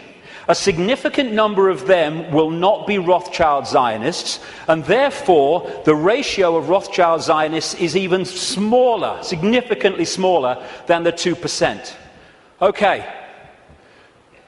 Obama's immediate handler is a guy called Rahm Emanuel. He has served in the Israeli army. He's the White House Chief of Staff. He does whatever he says. His father, Emanuel's father, was a terrorist in the Irgun terrorist group that bombed Israel into existence in 1948. And this is the relationship between Rahm Emanuel, he's the kind of Peter Mandelson of America, and Obama. Hey, you want a Nobel Peace Prize? I can sort it, son. I can sort it, son. No problem. All pictures like that, by the way, are by a guy called David Dees, who's a political artist, brilliant, American, works out of Sweden. Uses images so powerfully to tell 1,000 words as they go. This guy is the second handler in the White House. His name's David Axelrod, Rothschild Zionist, and he was the man who orchestrated the entire election campaigns of Obama against Hillary Clinton and then against John McCain. The main funder and orchestrator of the funding, in terms of individuals, of Obama was a guy called George Soros, Rothschild Zionist, who manipulates countries and uses his networks and funding to create coups in countries where they want to change the regime change. And he bets on currencies, like he bet on the pound years ago, and makes a fortune out of the demise of the economy of other countries, because he has no empathy. Henry Kissinger, massive Rothschild Zionist, has served that dynasty's agenda for 40 years, if not 50 years. And he's now an advisor to Obama, even though he's officially a Republican. The American economy, the American economic team, is led by Timothy Geithner, Treasury Secretary, Rothschild Zionist, and Larry Summers, Rothschild Zionist. The entire Obama budget is run by the budget director, Peter Orszag, Rothschild Zionist. This man was advising the Russian treasury when the Russian governments were giving state assets away to Rothschild Zionist oligarchs, including Roman Abramovich, the owner of Chelsea Football Club, by the way. It's very easy to become a billionaire when a state says, have these assets worth billions of pounds. Thank you very much. It's a piece of cake. You could buy a football club if you want. And this man's company was also advising the Icelandic Central Bank in the run-up to the Icelandic crash. The Federal Reserve in America, which controls the American economy in so many ways, it's a privately owned, not government-owned central bank, and it's privately owned by the Rothschilds and the affiliates of the Rothschilds, is Bernard Bernanke, Rothschild Zionist. He replaced Alan Greenspan, Rothschild Zionist, who was head of the Federal Reserve from Reagan Bush right up into the Boy Bush administration, and he systematically took away the checks and balances which allowed the mayhem of 2008 to unfold. We keep hearing about Goldman Sachs and all the mayhem that it's created, both in the crash of 2008 and the crash of the economy in Greece. Fundamentally involved Goldman Sachs. Goldman Sachs is a fiefdom of the Rothschilds, headed by Lord Blankfein, Rothschild Zionist. The World Bank, headed by a Rothschild Zionist. The IMF, International Monetary Fund, headed by a Rothschild Zionist. European Central Bank, headed by a Rothschild Zionist. A stream of so-called czars, as they call them in America, controlling different policies and policy areas of the Obama administration, Rothschild Zionists, including Cass Sunstein, who has actually written a paper saying people who have conspiracy theories should either be banned from expressing them or taxed for expressing them. Taxed! Climate change policy in the Obama administration is controlled by Carol Browner, Rothschild Zionist, and Todd Steen, Rothschild Zionist. Major area of policy. The American administration is utterly awash with Rothschild Zionists, and that is not by accident. It's because they're agents of the dynasty or agents of the control system. It's not about race. Mossad is not the intelligence agency of Israel. It's the intelligence agency of the Rothschilds, and that's why it turns up all over the world in false flag set up terrorist events and assassinations and all that stuff, because it's not carrying out the policy of Israel, it's carrying out the policy of the Rothschilds that control Israel. Now let's look at 9/11. The World Trade Center lease was purchased just a few weeks before 9/11 by Larry Silverstein, Rothschild Zionist, and Frank Lowy, Rothschild Zionist, and the deal was done with this guy called Eisenberg, Louis Eisenberg, Rothschild Zionist, the head of the New York Port Authority. The head of the CIA, who investigated what happened on 9/11, George Tenet, Rothschild Zionist. The Patriot Act, which was brought out, the Orwellian Take Your Freedoms Away Patriot Act in America, was co-authored, justified by 9/11, though it was written before because they knew it was coming, by Michael Chertoff, whose mother was a Mossad agent and who became the second head later of Homeland Security, an organization Orwellian that was justified by 9/11. At the time of 9/11, in the run-up to it, and then the war on terror and all that stuff, the Pentagon was dominated by Paul Wolfowitz, Rothschild Zionist, Dov Zakheim, the comptroller, who managed to lose trillions of dollars and still got away with it. And by the way, when one announcement was made of how much he'd lost or had gone missing in the Pentagon, they announced it on September the 10th, 2001. I wonder if they realized that because of that, it would never see the light of day. Dov Zakheim, Rothschild Zionist, and people like Douglas Feith or Feith, Rothschild Zionist in the Pentagon. Now, as I've said earlier, the Bush administration was dominated and controlled by what became known as the neocons, the neoconservatives, which were a Rothschild Zionist organization, led by people like Richard Pearl, Rothschild Zionist, William Crystal, Rothschild Zionist, John Bolton, Rothschild Zionist, in belief in nothing, if nothing else. And then the 9/11 Commission report, which was the official report investigating 9/11. They wanted Kissinger to head it first until the public didn't take that seriously and he had to step down. But that report, which agreed that the official story of 9/11 was true, was written and overseen by Philip Zelikow, Rothschild Zionist. The judge, Alvin Hellerstein, who is hearing and overseeing the cases of the 9/11 families, who have taken out lawsuits to try to find the truth of 9/11, etc., Rothschild Zionists, making sure that truth never comes out. Think of the ratio I said earlier as I go through this. The man who coined the phrase, he was a Bush speechwriter, the axis of evil, which targeted Iraq before they invaded Iran and North Korea, was David Froome, Rothschild Zionist. So when you look at this, because Israel is the fiefdom of the Rothschilds, you see that this dynamics, or you'd think, is the man of 300 million people, the superpower, is the most powerful of the two. No. He is controlled from there. Because the Rothschilds control them. Do you know Israel has the second biggest F-16 fleet in the world? The biggest outside of America? It's a slither of land. How did they get them? Dov Zakheim, as comptroller of the Pentagon, Rothschild Zionist, made a load of weaponry and planes in America scrap when they weren't, so they could be passed for a song to Israel. These two guys, they produced a book last year, The Israel Lobby and US Foreign Policy, and they say this: Israel receives about $3 billion in direct foreign assistance each year, which is roughly 1/5 of America's entire foreign aid budget. In per capita terms, the United States gives each Israeli a direct subsidy worth about $500 a year. This largesse is especially striking when one realizes that Israel is now a wealthy industrial state with a per capita income roughly equal to South Korea and Spain. Another writer, a former BBC and ITN journalist, produced a book, Zionism, the Real Enemy of the Jews, and my God, is that true?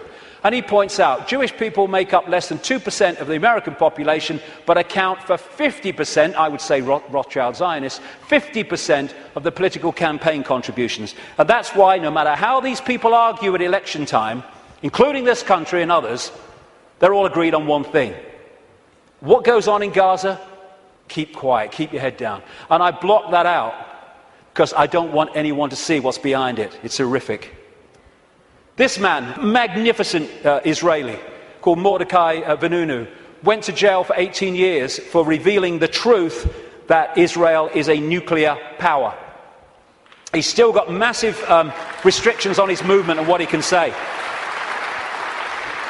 And you know, and he announced officially that he was continuing it. There is an official policy that on Israel's nuclear weaponry, America doesn't ask and Israel doesn't say. That's an official policy. Iran hasn't even got it yet, and they want to invade the bloody place.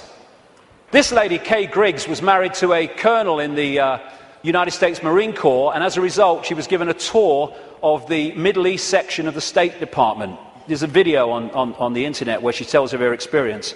And what she says is, everywhere she went was Zionists. Everywhere she went was Zionist literature, in room after room in this department. And eventually she said to one of them, "Where's the Palestinians?"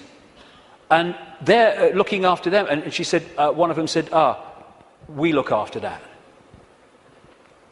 Palestinians have got no bloody chance. It's a stitch-up. The main lobby group in America is called AIPAC, America-Israel Public Affairs Committee, which sounds like an official, but it's a lobby group. It's headed by a guy called Lee Rosenberg, who is a very close friend of him and comes from the same political cesspit that we call Chicago. So when this question is asked, Americans, do you dare to say Israeli terrorism? No, no, because of the way it's controlled, like I say. The Rothschild Zionists control the media and Hollywood. Don't take my word for it. Los Angeles Times columnist Joel Steen, Rothschild Zionist, wrote an article proclaiming that Americans who don't think Jews, I would say Rothschild Zionists, control Hollywood, are just plain dumb. I had to scour the trades to come up with 6 Gentiles in high positions at entertainment companies, but lo and behold, even one of that 6, AMC President Charles Collier, turns out to be a Jew. As a proud Jew, I want America to know of our accomplishment. Yes, we control Hollywood. Leading Israeli paper columnist said, the Jews, Rothschild Zionists I would say again, the Jews do control the American media. This is very clear, and claiming otherwise is an insult to common knowledge. And what do the media do? They keep the truth from us and keep us diverted from what's really going on. It's an elephant in the bloody living room, and people are terrified of going there because they're terrified of being called racist and anti-Semitic and all that. They'll call you anti-Semitic. I don't give a shit. I don't give a shit.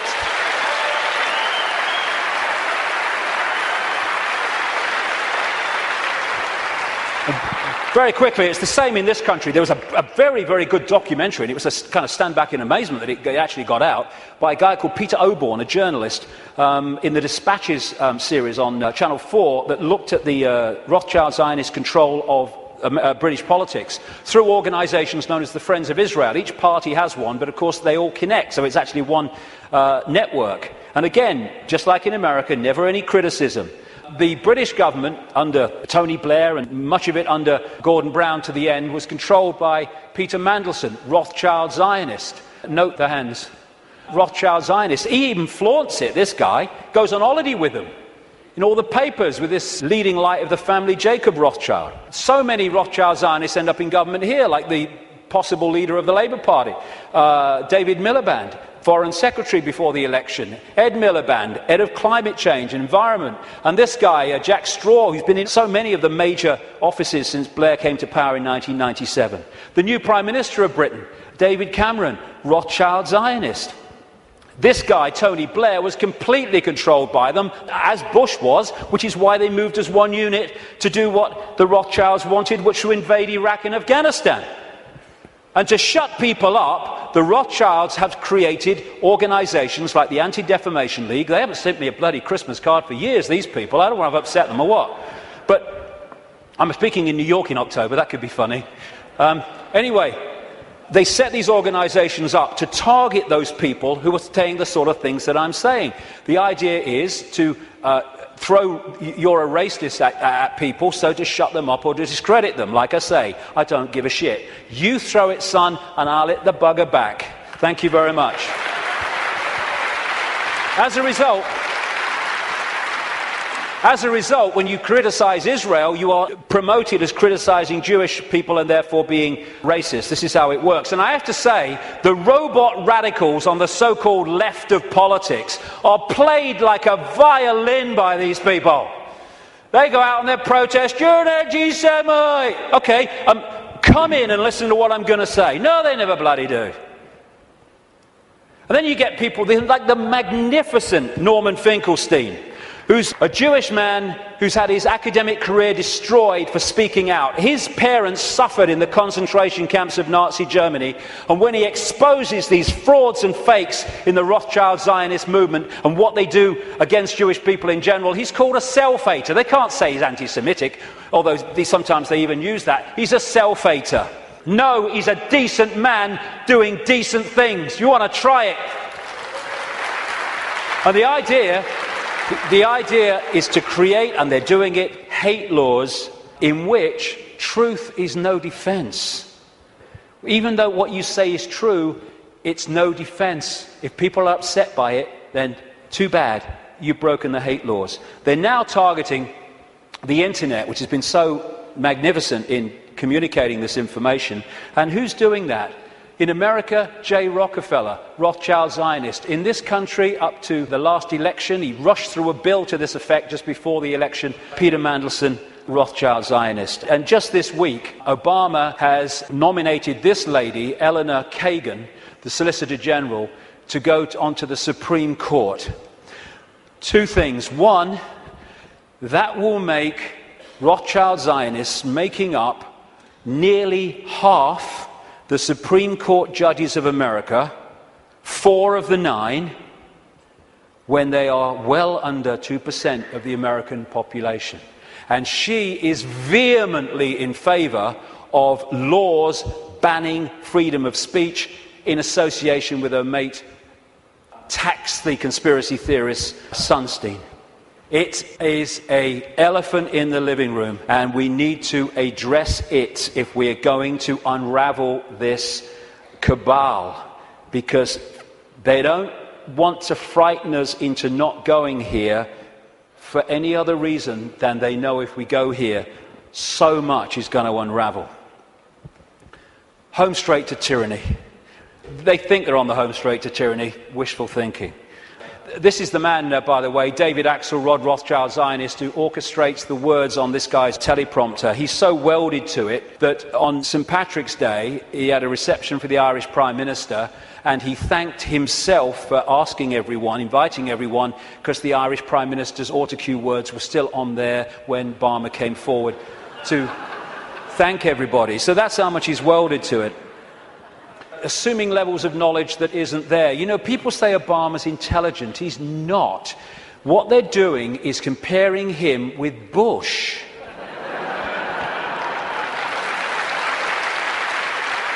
And slow horses look fast when they're running past trees. We have the secret agenda unfolding, and this is the movie.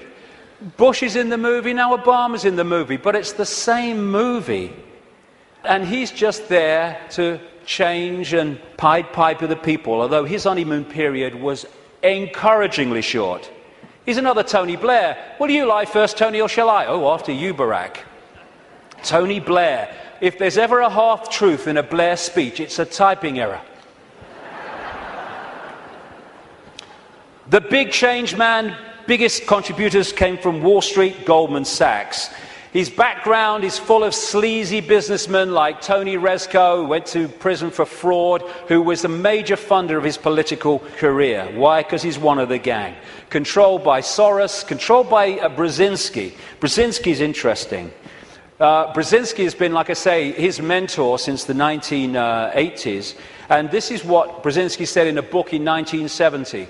The technotronic era, that which we're in now, involves the gradual appearance of a more controlled society. Such a society would be dominated by an elite unrestrained by traditional values. Soon it will be possible to assert almost continuous surveillance on every citizen to maintain up-to-date complete files containing even the most personal information about the citizen. These files will be subject to instantaneous retrieval by the authorities. This is the man who massively is behind Mr. Change, and he was also the co-founder, co-creator of an organization called the Trilateral Commission, which locks into this network, which I've been writing about for years, a network around a secret society in Britain called the Round Table, including the Bilderberg Group, the Club of Rome, their environmental manipulation arm, and the Trilateral Commission as well. And interestingly, this is very relevant to current events. In his books and his statements, Brzezinski, who's very much, like I say, running the foreign policy of Obama with people like Kissinger, he talks about an area of the world called Eurasia, which is basically from Europe across to China. Now, this is the most significant part of Eurasia on this map. What Brzezinski says, control Eurasia, you control the world, not least because of the massive oil and gas reserves around the Caspian Sea. So we're in a process of the cabal wanting to take over Eurasia, and particularly this area. Now look, the number of countries that have been invaded, had regime change, or are now currently being targeted. First of all, the Ukraine.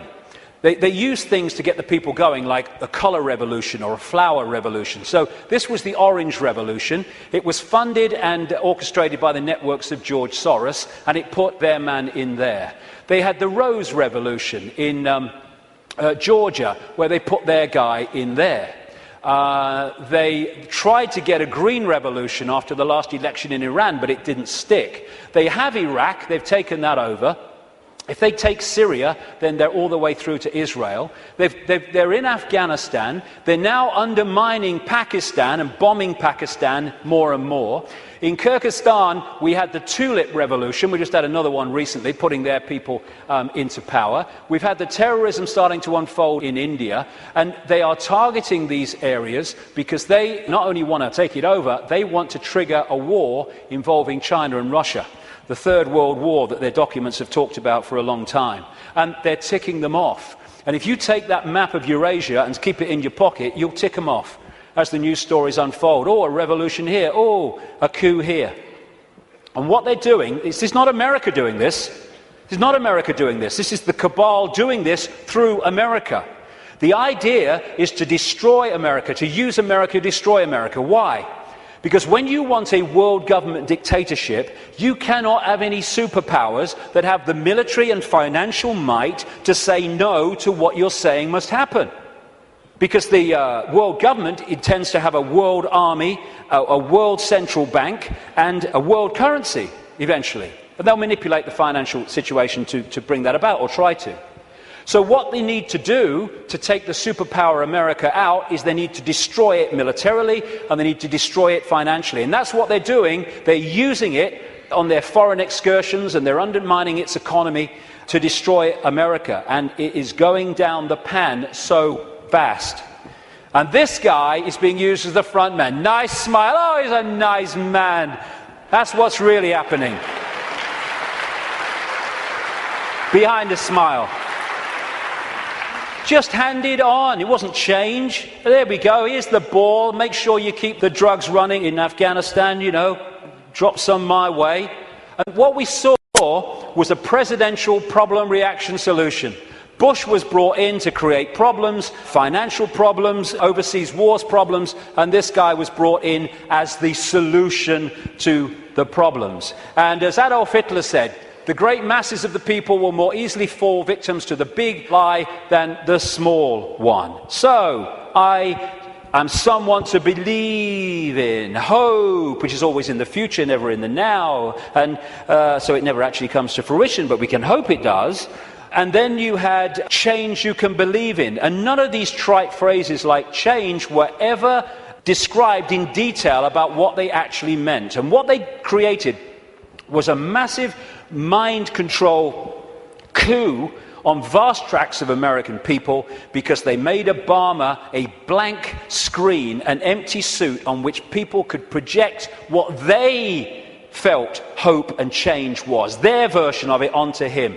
And once he became president, of course, everything was changed. Make the lie big, make it simple, keep saying it, and eventually they will believe it.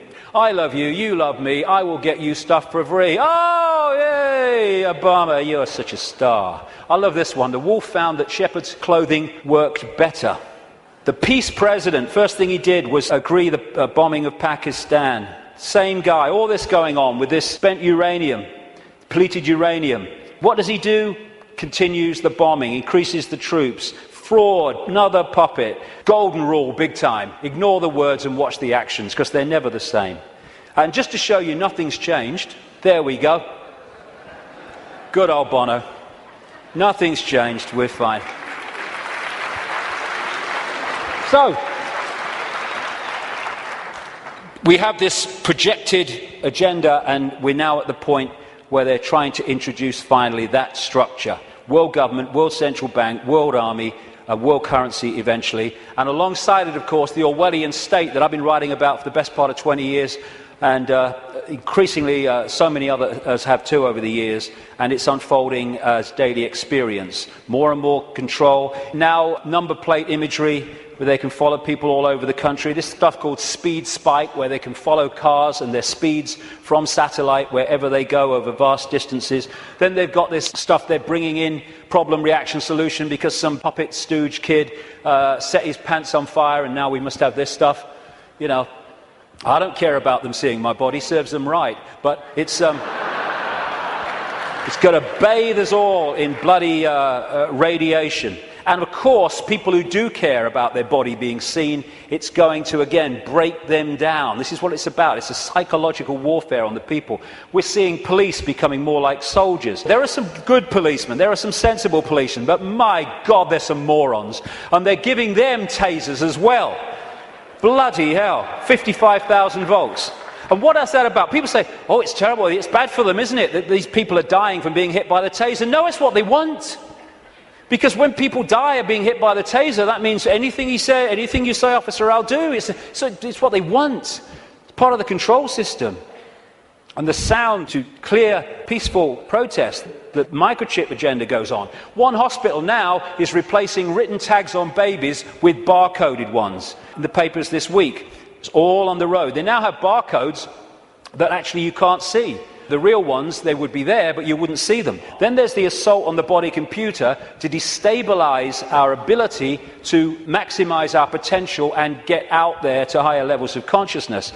That's what, in part, this is about. The chemtrails that crisscross the skies all over the world.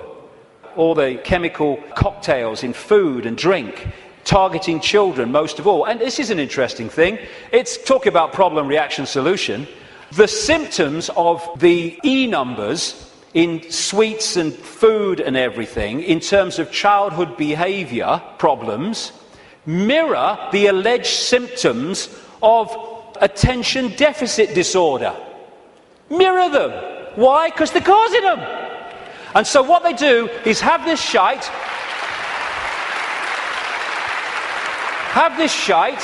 This will chemically imbalance the brain. It will create behavior problems and attention problems, and then we'll give you fricking Ritalin to dose you in mind-changing drugs to meet the problem that we are causing here. Same with genetically modified food, which is there to genetically modify us. This is why they're more and more targeting organic farmers around the world and people growing their own food to overcome the chemical shite. This is why they're targeting small farmers so the great conglomerations can move in, like Monsanto and others. This is why they have this Codex Alimentarius, which was created by Nazis like Fritz Tamir, who came up with the work makes free sign across the entrance to Auschwitz. Him and some of his fellow Nazis who went to jail after Nuremberg. He was released well ahead of the end of his sentence because his mate intervened, called Nelson Rockefeller, 4 times mayor of New York, and they created these Nazis. Codex Alimentarius in the 60s means code, food book or food code, and now they're trying to impose global regulations which in effect will stop us getting the doses of food supplements and vitamins that make any difference, and also hand control over to the pharmaceutical cartel for it. Same with the attempt to get us vaccinated with all this shite through the Rothschild-created and controlled World Health Organization. And because of the web, this center point can control the Monsantos, the food producers, the food standards agencies, which are supposed to oversee those people, the drug companies, the Food and Drug Administration in America is supposed to oversee them. They can orchestrate all of the stuff that I've just described and listed because of this web. And the overall thing is a war on the human immune system. They're trying to undermine the human immune system in every way, shape or form because they want a massive cull of the world population because they cannot cope with the numbers.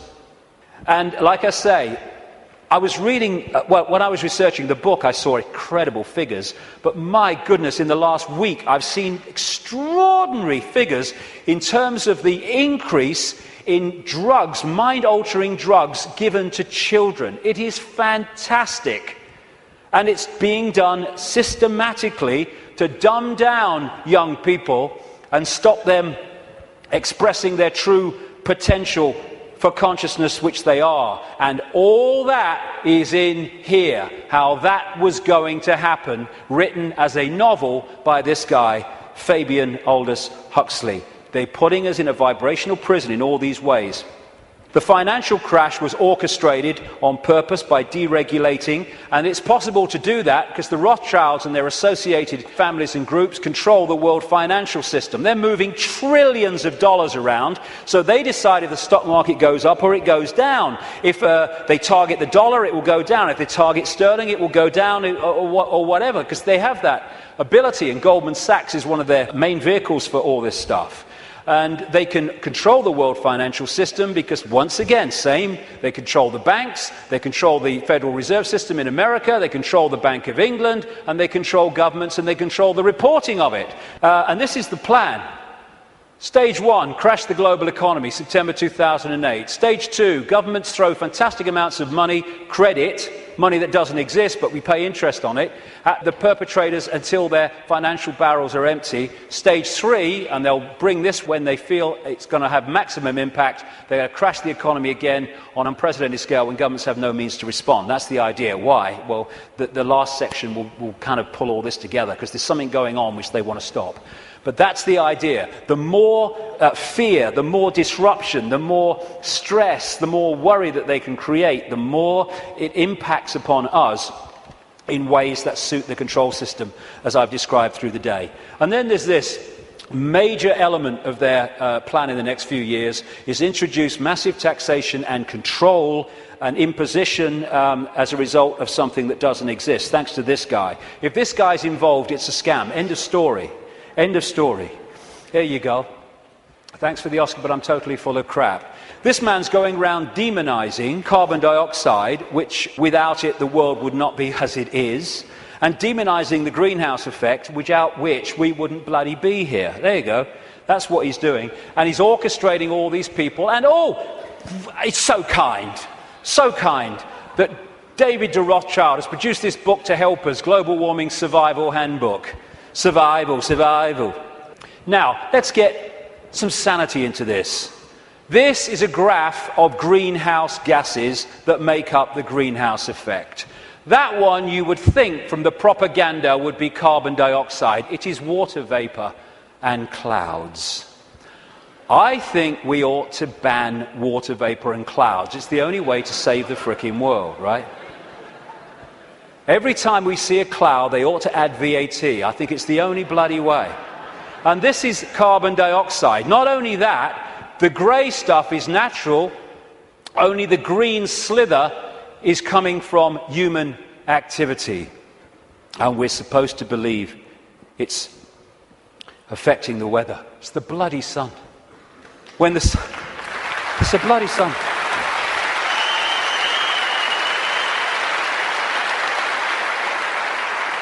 When the sun is in an active phase, it gets warmer. When it's in a non-active phase, it gets cooler, which is why over the last 10, 11 years, when the sun's been in a non-active phase, it's got cooler year on year.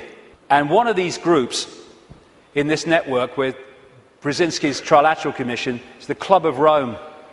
It was created in the 60s to orchestrate the use of the environment to push the agenda. Aurelio Pecci, the founder of the Club of Rome, quoted it in their own publication in 1991.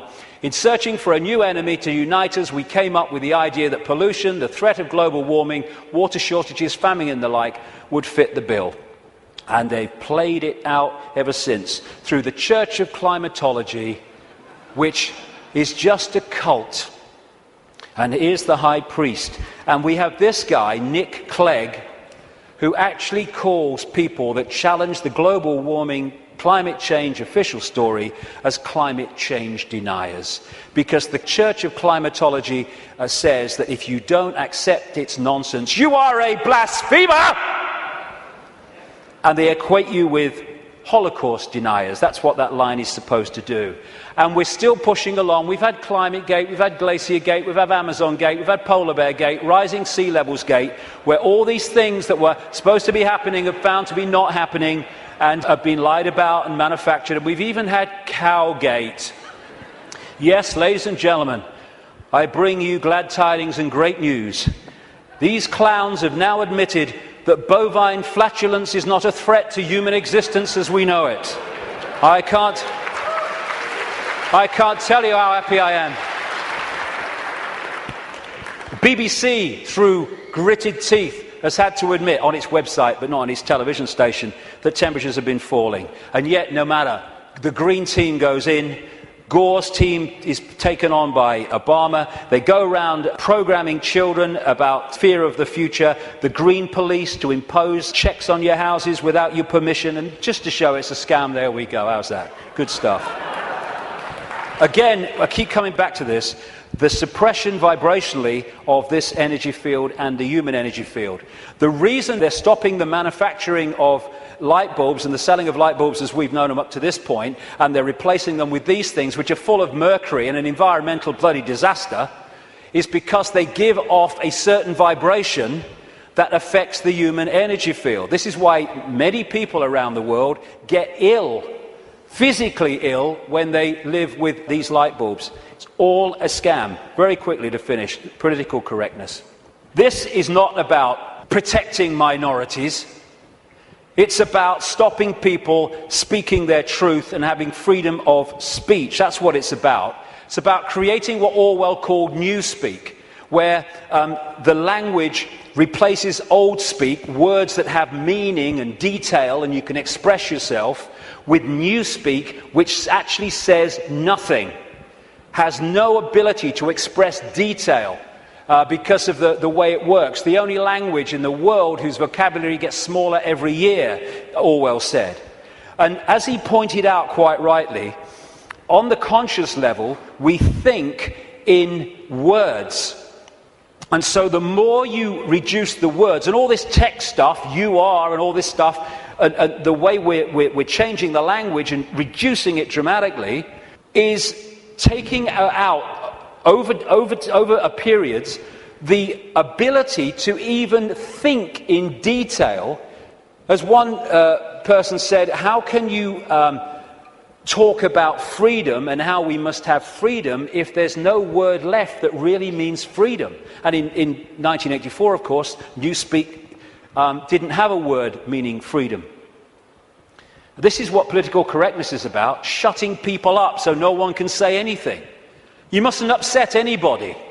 Well, it upsets me. You've upset me by saying I can't upset anybody. If I can't upset anybody, I can't say anything. It don't matter what you bloody say, you'll upset somebody. And then we have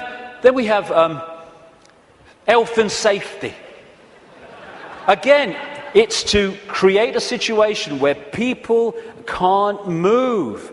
I went into a Pizza Hut on the Isle of Wight. I'm not proud of it. I was hungry. But and I asked for a cup of coffee. And they said they couldn't make me a cup of coffee because the coffee machine was broken. I said, can't you, true story, I said, can't you put the kettle on? They said, no, we can't use a kettle because of health and safety. It's a bloody cafe. Do not hold the wrong end of a chainsaw. Oh, thanks for that, mate. I might have made a mistake there. And what all this is brilliantly portrayed here by Neil Haig. All these things, taxation, you can't do this, you can't do that, don't say that, health and safety, political correctness, oh, watch what you're thinking, oh, watch what you say, oh my God, is to tie us like flies in the spider's web so we can't move. We've got people worrying now about, is me wheelie bin out on the wrong day? Is it a few inches too near the curb? And you know something, and this is important. These people are taking the piss, and I'll tell you why. They are throwing this crap at us, and if they don't meet significant resistance, they go, okay, we'll throw even more crap.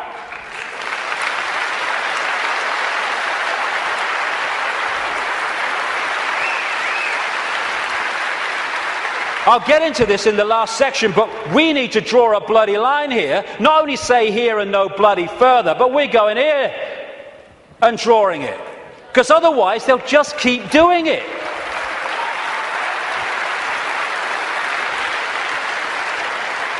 And this is the key to all of this that I'm talking about. It is a mind game. It has to be. It has to be, because from mind comes everything. This massive stop, go here, don't do this, you can't do that, all this stuff. More and more fine detail of our lives being dictated. It's to turn us into the version of this. You put a mouse in a laboratory maze and you put shock equipment down different channels. When it goes down those channels, it gets a shock, it comes back. It might go down another time, it'll get a shock and come back.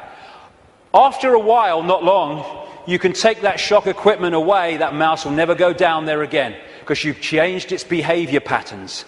And what they're doing is throwing all this stuff at us, giving us punishments for doing this, punishments for doing that, punishments for doing this, but you're okay as long as you do this. And that channel of it's okay if you do this is getting narrower and narrower and narrower. And what they want to do is to bombard us and batter us into acquiescence. So we become subservient totally to the system. Never challenge it. Just stay in this narrow band of robotic computer terminal perception. To turn this into this. A bar-coded, computer terminal, unquestioning, acquiescent robot. And they've done it before in smaller groups. This is China. This is waiting for work in the factory in China. And China is in so many ways a blueprint of the global society they want. 1.5 billion people in China. They're controlled by a relative handful, because the 1.5 billion are acquiescent, and therefore they cannot use their numbers to overturn the dictatorship of the few, because they're programmed not to.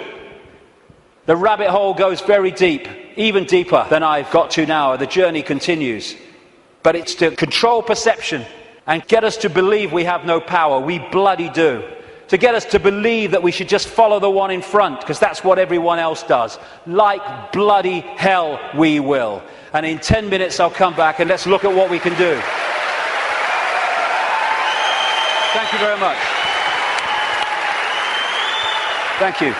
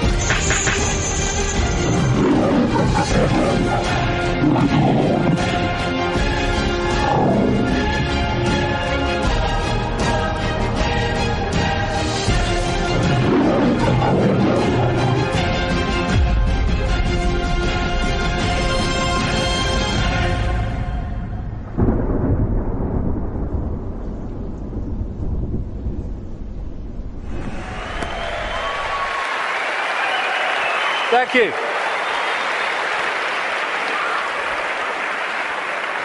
I've changed my smelly shirt for, I think, a very appropriate colour for this last section, actually. Smelt like a wrestler's jockstrap out there, I tell you. Okay, so where now? Well, this section is about the control system coming down. Because we're in a period where a dramatic shift in human awareness and human consciousness is in the process of taking shape. Some people call it the shift, sometimes I call it the vibrational quickening, but what I've been calling it for 20 years, because I came across this in the very earliest days after I met that psychic, that first psychic, I called it the truth vibrations. The first book I ever wrote after that awakening started, because it's ongoing, was called Truth Vibrations, or the Truth Vibrations, because I came across this awareness. There seemed no evidence at the time, my goodness, that there was a vibrational change in the process of coming. I understand it more now, mind, and we'll get into it, but I had no idea then. And what it was going to do was act like a spiritual alarm clock, and it was going to wake people up. It was going to wake people up from this slumber, this coma that we've been in for so long. And also, my goodness me, as this truth proved to be true 20 years on, that it was going to bring to the surface all that had remained hidden. That the truth was not only coming out, it couldn't be stopped from coming out, because this vibrational change was bringing it to the surface. Like I say, 20 years ago, awakening, new consciousness, what? Truth coming out? Oh, you must be joking. 20 years on, my goodness, look at it.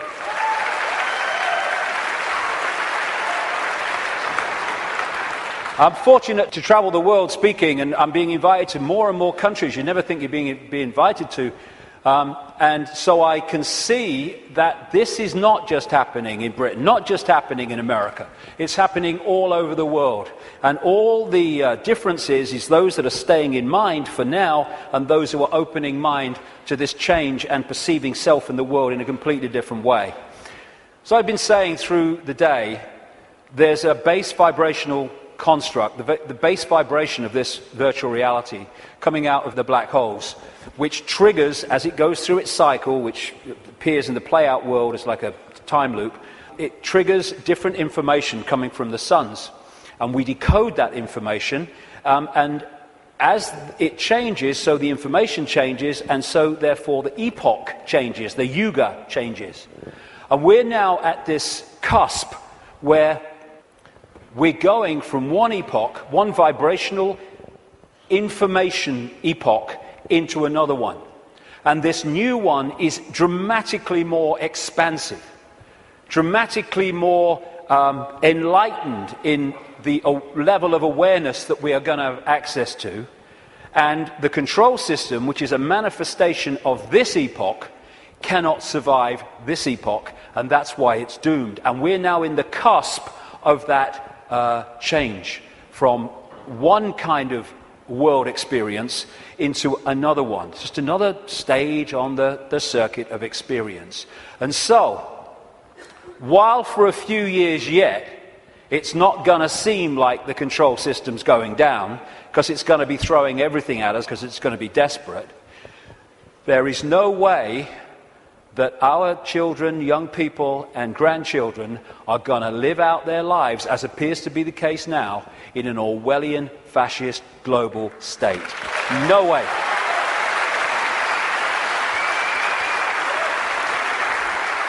This changing epoch, changing information, is starting to be activated within the Earth grid and, of course, within the human grid.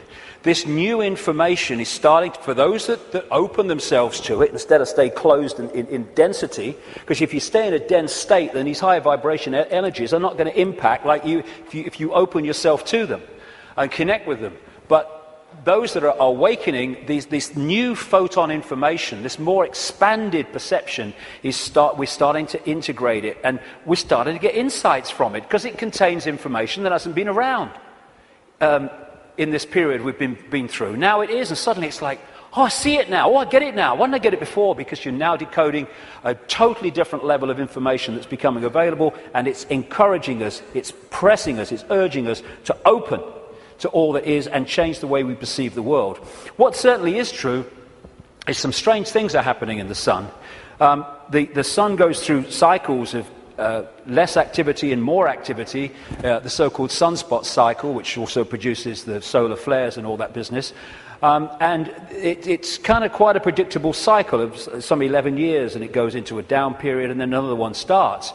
But what's happening now is that the down period has been bewildering scientists, because the new period, the new sunspot cycle of activity, which will push temperatures up a bit, and these bloody global warmers will go orgasmic when it does, is not becoming active. There is no one, this is something I read in a scientific magazine, there is no one alive today, or nearly alive today, who has experienced a down state of sunspot activity of the kind that we've been through in the last few years. This is where temperatures have been falling. This one is the so-called near solar minimum in January 2005 of sunspot activity, and this was the sun yesterday in terms of sunspot activity. Something's changing, and other things about the sun are not reacting as they normally would. But I suspect that when it starts again, and it will, we're going to see some dramatic activity in the sun. And that will impact upon not just the Earth's energy field, it will impact on our consciousness, our awareness, and things will start to speed up. Because this new information construct coming out of the sun is symbolized by Neil Haig and myself as a lion. As the real human being, I symbolize as a lion also. And basically, these truth vibrations are going to dramatically, as we go through these next few years, dramatically affect human perception, human awareness, and human potential as this new information becomes decoded and the awareness potential expands and we access a greater part of all possibility. Another thing these truth vibrations are going to do and are doing is to break that wall, that line of troops on the left brain, and we're going to be accessing more and more of our right brain potential. So our creativity, our insight, our ability for what people would call genius today, it's the natural human state, is going to more and more expand. We're heading in for an incredible time. It might not seem like it like for a few years, like I say, because these people will be battening down the hatches and trying to do everything they can to stop it, but that is what awaits us. In many ways, I wish I wasn't 58. I wish I was like 28, because I'd like to live through a bit more of this. But I'll have had me fill by the time I'm done, which is bloody well not yet, I'll tell you. So when so as we are impacted by these truth vibrations, because we open ourselves to them, then we break out of these boxes. And these are the people who are not being touched by that yet, but my goodness me, I'm seeing people now change dramatically in no time. I was walking through where I was speaking in Santa Fe last year, and this guy walks past me. He'd flown in from Austin, Texas, and he said, 3 months ago, mate, I thought you were mad. Words to that effect. He said, now I get it. And he got it so quick, and we're going to see this happening. People changing dramatically, and also, as I understood 20 years ago, that all that's been hidden, the curtain is being pulled back. And we're in for some shocks. I mean, of course, what we've talked about today is shocking to most people who have seen the world in another way, but the shocks are going to go on, because what's been going on in this world behind the scenes is nothing like what we think it is. And these truth vibrations, this energetic change, this new epoch of enlightenment and expansion, and people call love and harmony and respect, connection, is going into these dark places, these structures that are held together by low vibrational density, and breaking them up. Not, like a war. It's a new epoch coming. And as the new epoch comes, the energetic change is going to break up the denser structure of society and belief. And like I say, if these guys think, as they do, because they're accessing here, not here, because of their mental and emotional state, that it's a done deal, well, they're in for a bit of a shock. Because, when you've got a dam of water, it can take a long, long time before the cracks appear. But from the cracks appearing to collapse can be a very, very short time. And already, if you look from this perspective, the cracks are appearing. And the first crack is when people say, I've had a freaking belly full of this. I ain't taking this anymore. Then the cracks start to appear.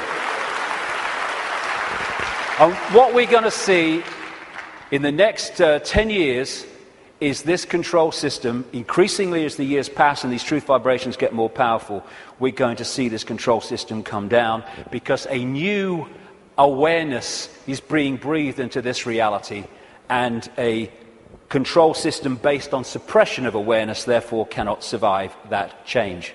Now, another perspective on why the control system is going crazy now. As I say, they can see down what we call a timeline further than we can when we're in this reality, because they're in another reality looking in.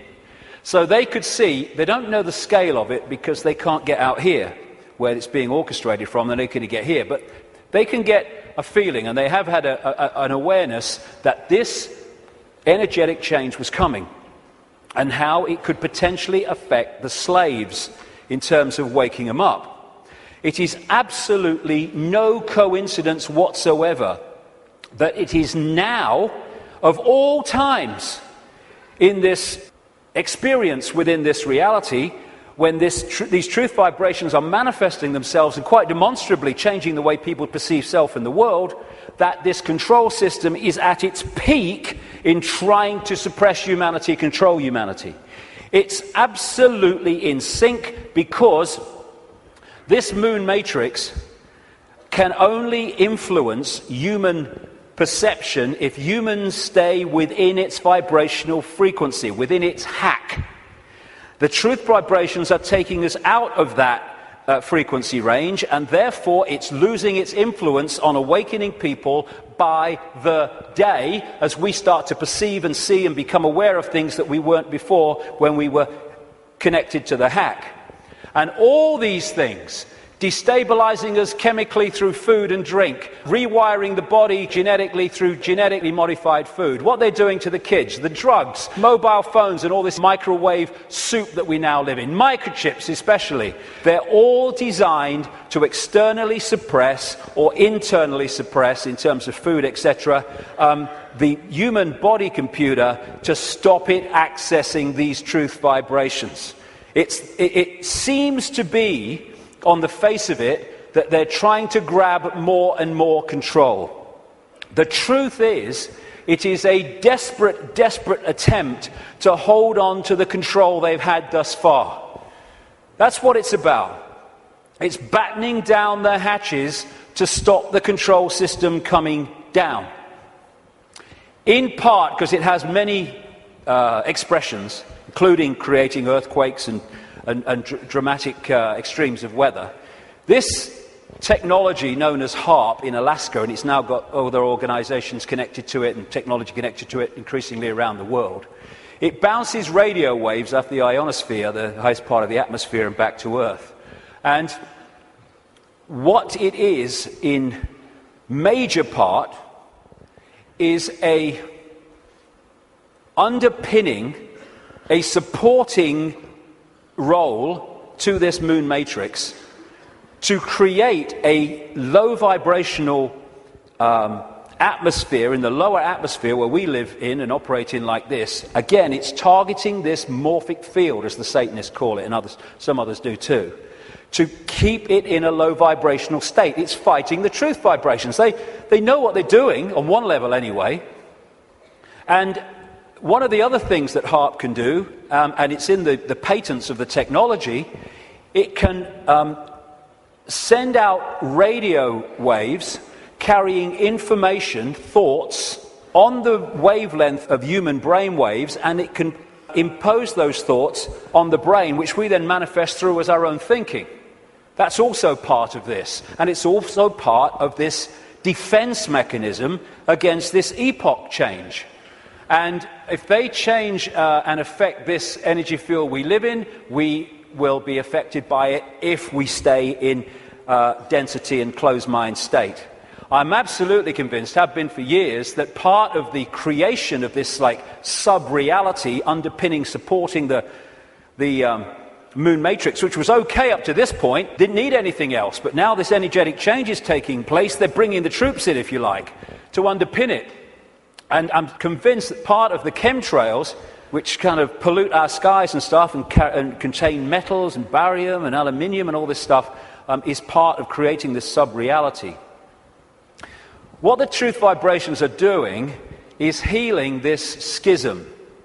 It's part of what it's doing. And the schism has been this distortion in the metaphysical universe. The waveform information construct has been playing out into the holographic play-out world for, well, what would you call it? Eons, for as long as we can remember.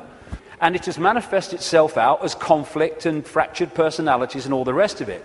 This is being healed all the time as these truth vibrations impact themselves and we move into this new epoch. And those that are tuning into it, it's healing these divisions. And when this changes, this must change.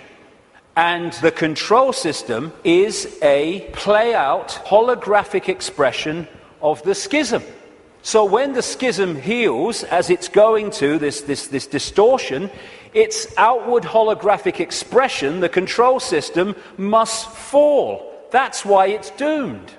It cannot survive this energetic change because it is a manifestation of the distortion that is now being healed. The pieces are being put back in that have been taken out.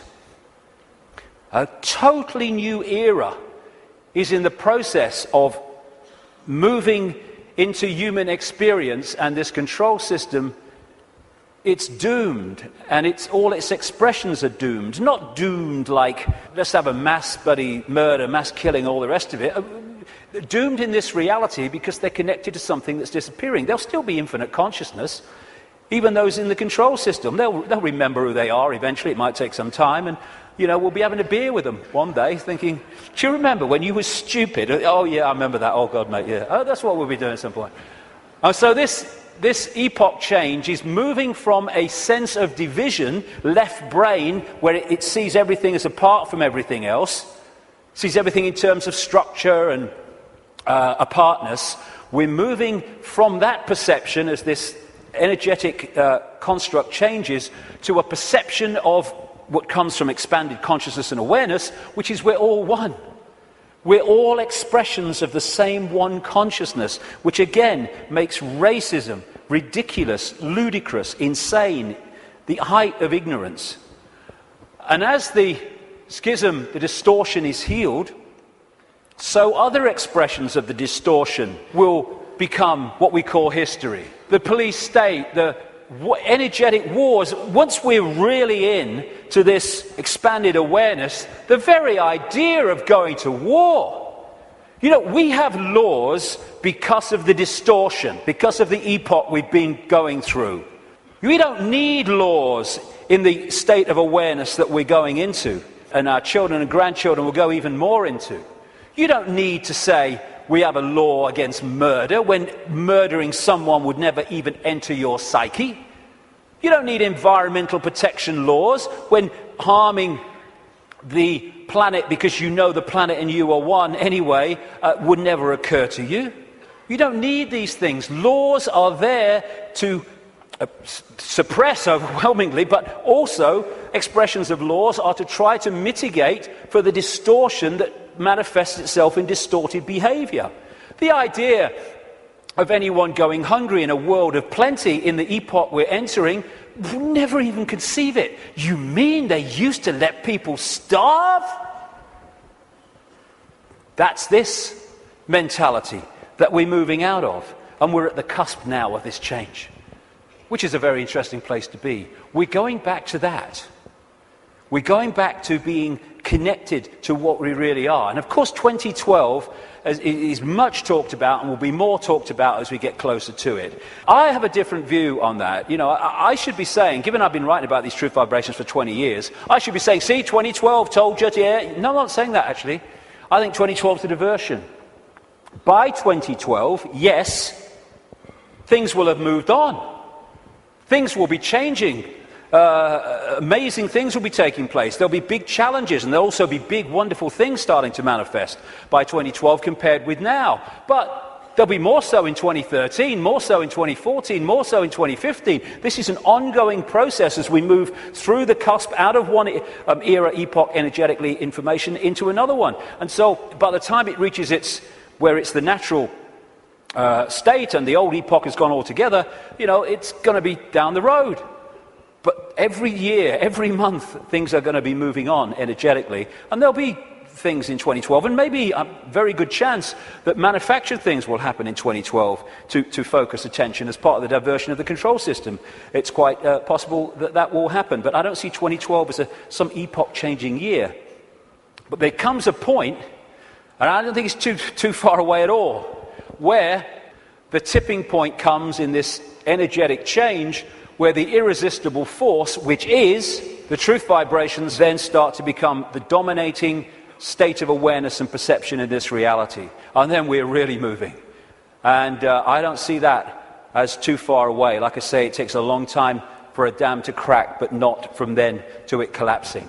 So we're actually living in like a river of energy that's getting faster and faster in terms of its vibration, the quickening. And what we can do is we can get on the airbed or the canoe and we can go, whoa, what a ride, this is great, that's fantastic. Or we can stand there and try to hold on to the world as it was, in which case we're going to be expending more and more energy trying to hold our status quo, and eventually we won't be able to hold it, and we'll get, symbolically anyway, washed away. And as these truth vibrations manifest themselves and our awareness starts to expand, we're going to be accessing levels of realities that have been denied us up to this point. People talk about the sixth sense. That's nothing compared with what people are going to have as we move into this new era. It's going to be extraordinary. We're going to remember the fantastic people and potential that humans once were, when they were aware of who they were, and the world in our heads, in other words, the world we experience, is going to dramatically change. We're heading for a new dawn. Now, this is a phrase the control system uses for their new era, a new dawn, a new day. Well, it is a new dawn and a new day, but it ain't the one they think's coming. We've been through this process in the last epoch, and now we're going back the other way. And as a result, this control system must fall, and we are emerging from the abyss, the suppression, and all the rest of it to be who we really are.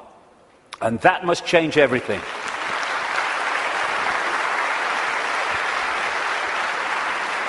Einstein said, you cannot solve problems with the same level of consciousness that created them. That is very good news, because what we've been doing through this epoch is creating problems with a certain level of consciousness, mind, and then bringing people in to solve the problems with mind and creating more problems. Now we're in this change where we're expanding consciousness, expanding awareness, and suddenly that cycle of problem and more problem, and it's unsolvable, there's no way out of this. Suddenly it's a piece of cake. Look, it's so simple. Fantastic time we're going into, but the next few years are going to be challenging.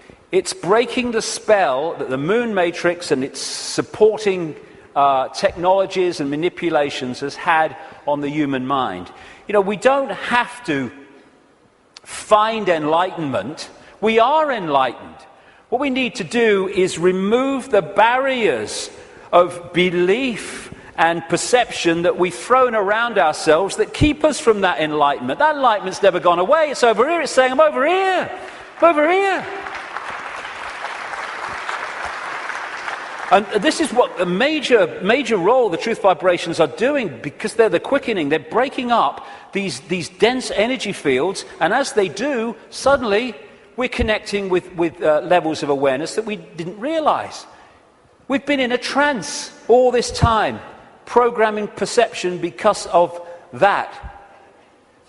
And it connects through the reptilian brain. So let's disconnect from the reptilian brain as part of breaking the spell. It feeds us fear. It has to, constantly. Fear this, fear that. Insecurity, anxiety, that's what it's doing to manipulate our perception and hold us in a low vibrational state, therefore the moon matrix. So one of the ways that we can, just on a daily basis, is disconnect from the lizard brain, and therefore what it's connecting us to, is to, simple thing, don't count to 10, count to 50. And if you're still wound up and about to hit somebody, count another 50. Because what the reptilian brain does is it doesn't think, it reacts. That's why it's so fast. It doesn't have to think, just reacts. Now, the other parts of the brain, like the neocortex, they think things through, so it takes longer than the reptilian brain. This is why we react to something, reptilian brain, and then maybe a minute later, 2 minutes later, maybe half an hour later, the visual cortex has thought this through, and we go, oh my God, I overreacted, didn't I? Did I really say that? Oh my God. That's what, it's the reaction system, reaction.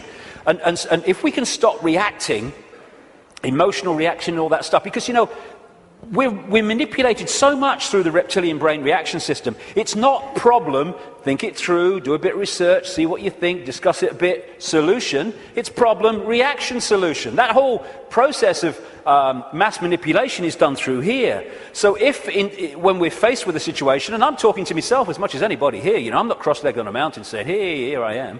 No, I'm talking to myself as much as anyone else. When we're faced with these reaction systems, whether it's because of a world event, whether it's because something in our lives, if we can just go, okay, I don't like this. 1, 2, 3, 4, 5, 6, and eventually the reptilian brain loses its power because it's a reaction power, and once the reaction's gone, it's lost its power, and we can think things through. And if we stop reacting through the reptilian brain, then we are massively disconnecting from the moon matrix. And as these truth vibrations change the nature of this energetic control of the human collective mind, the hive mind that we've been connected to, then its expression, this structured world, the way we work. And, you know, my brother said to me once, what's it all about, Dave? He said, you get up in the morning, you go to work, you come home, you have your tea, you watch telly a bit, and you go to bed. You get up and you go to work. I mean, look at it. It's the way it is, the way it's structured. It's slavery because it's so limited. And I've talked to people once, the last time I spoke at the Oxford Union, I was talking to some students. They could not perceive a world in which there wasn't a hierarchical structure of government because there would be chaos. That's the left brain at work. And people, when you think, look, this world is crazy. It's not serving people. People are serving it. That's what we are. We're slaves to a system. Politicians are slaves to a system. They go into the system. They think they're going to change it. The system changes them. And therefore, we can't perceive left brain, old epoch, that actually there are other ways of living, of interacting, other ways of providing food and warmth and what you have, other ways of living life than this drudgery. But as we expand our awareness, then other ways of interacting will become very obvious to us. Blinded by belief, believe. This is one of the control system's greatest weapons to control the human psyche. Get them to believe something. They don't care if it's this religion or this political belief or whatever it is. As long as you believe something powerfully, then they got you. Because belief builds walls around itself, repels all borders that challenge that belief, and suddenly you're living your life on a postage stamp or a dot. And your true ability to perceive in an expanded way is gone. You've given it up to the belief. This is how it must be. And once you have a belief, like a religious belief, then there are rules and regulations. Walls go around the belief. If you're going to be one of us, you must believe this. You can't believe that because they believe that, so you'll be one of them if you believe that, and all the rest of it. Here we go. We're all possibility. What are we doing having rigid beliefs when we're all possibility? Religion is mind. And there are many expressions of religion, not just going to church. There are many religions of the mind of various kinds that don't appear to be, but they are addictions of the mind. It's mind. You must believe this. There is one possibility. What's that saying? There is one possibility. That's how mind thinks. Consciousness, there is one possibility. You're having a laugh, darling. So religion, as we know it, is not going to survive this epoch change either, because it's an expression of the last one.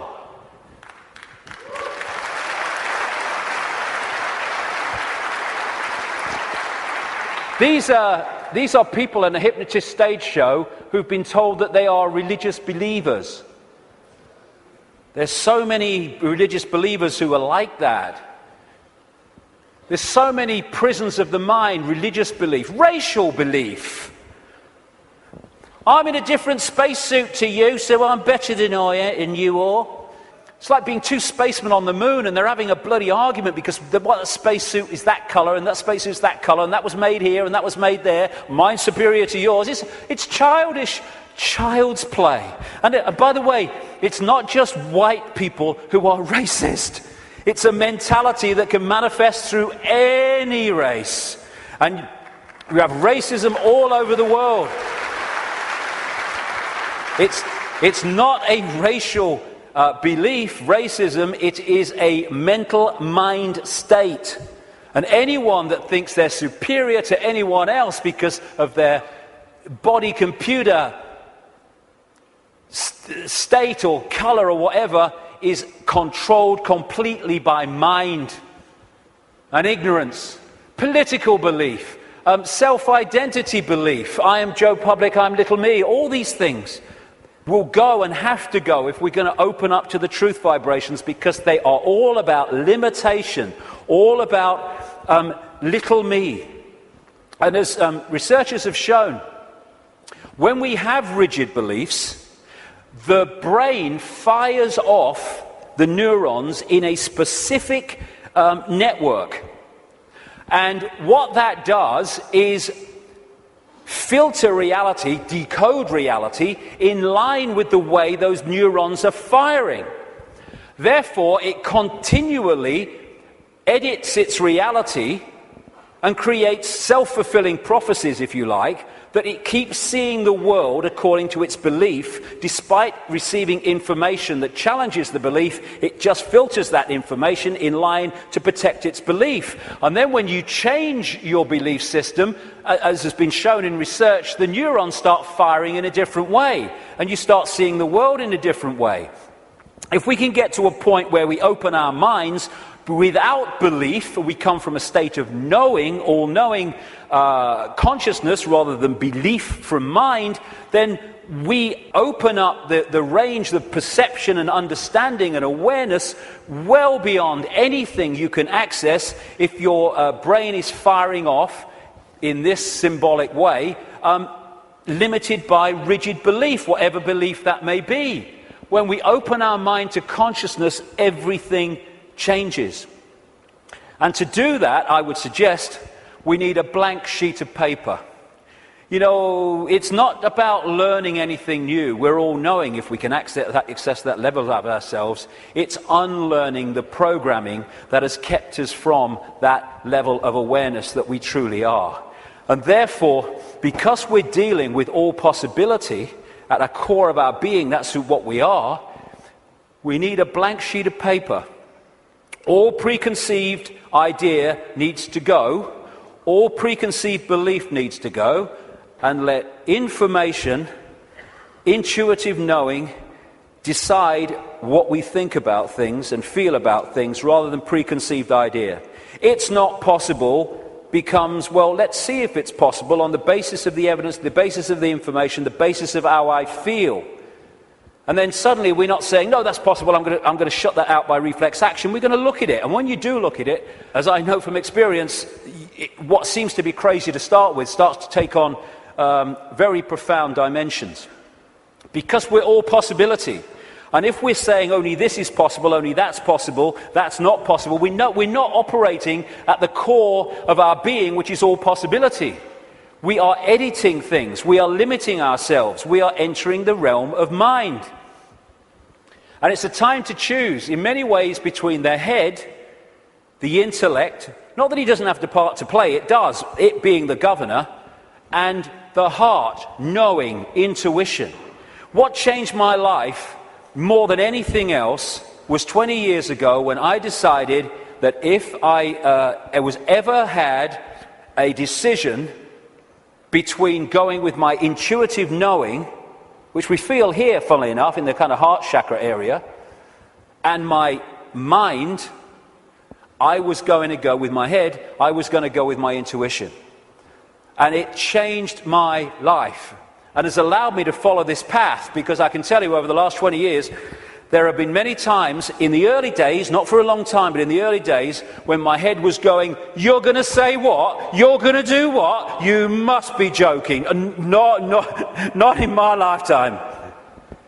But I thought, no, I feel to do it. I feel to do it. I went with it. And as a result, you follow this, this energetic path through intuitive knowing that's been laid out. And what happens, because intuition, knowing, is coming from another level of awareness beyond five-sense reality, it means that to five-sense reality, general world, some of the things you do when you follow your intuition are seen as, I think I'm possibly an example of this, are seen as crazy and mad and lunatic and dangerous and all that stuff. And what happens then when you do that and you get that reaction is that the head kicks in, the mind, which wants to protect its preeminence that it's had up to this point, puts its arms together and says, see what happens when you don't listen to me, see the trouble you've got into? And it's like, okay, and you come back into mind. But if you stick with it, and you take what comes as a result of expressing your uniqueness and expressing your intuitive knowing, then eventually things happen, good things, great things sometimes, that happen not despite what you did and the reaction you got, but because of it. And then the mind, the intellect, looks at this and says, well, hold on a second. It might get you into trouble, but eventually it works out. And what happens then is your head and your heart, your knowing, your intuition come together. And the war stops. We become whole again, where mind serves consciousness instead of serving itself. And it's years and years, I say this honestly, since my intuition and my head have had a problem. It's an incredible feeling, because it's like, when you start out, it's like, I feel to do this. You're not doing that. No. And then after a while, when this sync takes place, it's like, I feel to do this. And the head goes, okay. And it's a totally different way of interacting with the world. The war stops. And this is open to all of ours. But the first thing is what it is. It's to face the situation we're in, and then we can do something about it. First thing, to realize that up to this point, we have been slaves thinking we were free.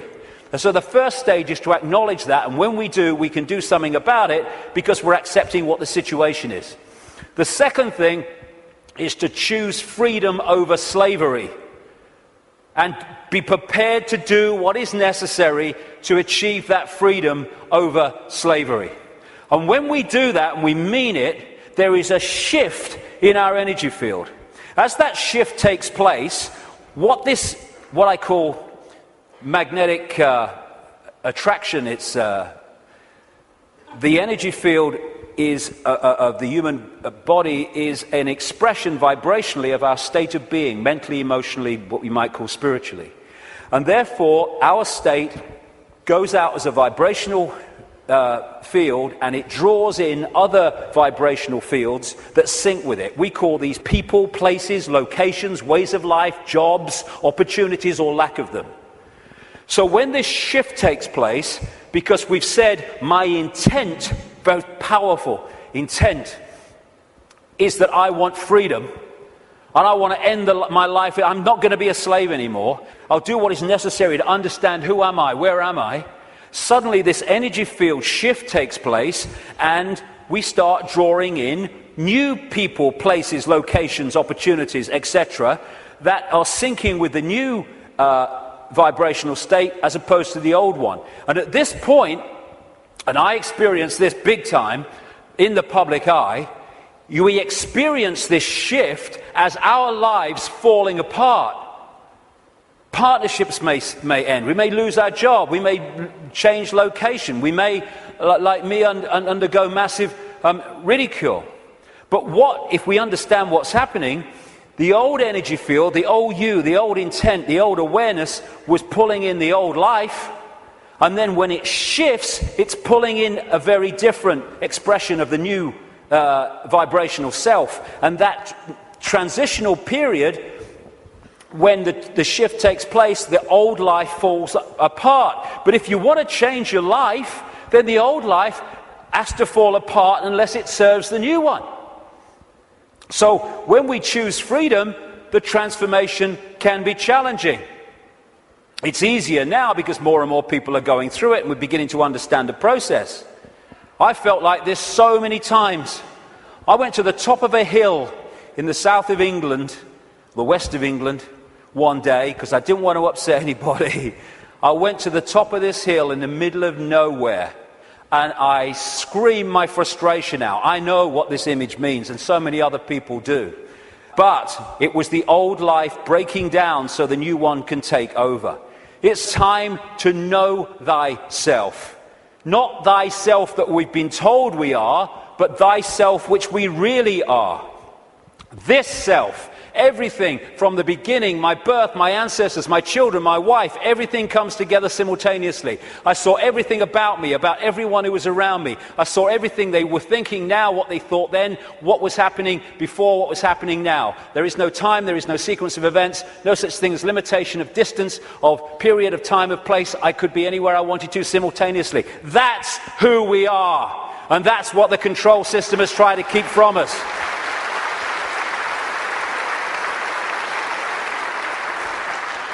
Now, the way to go most powerfully with this change is to stop identifying who we are with what we are told we are, little me. To stop looking in the mirror and thinking that reflection is me, it's all I am. And looking at ourselves under the microscope, that's who I am.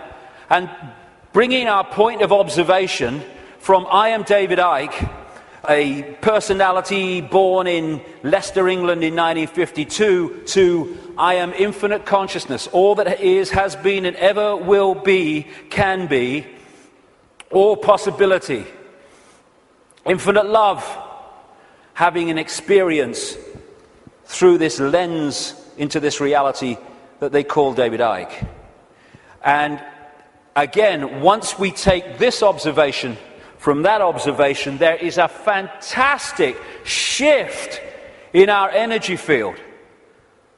And we break up these densities that are holding us in mental and emotional servitude. Everything starts to change when we move our sense of self-identity. That's why the control system wants us in there. It can't cope with this. We have to be in there. Little me. And this is the fork in the road. Are we going to live our lives as consciousness or mind? As all there is or little me? Because that will decide the kind of world we're going to live in. Escaping the box, and it is a box, it's a vibrational box.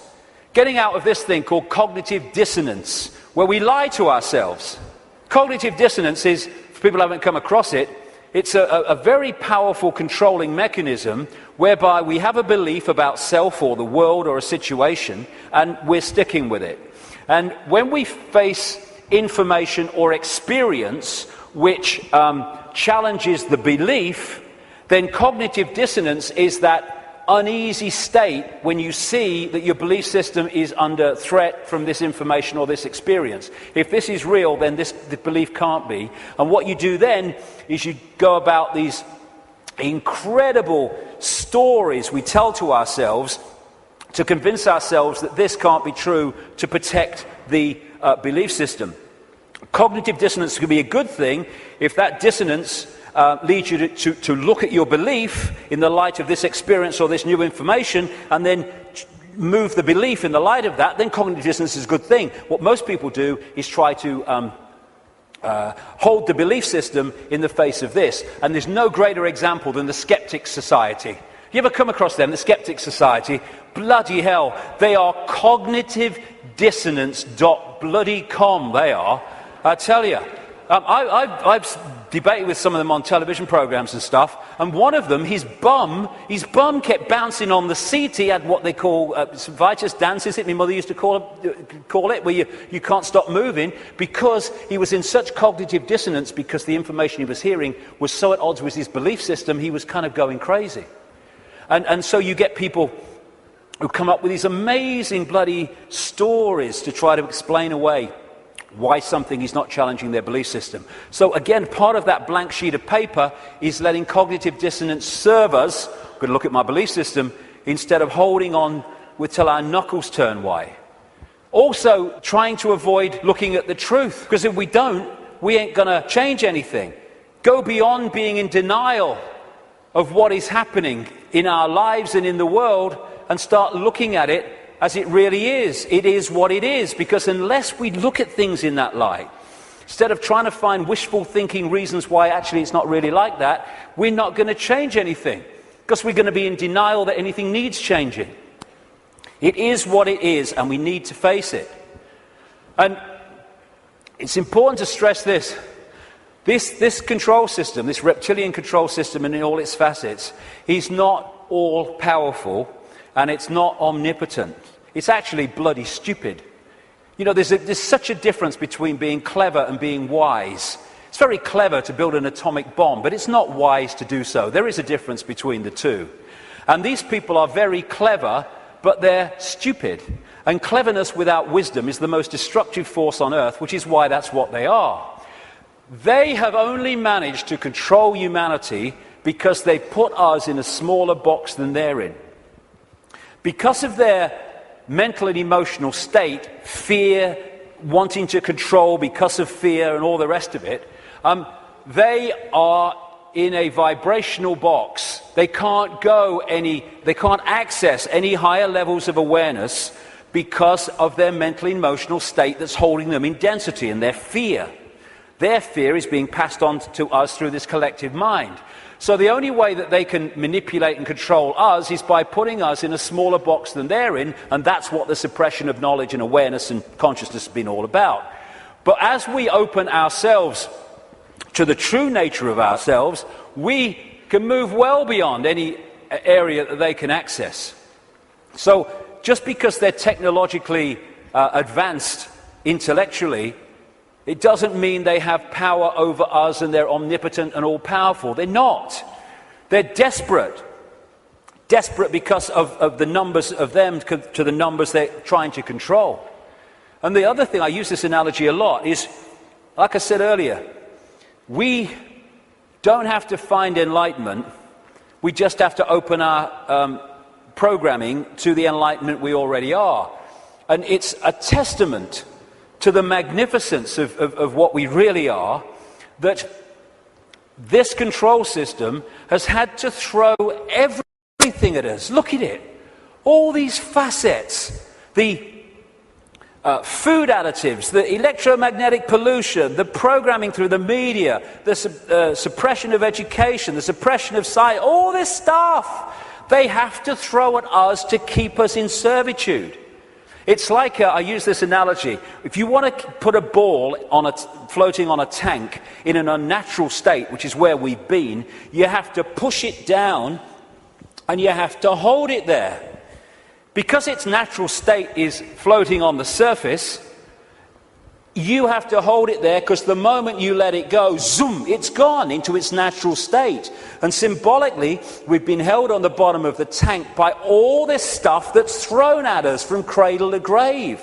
And the fact that it needs so much to hold us in this suppressed state shows the magnificence and genius that we really are, we once were and will be again. When I say we, I mean what we call humanity. So as the control system's ability to do that is unraveled, and this is happening, then we're going to go to the top of the tank again, not by finding enlightenment, but by removing that which is keeping us from it. Be afraid, big monsters coming. This is the big area that they control us with, and we need to let go. They're feeding of this fear. Like I say, 1.5 billion people in China controlled by a handful because of fear of challenging the handful. No more fear. I mean, this is such a symbolic picture. Here's all these bloody sheep, and here's 2 shepherds, and there's a guy at the back. Now, those sheep, symbolic of humanity, can only be controlled in this way because they acquiesce to the shepherds, and the sheepdog symbolizing fear. What if this group of sheep, instead of going ba, ba, ba, ba, and if they want to, oh, ruff, ruff, oh, fear, oh, following the one in front, the control system, the shepherd, yeah. Oh, he's got the power, he's got a stick, aye. What if those sheep said, oh, look, I'm not following him anymore. And hey, Rover, woof, bloody woof, on your bike, you're not frightening me, okay? I'm over here. I'm over here. I'm over here. I'm going down here. I like that. There's some grass down here. Suddenly, this herd, flock, whatever you want to call it, is scattered because it's expressing its uniqueness and it is not fearing the consequences.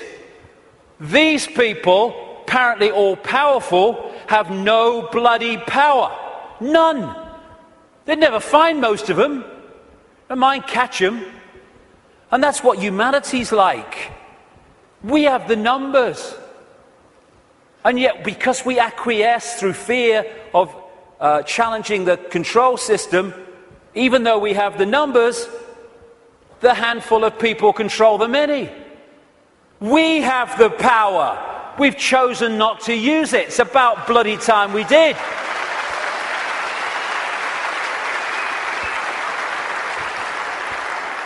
God, the answers are there in front of our eyes. The definition of insanity is doing the same thing over and over again and expecting different results, Albert Einstein. Absolutely it is. So it's pretty certain that if things are going to change in terms of control and suppression and all this stuff, then we've got to stop doing the same thing over and over again, and that is acquiescing to the control system. We're all possibility. What are we doing? Thinking that we just do the same thing over and over again? That's one possibility. Let's express our uniqueness and respect each other's right to express our uniqueness. We're all possibility. Actually, one possibility is swimming against the tide. Let's try it. And let's respect each other's right to do that. We should be celebrating diversity. Diversity is an expression of all possibility. It's acquiescence and conformity that is an insult to all possibility. And yet that's what this system wants us to do, conform. And you know, at least sheep need a sheepdog to keep them in line. Humans have out-sheeped the sheep because we keep each other in line. We don't need the sheepdog.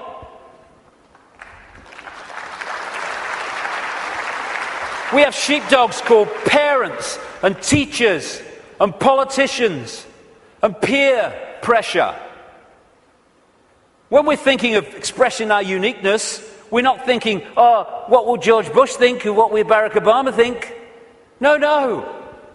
We're thinking, what will my mother think? What will my father think? What will the neighbours think? What will my mates think? What will the people at work think?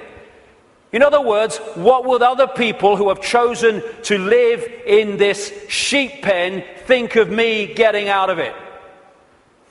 It's like sitting in a cell and you find a way out through the door, and instead of another prison warder coming along to stop you getting out, the other prisoners jump on you.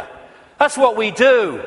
If we are going to be what we really can be, and we're going to respect our right to be different, we have to respect others' right to be different as well. Because when we respect other people's right to be different and express their uniqueness, then we're setting them free and we're helping to set society free. We are policing each other all the time through ridicule, through condemnation. We need to start start being at peace with other people having different views and expressing different lifestyles than we do, even if we don't like it.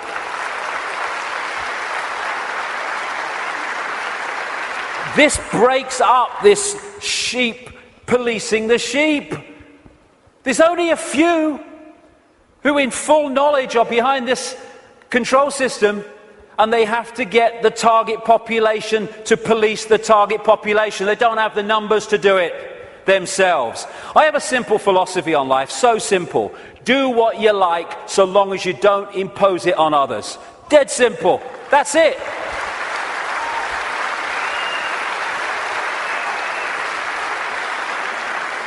And I've heard people say to me, that would be anarchy. What about people murdering each other? Well, I think that murder could just about constitute imposing your will on another person. And when you think about that simple philosophy, it overrides all law, need for law, if we live that. We don't need laws that say don't murder when you wouldn't impose yourself on another person. But we can do this. You know, if Henry Kissinger wants to sacrifice George Bush, be my guest as long as you both agreed. Because when you leave the body, you'll feel right prats and you might learn something in your eternity. I get interested when they want to impose things on other people that don't want those things imposed upon them. That's what the control system's trying to do. That's why I'm interested. But express ourselves as long as we're all agreed. And we don't impose it on other people. We have this either or. Someone wants kind of a rave or something, and some people don't want to be affected by all the noise and disruption. And so we say, they can have it, they can't have it. It's either or. Any society that was conscious would say, okay, we can sort this out, okay?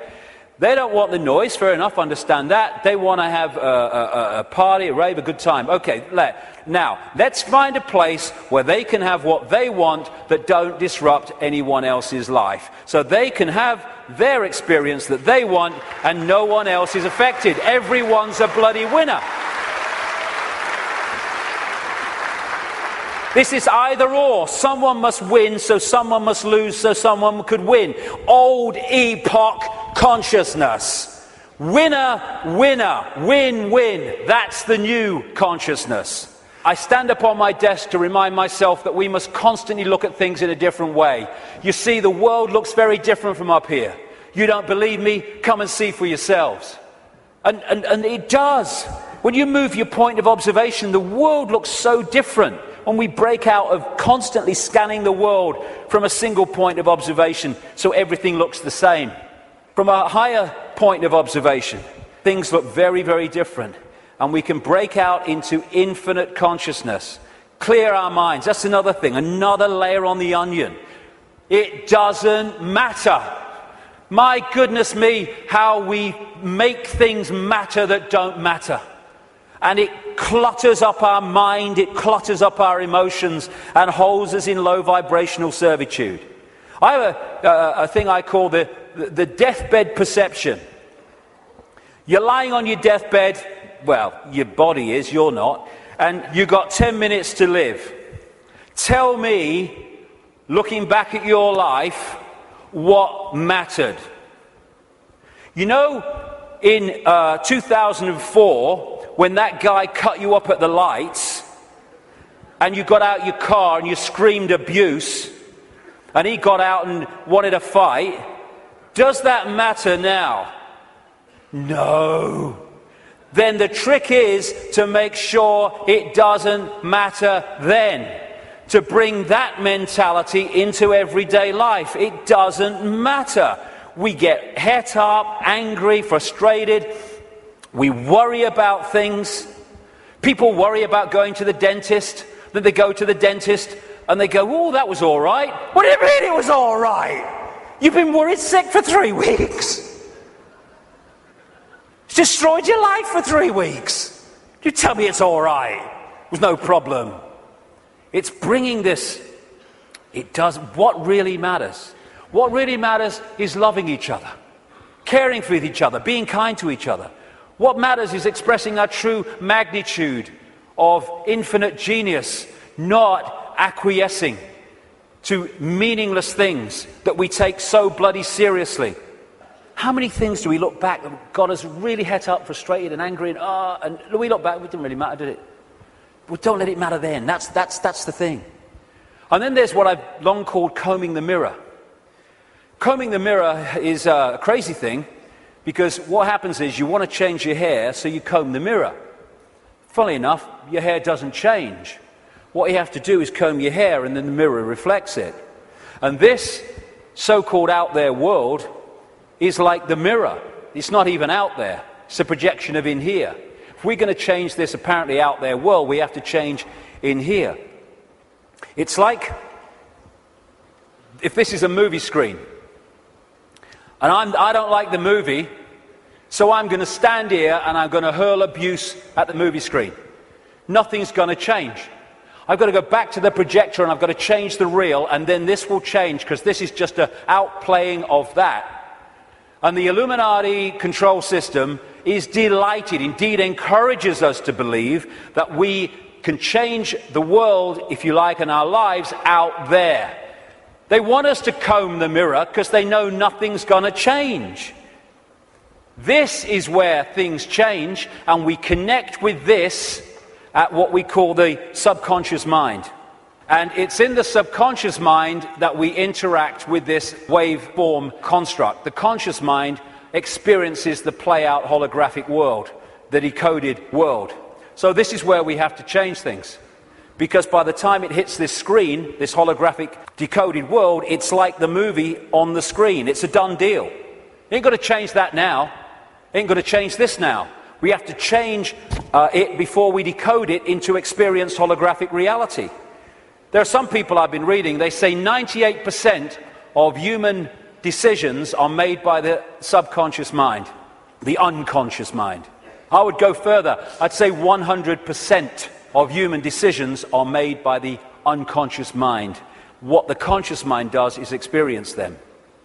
But the conscious mind can interact and work as one with the unconscious mind if it starts to understand the way reality works. How do we understand what's going on in the unconscious mind, so therefore we can play a part in changing that? By what I call the language of life. The play-out holographic world of experience is a mirror of the information construct, in other words, our unconscious mind in many senses. And the way it plays out, the language of life, as I call it, tells us what's going on in the unconscious.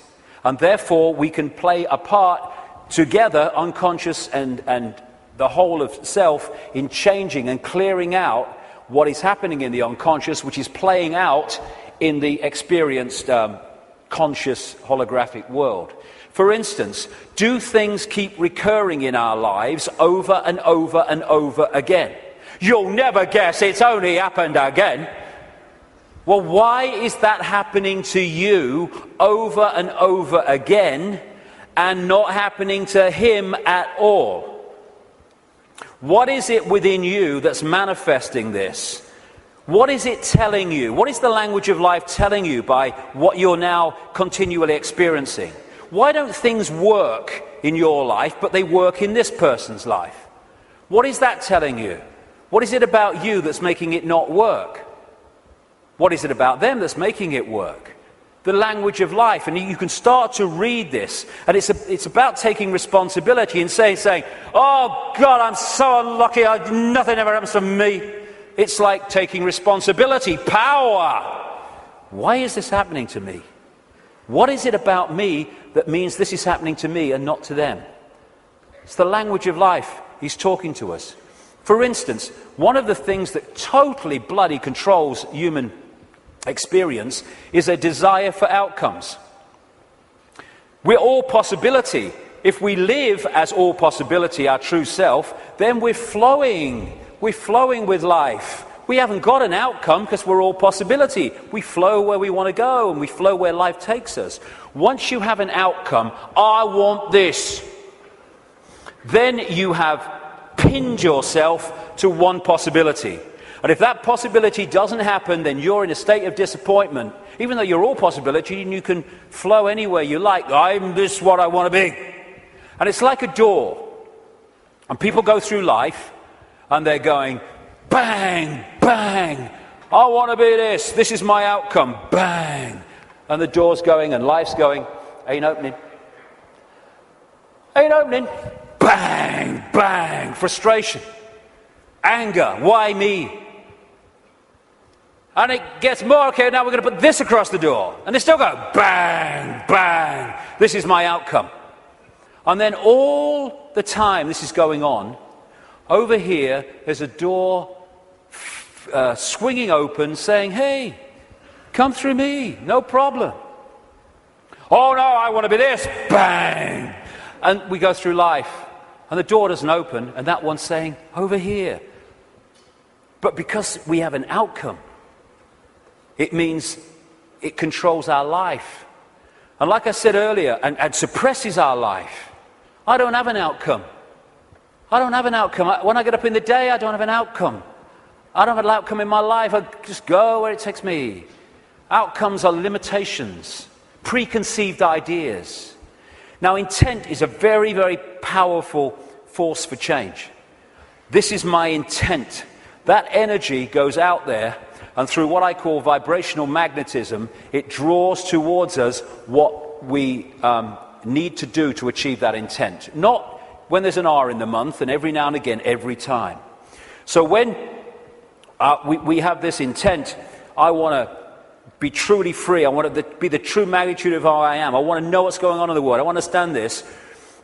What happens is that intent, if you mean it, it's not just words, otherwise it's no power at all, then that intent will start drawing to you people, places, experiences which let you achieve that intent. And often they are very challenging, and your whole life, your old life starts to break down as a result of this. A lot of people go, if that's transforming, no thanks. And we go back to the old life. But intent, if we mean it, is the first stage of transforming our lives from what they are to what they could be. The thing about intent, however, that it's the need to sync the intent with what the language of life is telling us. Because if you sync the intent with that door that ain't meant to open, then you can have a very powerful experience called frustration. Because the intent then is not going to open the door, because it ain't meant to open, because it ain't your journey. I have this thing, flow equals go, stuck equals chuck. Or at least look again at what you're trying to do and how you're trying to do it. It might be how you're trying to do it that's not stopping it flowing.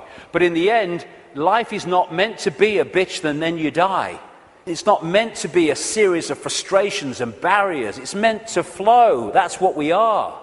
And if it's not flowing, then the language of life is saying something about us. Why isn't it flowing?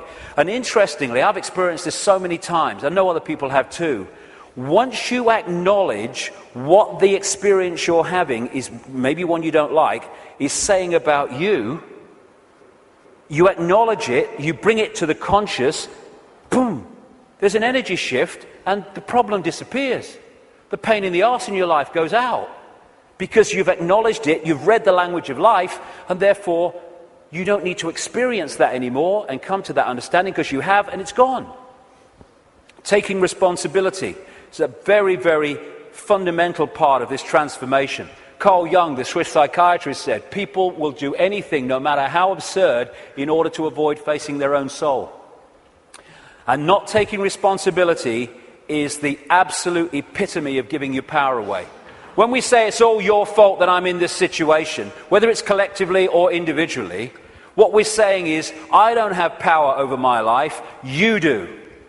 Taking responsibility is taking your power back and saying, okay, I'm taking responsibility for this because I have the power to change it. They're not responsible for it, they're just the language of life speaking to me about my responsibility. Therefore, I'm not going to play the blame game. This is my responsibility and I'm going to deal with it. And when we do that, we take our power back and we can change things instead of going through life as a victim of other people's circumstance, which means we're powerless. That's little me. And we ask ourselves, why me? Why am I going through this experience? Well, through the process of vibrational attraction, vibrational magnetism, an expression of us is going out, and an expression of us comes back in the form of people, experiences, locations, jobs, everything. So therefore, what we're putting out is what we're pulling in. Why me? Because we're creating it. Bad luck, good luck, no such thing. Why do some people win, some people lose? Because some people pull that in, some people pull that in. You get people who they say, you meet them and they say, nothing ever happens in my life. And you say, well, what would you like to happen? And they go, well, I don't know really. Well, I don't know really goes out as a vibrational information field, and what comes back is a life where nothing happens. Why? Because you don't know really. So we're not victims. We think we're victims, and the control system wants us to believe we're victims, because then we will do nothing to change the fact that we're not expressing the power that we have. Why me? Ask yourself, because it's your choice. It's your choice and my choice in the sense of there's not some guy with an AK-47 on some other dimension saying to our consciousness, get in that body or I shoot. And in the same way, once we get in here, we attract what we attract. And when we take responsibility for that, we can stop attracting it. Why me? It's like the Oracle said in the Matrix. You've already made the choice. Now you have to understand it. You didn't come here to make the choice. You've already made it. You're here to try to understand why you made it. And as the message from the psychic 20 years ago said, arduous seeking is not necessary. The path is already mapped out. You only have to follow the clues. We are guiding you along a set path. If we get caught in mind and the limitations of mind, then we can not go along that path. Because mind is telling us, oh no, you don't do that in this world because you have to do this and you conform and all the rest of it. The difference is that when we make the choice of the path we want to journey on in this reality, in what we call a life, we're doing it from this perspective of perception. When we're trying to understand why we made it, we're doing it from this level of perception. So this sees it on one level, and this is going, I'd agreed to this, you must be having a laugh. Never. Well, this is seeing it in a different light. And it's the same collectively. Why us? Why are we here at this time, now, as this cusp of change is going on? Same thing. You've already made the choice, now you have to understand it. You didn't come here to make the choice, you already made it. Now you have to try to understand why we made it. Instead of complaining at the situation we're in, and again, this made the choice, this is trying to understand it. Once you break out of this into this, you then start to understand it. Because you see what we're experiencing from a totally different perspective. For instance, this sees, in the journey down the symbolic river, this sees the next turn on the river, no further. This sees the whole river from source to sea. So this is seeing an experience in the moment that this is having in a completely different way to how this is seeing it. For instance, you're going down the river on a canoe, it springs a leak. You paddle across to the bank and you sit there and you're angry and you're frustrated. Why me? Why am I so unlucky? And then some guy comes across and says, hey mate, you were so bloody lucky. There's a bloody waterfall around that next turn. And we can even override that through intuition. When we intuitively access this, we intuitively know, no, I'm going to stop for the day here. I'm not going to go any further today. And this might be saying, oh, we can go further. I'm not going any further. And so many things we can be protected from by following our intuition. Why are we here collectively? We're here to break the spell. We're here to break the spell on the human collective mind. What a great thing. What a great thing to play a part in. To break this spell and to stop this human experience becoming this. And in the next few years, like I say, they're going to throw everything in desperation, like the cornered rat, trying to hold on to a control system that's falling. This is where we're going to need to have this perspective of I am consciousness, I'm having an experience, because that will make it so much easier as we go through this transformation and challenge, because if we're in this world and of it, those people are going to find the next few years very, very difficult. Because they will not have a perspective of what's going on, except everything's going crazy, and my God, what's going to happen next?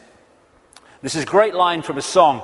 Freedom's just another word for nothing left to lose. Isn't it amazing how when you no longer have anything to lose, the butterfly emerges?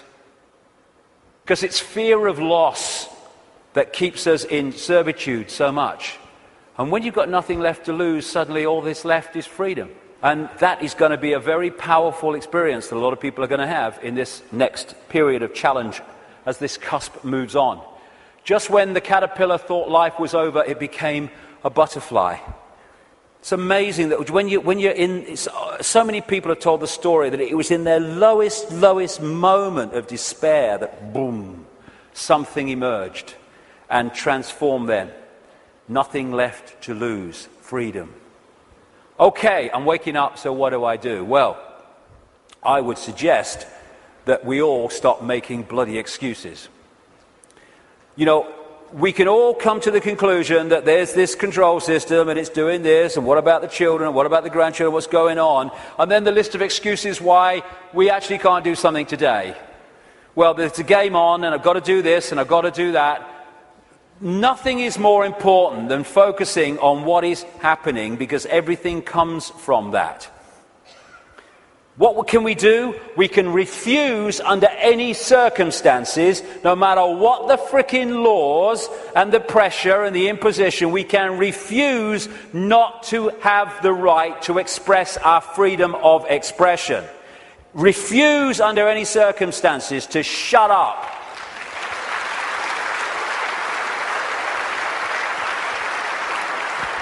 If vast numbers of people did that, this is the key to it all, what are they going to do? They don't have the numbers. We can stop focusing worship on celebrities and television and fake politicians and even sport. Not that I don't enjoy sport, but as long as it's there, peripheral vision, and not here. But worship, externalizing. And this is the biggest thing we can do. Human race, get off your knees. What are we doing down there?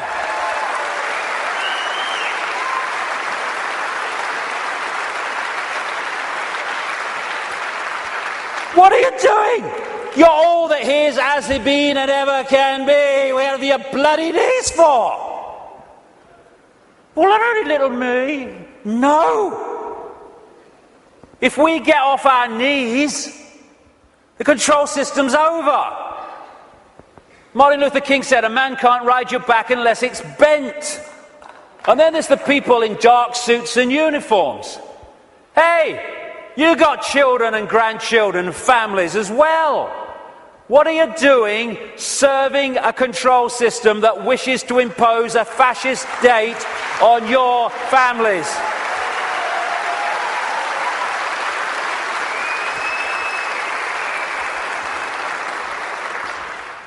What are you going to say to your kids when the control system's in and it's controlling every facet of their bloody lives? Daddy, Mummy, Granddad, Grandma, what were you doing when the control system came in? I was helping to do it, dear. All the best with that conversation.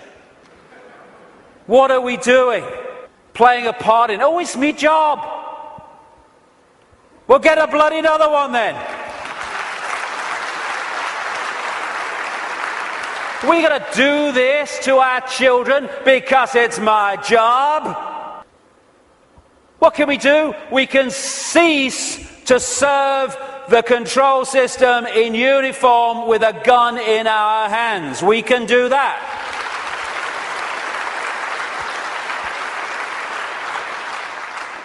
Soldiers are not there serving their country, serving their people. They're there serving the cabal that's seeking to enslave their people and their families. As Einstein said, the pioneers of a warless world are the youth that refuse military service. And more are equal to that, the adults beyond military service who support those that refuse to serve this control system in uniform. Oh no, you've got to serve your country. You serve your bloody country. I ain't doing it. Just like those wonderful Israeli young people. Know thyself. When you know thyself, when you know you are consciousness, the consciousness is going to get a machine gun and start shooting at aspects of itself. Mind does that. Mind fights. Consciousness doesn't even contemplate it. And that doesn't include just people in uniform. It means fighting for freedom. What's all that about? Let's fight for freedom. Let's have a riot in Athens and let's kill 3 people from the banking system. Hey, the world's a better place now. What you fight, you become. We don't want to fight this system. We need to cease to cooperate with it.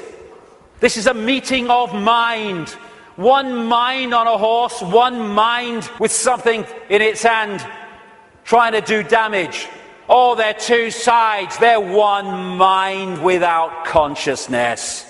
Freedom fighters, contradiction in terms. Cognitive dissonance. As Martin Luther King said, the limitation of riots, moral questions aside, is that they cannot win and their participants know it. Hence, rioting is not revolutionary but reactionary because it invites defeat. It involves an emotional catharsis, but it must be followed by a sense of futility. They want people to riot. It justifies more control. Nor do we need to meet this challenge with hate. That's playing away in the stadium we're trying to rid the world of. We don't need to hate these people. We just need to stop cooperating with them. Well, you know, if it's all the same with you, mate, I ain't doing it, okay? No hard feelings, bugger off. And then we've got this, the protest, the mass protest. I do understand that. It might have a part to play. But so many times these protests, they're what I call steam whistles. People go out in big protests with the banners and they kind of feel good about themselves and they go down the pub and say, at least we made our feelings felt. And then what happens? Bugger all. How many people marched in London against the invasion of Iraq, and what happened? Iraq was invaded. Protesting has such limitation. They don't care if we protest and walk through the streets and shout slogans and wave banners.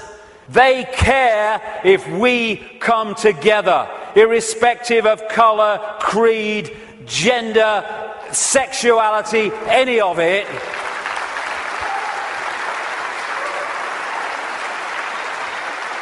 Put our differences aside and unite behind what affects us all and all our families.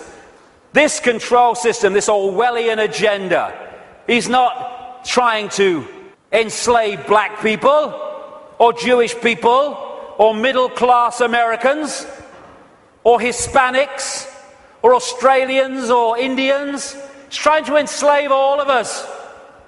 And what it wants to do is divide the target population against itself through these fake, ridiculous fault lines of race, religion, income bracket, so that we divide and rule the target population and they can pick us off one by one. They are terrified of us putting down those fake fault lines and coming together and uniting behind what we should all believe in: freedom for all, irrespective of who we are.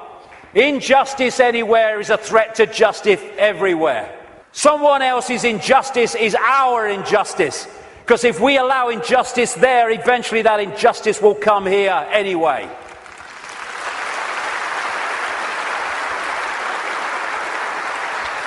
In the end, we will remember not the words of our enemies, but the silence of our friends. Silence is consent. Can you hear us now? Silence is consent. Because while we're silent on these impositions, the impositions just keep going on and on and on. By our silence, we are acquiescing, even agreeing to them being imposed. The end of silence, the end of acquiescence. If we want to be free, then don't run and hide. Because you can put your head in the sand and ignorance is bliss, but only for a while. You can put your head in the sand because there's a tornado coming. But the tornado's still coming, your bum's in the air. If you lift it out the sand, take responsibility and face it, you can take avoiding action. Ignorance is bliss with a head in the sand, and then, bang, your ass is spinning up in the clouds. Strength does not come from physical capacity, it comes from an indomitable will. Mahatma Gandhi. Isn't it amazing how true that is? How you can see soldiers in uniform involved in truly extraordinary levels of physical courage and what we call heroism. And yet those same people are terrified of saying boo to another guy in uniform who's got more stripes on his arm than he has. Isn't it amazing? Where physical strength can come so easily, and moral strength not. That's to do with the moon matrix and the way that our perception is manipulated. Turkish proverb, a lion sleeps in the heart of every brave man, every brave woman, and it's not really bravery. When you let go of fear, you don't need bravery, you don't need courage. Courage is overcoming fear. When you let go of fear, because I'm all that is, has been, and ever will be. What's the worst that can happen to me? I leave this physical body of limitation and I become all that is, has been, and ever will be, in full awareness that that is what I am. My God, I'm terrified that that might happen. I don't know how I'm going to cope with the terror of thinking that might happen. Know thyself. Again, recurring theme, know thyself. We are consciousness. What is there to fear? Death? There is no death. Just putting the telescope down. We can meet this with fear. Oh my God, the police state! Or we can treat it with the emotion it deserves.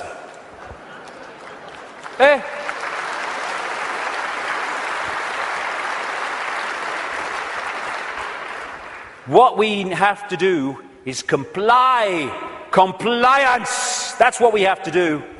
Because if we don't comply, the control system's in desperate trouble.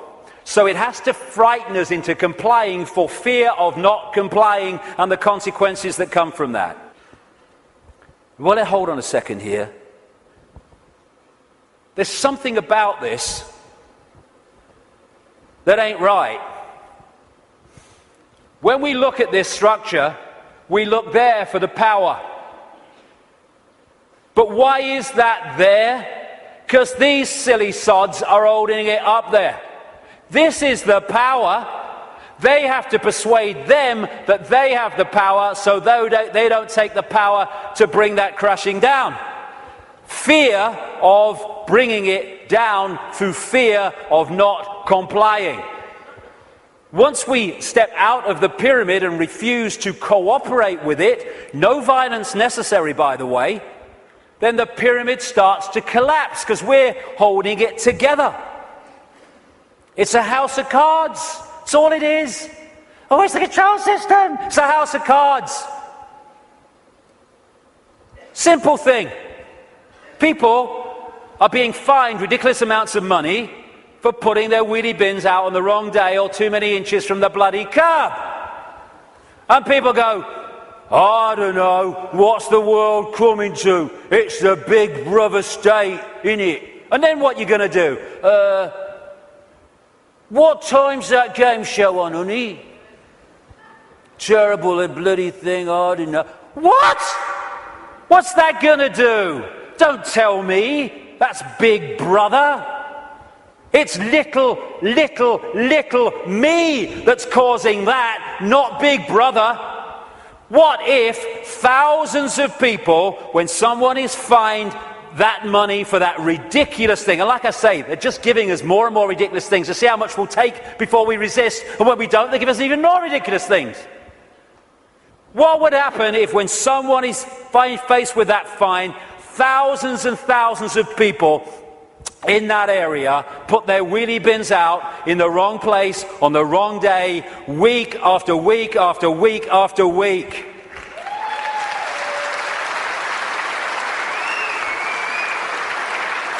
The system couldn't cope. We have the numbers. And I see this, your vote is your voice, be heard. Bollocks it is. How can the vote be your voice when the people you're given the choice of voting for that have any chance of forming a government are standing on the same postage stamp of political policy and perception? There's no choice. We've reached a point now where the vote becomes a voice when we refuse to vote. We refuse to play the game anymore.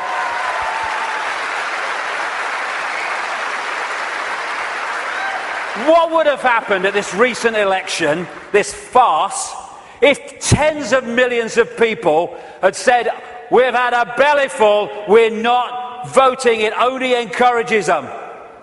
We are not voting because we're going to make a statement that we know this system is rigged and we're having it no more. What would have happened in these days that have passed since that election? The whole focus of the media and everything would have been, bloody hell, what's going on? Why this mass refusal not to vote? Now we've got a debate going. Now we're looking at why people haven't voted because the system is rigged. Now the system has to bloody start to change because it's lost its credibility.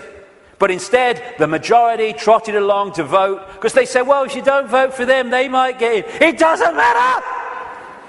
They're masks on the same face. So what if they get in? Same thing will bloody happen. Comply! No! No, no! Not if it's enslaving me and my children and imposing on my freedom.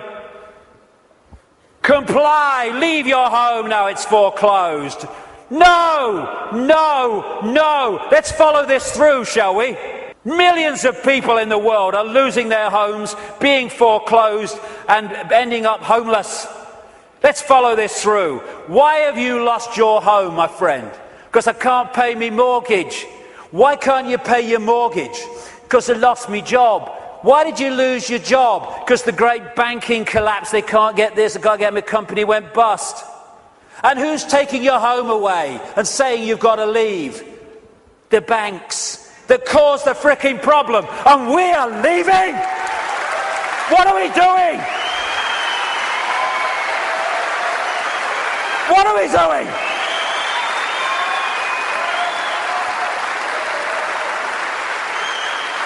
No, we won't leave when the banks have caused the problem and now they're telling us to leave to take the assets. No, we won't. And people who are not being foreclosed need to support those that are. We're all in this together.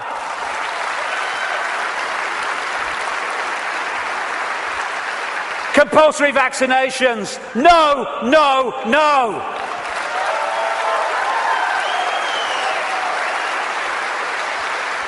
You must do what we say. We have changed the law. Not if you are imposing on my freedom and my rights to be a free citizen with a free voice. No, no, no. What are they going to do? They come out of Downing Street, whether it's Clegg and his mate bloody Cameron or it's bloody Obama or whoever it is in America, and they say, we've had a discussion and this is what we're going to do. What if vast numbers of people say, well, we ain't doing it? They have no power whatsoever. Their power comes in our acquiescence. Oh, but you can't defy the law. Okay, let's follow this through, shall we? By the way, while I'm talking, put your arms out and I'll put the handcuffs on, because that's what you're telling me. What you're telling me is this. We have no say in laws that are passed. And then we have to obey those laws. Well, okay, forget freedom then. Okay, what if they passed a law that says we take your children away? Would you obey it? Well, no. So there is a line then. There is a line. It's just where is that line? And if a law does not respect human freedom, it does not respect human justice, it doesn't respect fair play, we should not be acquiescing to those laws. We should be refusing to acquiesce.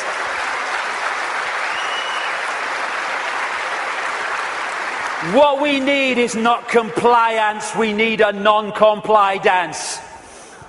Where we beat to a different drum and we dance to a different drum. Where we refuse to acquiesce to this control system that seeks to enslave us even more than it already has. Non-comply dance. Do this, comply. No. No. But we need to do it en masse. Oh, we do it with a smile on our face. We're consciousness, all that has been, ever will be. Why shouldn't we have a smile on our face? And smile and feel for these people who are enclosed in mind trying to enslave us.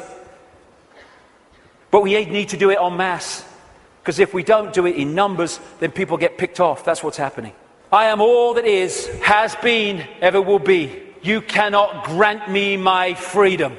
It is not your gift to grant me my freedom or take it away, because I am, we all are, freedom.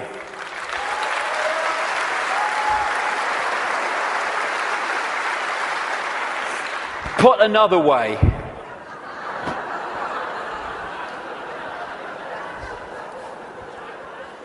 what would infinite consciousness do? Move perspective, little me, all that is. What would infinite consciousness do in the situations that we face, as against what would mind do? If it's not right, don't do it. If it's not true, don't say it. Absolutely right. You know what would change the world overnight?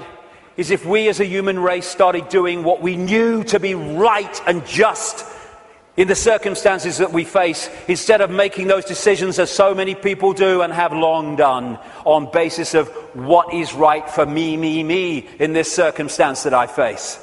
Okay, the just thing to do might not be in the moment the best thing to do, but it's the just and right thing to do. And if we started doing what we knew to be right when we're faced with these decisions, as opposed to what we perceive is right for us in the moment, although doing what is right for us in the eternity, then everything would change. If we want a world of peace, then be peaceful. It sounds trite, it sounds simple, but it's devastatingly profound. That's what we need to be with each other. You know, we have people going on anti-war marches who are hurling abuse at each other in their relationships and stuff like that. If we war with each other, then the collective version of that is warring collectively. If we want peace, let's be peaceful. If we want a world of kindness, then let's be kind. And it must come, for goodness sake. It must. If we're all kind to each other, we live in a kind world. Martin Luther King said, cowardice asks the question, is it safe? Expediency asks the question, is it politic? Vanity asks the question, is it popular? But conscience asks the question, is it right? And there comes a time when one must take a position that is neither safe, nor politic, nor popular, but one must take it because it is right. And when enough of us take that stance, everything changes. The revolution is not a revolution of weapons, it's not a revolution of fighting. It's not a revolution of hatred. It's a revolution of perception, because everything changes. I am a lion then. I'm not the lamb I kept seeing in the mirror and the world kept telling me I was. And then that expresses itself out into the true nature of who we are. And miracles become possible. We're going into the epoch of what we perceive as miracles. It's just a greater understanding of the way everything works. And the system must fail when that happens. We're being offered, the truth vibrations are offering us in this time, the chance to open the key to our minds, the key to our hearts, which have long been closed by so many people, the key to the freedom on a level that we cannot comprehend, because until we expand our consciousness, we cannot be aware of the true nature of what freedom is. It's not even what we perceive in this world. Enough of this suppression, enough of this slavery, enough of this enslavement of the few by the many. As the poet Shelley said, rise like lions after slumber in unvanquishable number. Shake your chains to earth like dew, which in sleep had fallen on you. Ye are many, they are few. Enough! It's time to fly. It's time to fly. Thank you very much. Thank you. Thank you for coming. Thank you. Let's get on with it. Thank you. Thank you for coming. Thank you for coming. Thank you.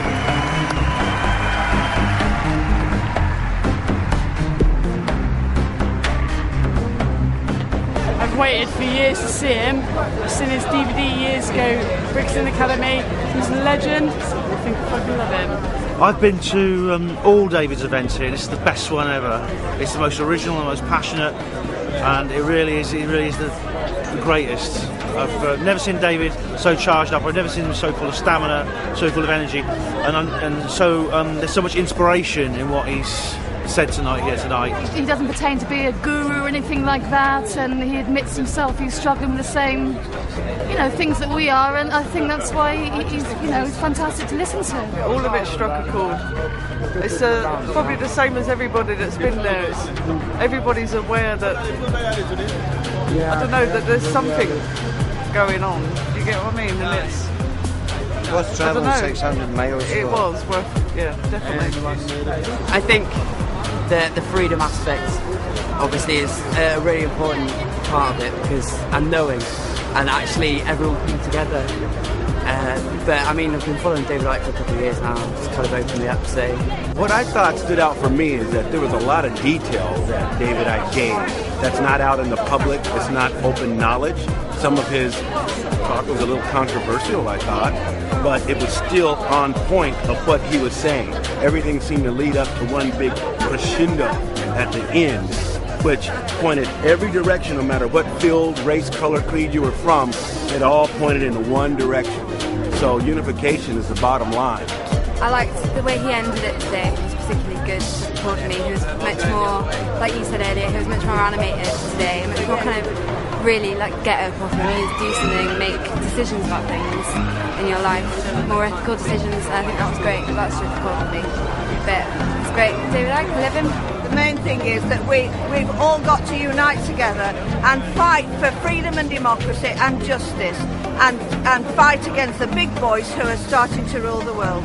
That we have to fight the New World Order, the Rothschilds, and all the people who try to dominate us in the name of evil. We've got to stick together and fight for our freedom and our democracy. Stop all that we treasure. We watch it disappear for your moment's pleasure. We live in constant fear. You promised us justice. We got war instead. Now you must trust us before this planet's dead.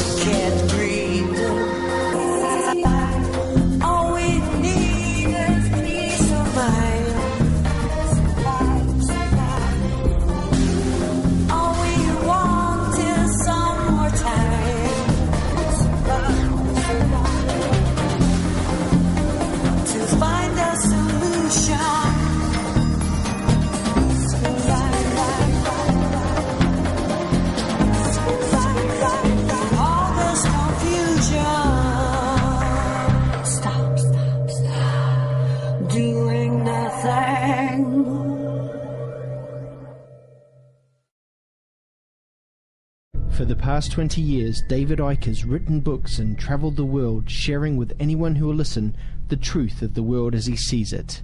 The last 20 years has not just been about me writing books and doing talks. It's been about cleaning out the sense of limitation within myself. David has experienced more than most could imagine on this journey. They're laughing at you. They're not laughing with you. Fine. But where others would give up and hide, David has kept walking forward. My journey has been fundamental to what I'm doing. And now, 20 years on, when the evidence of what he has been saying is almost undeniable, people are waking up to the truth. That the world is not how we have been shown in the media or told by politicians. The truth that David has been sharing for 20 years. David Icke, still crazy after all these years. Well, I was born in a place called Leicester in the English East Midlands in 1952. We were skint, and you didn't do anything with your life because no one around us was doing anything. They were working and just trying to survive. The idea that great things happened to me never entered my mind. But great things were destined for David, and looking back, it's clear that every step on the journey has been part of a greater plan. I became a footballer because it taught me to focus, to use discipline to create an outcome. I lost that career at 19 in very tragic, from my point of view at the time, and very painful circumstances, and therefore played professional football for over a year with rheumatoid arthritis in agony, because that activated within me a will not to give in and not to go under and not to fall apart under pressure and under stress. I then went into the television arena because that gave me a national profile, which when I came out with this stuff meant it wasn't going to be ignored. It also taught me about the media and how it works and what an irrelevance it is to informing the public what's actually going on in the world. I then went into the Green Party, which showed me the political arena and showed me what an irrelevance it was.